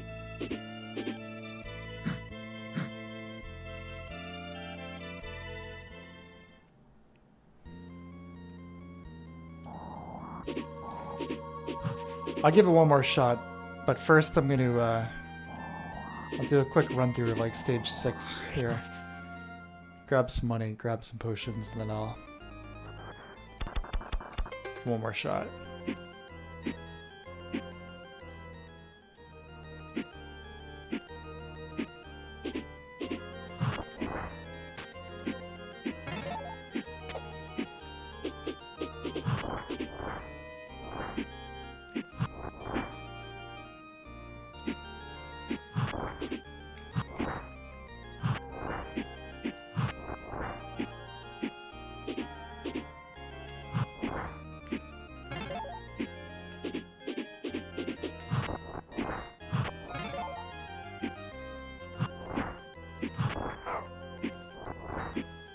Give me the money.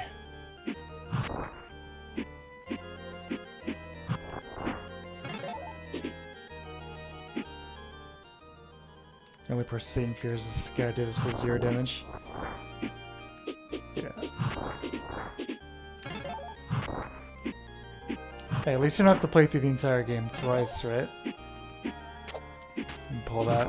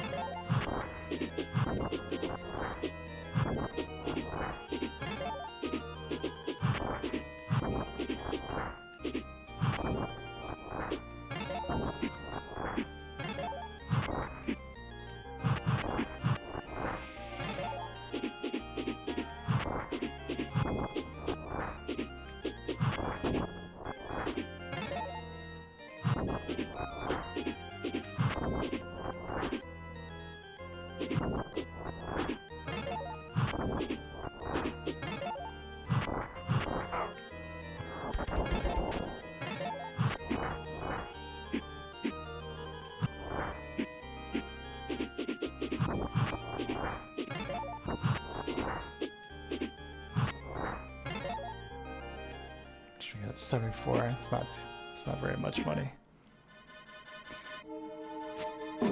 Should be able to wipe this wolf out pretty easily though.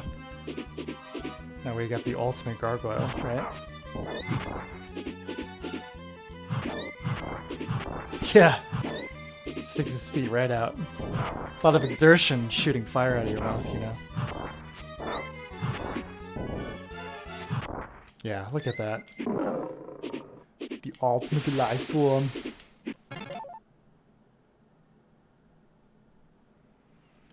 Yeah, we could do some gambling to make some money.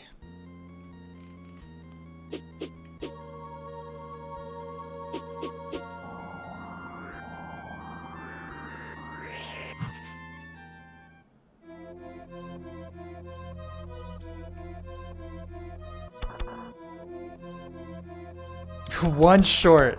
Buying 3 herbs. Yeah, let's go to the other spot and see if we can gamble, make some money. Doing our headbutts.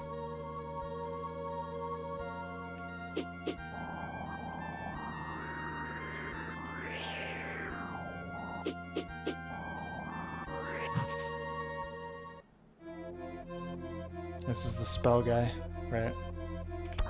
No, I don't need any of that.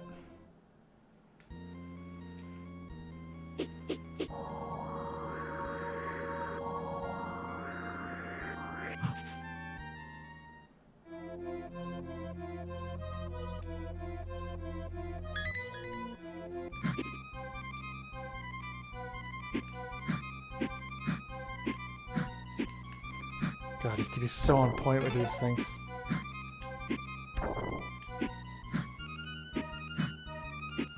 Ugh.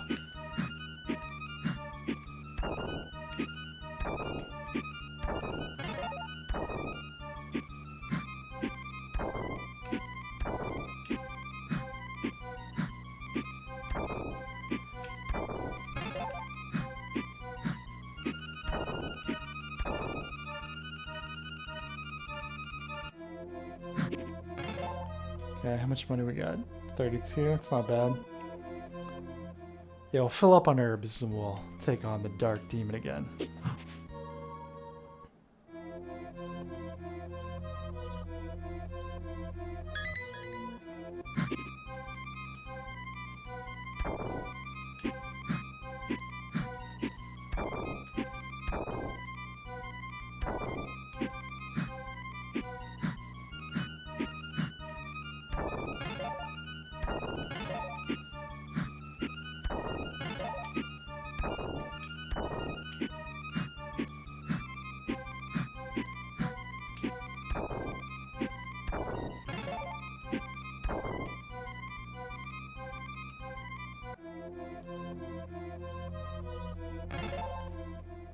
Yeah, not bad. Making a decent amount of dough. Overall section runs this PS2 game called Dragon's Rage. Plays a dragonfly on a level, eat cows, freeze some fire at some dudes. It's a Trogdor game. I only played it when I was a kid. In cast okay, actually is. That sounds funny.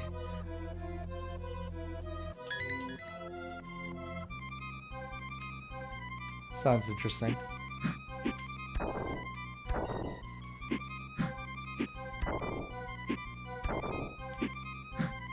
Give me the dough, skulls.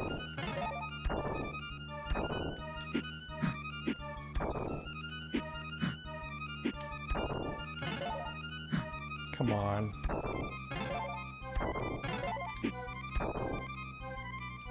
$49. 69. Alright, do this one more time, buy some herbs. We'll go take Dark Demon on one more time. See if we can do it. It's been a long stream. We're going 4.5 hours now. Jeez.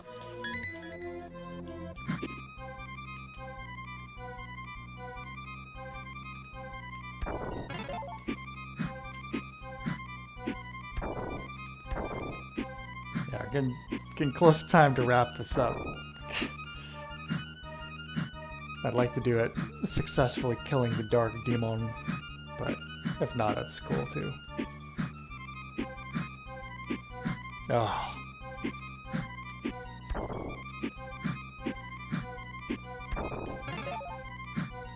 It's harder than it looks, I assure you.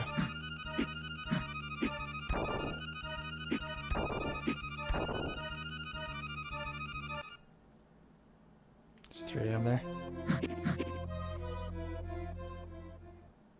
3 AM. Yeah, sorry. This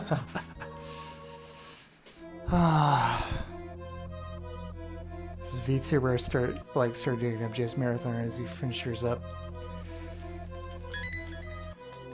Sweet. Yeah, I gotta still play Rising, don't I?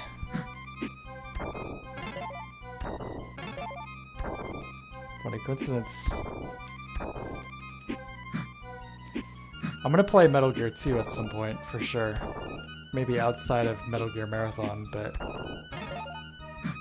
that game deserves to be seen.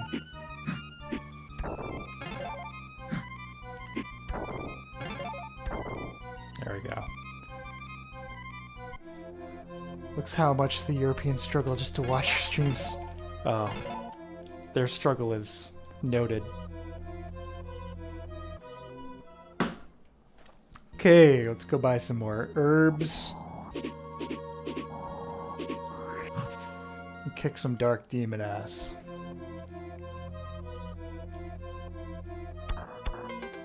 Stygian, the best.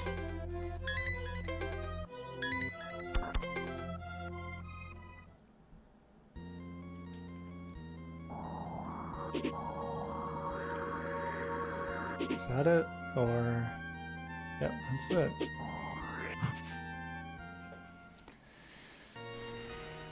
Ultimate Demon. Herb. So what do the other ones do? I'm guessing I'm probably going to want to keep the armor equipped, but...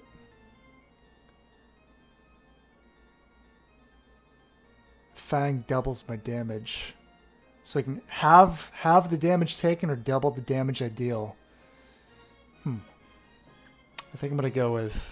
So I'm going to stick with the armor.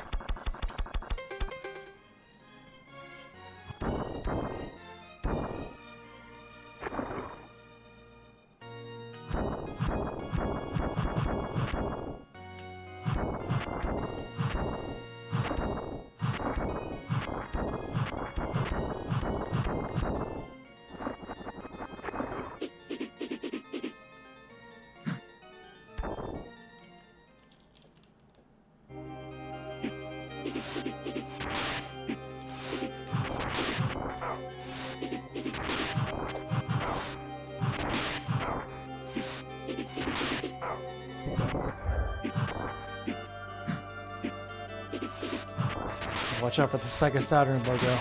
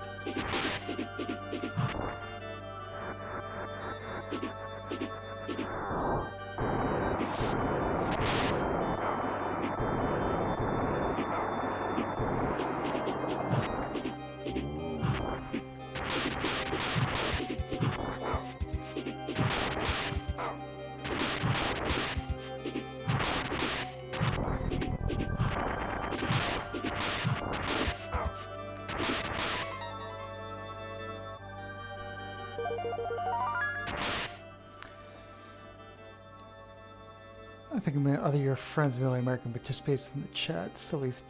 Yeah, you might be right. It's interesting. It's a surprising basic humor in chats for Trick-or-Treat. It's cool. I like that. I really like that aspect a lot.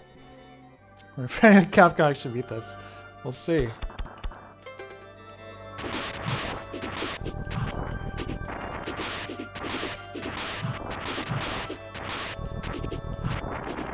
Definitely seems more dangerous in this phase here.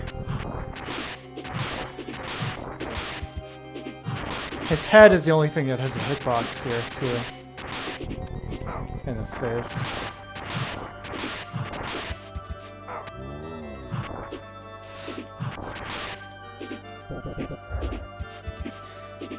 Flying in this form. Same thing with aerial gargle is a little weird, because you're pushing B to gain altitude.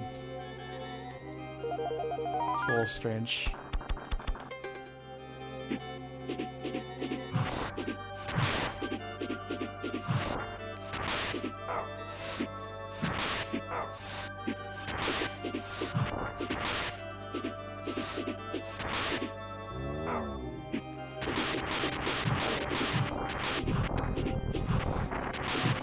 It's not so much a crazy boss as it is an endurance test, I think. You know?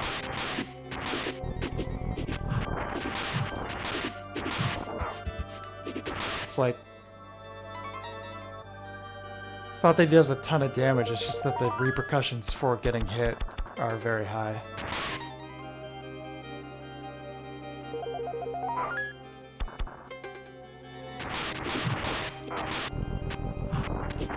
There's a lot of projectiles on screen here.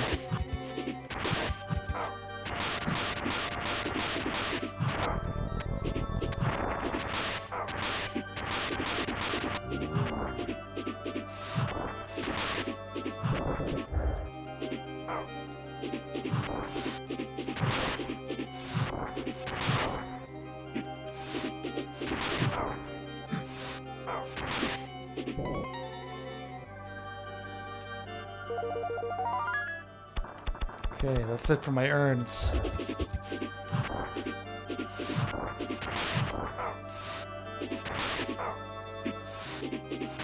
Firebrand doesn't move too fast in any direction either, so...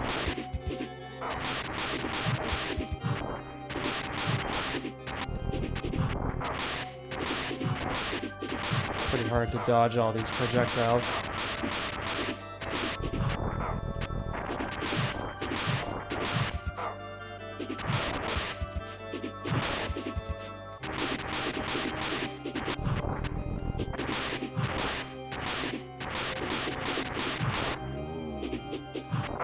Oh, too bad.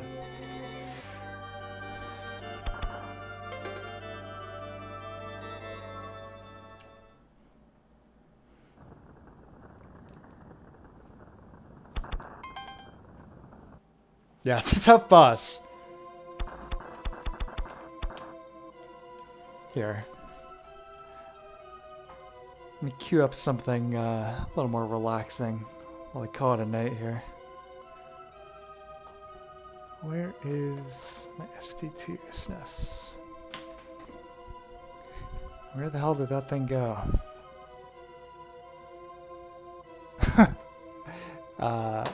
Interesting. That's weird. And for my Super Nintendo flash cart. Oh, here it is.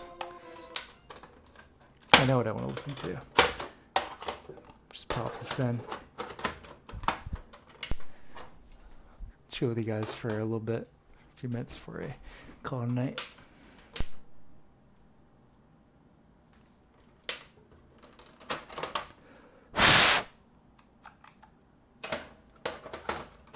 Clean my Super Nintendo, apparently. Let's see. It's that ridiculous Flintstones game. Getting the sound test there.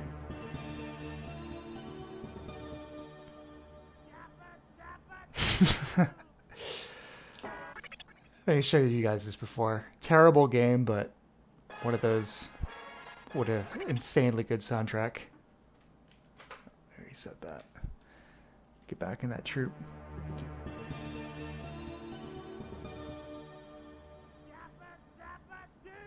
There, see, you get to hear that twice. How nice is that?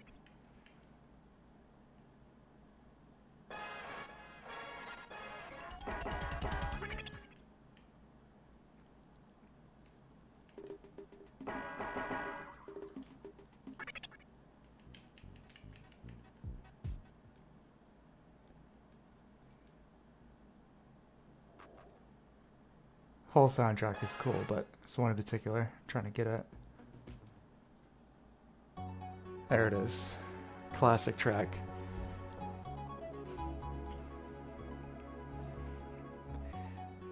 Played this sometime last year, I think.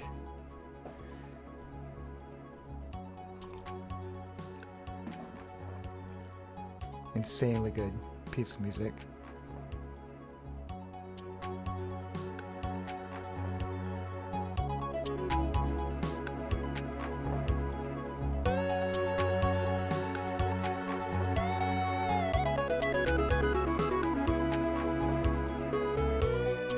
Oh, thanks, Mouse. Appreciate that.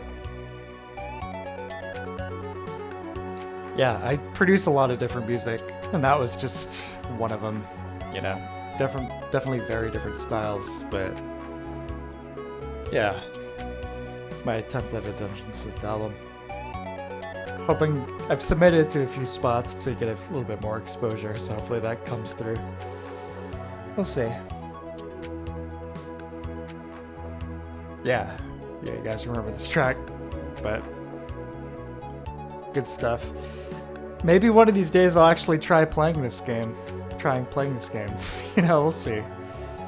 Let me turn this back down here on my end. Yeah. Well, as always, thank you guys for joining me. Very, very much appreciated. I had a blast. I was looking forward to this after a very busy week and weekend. Hope you guys enjoyed it. and anyone else too who's just chilling, lurking, or checks the stream out afterwards. I'll be back this Sunday, 1 week from now, with another stream. And until then, take care, stay safe, and adios. Goodbye.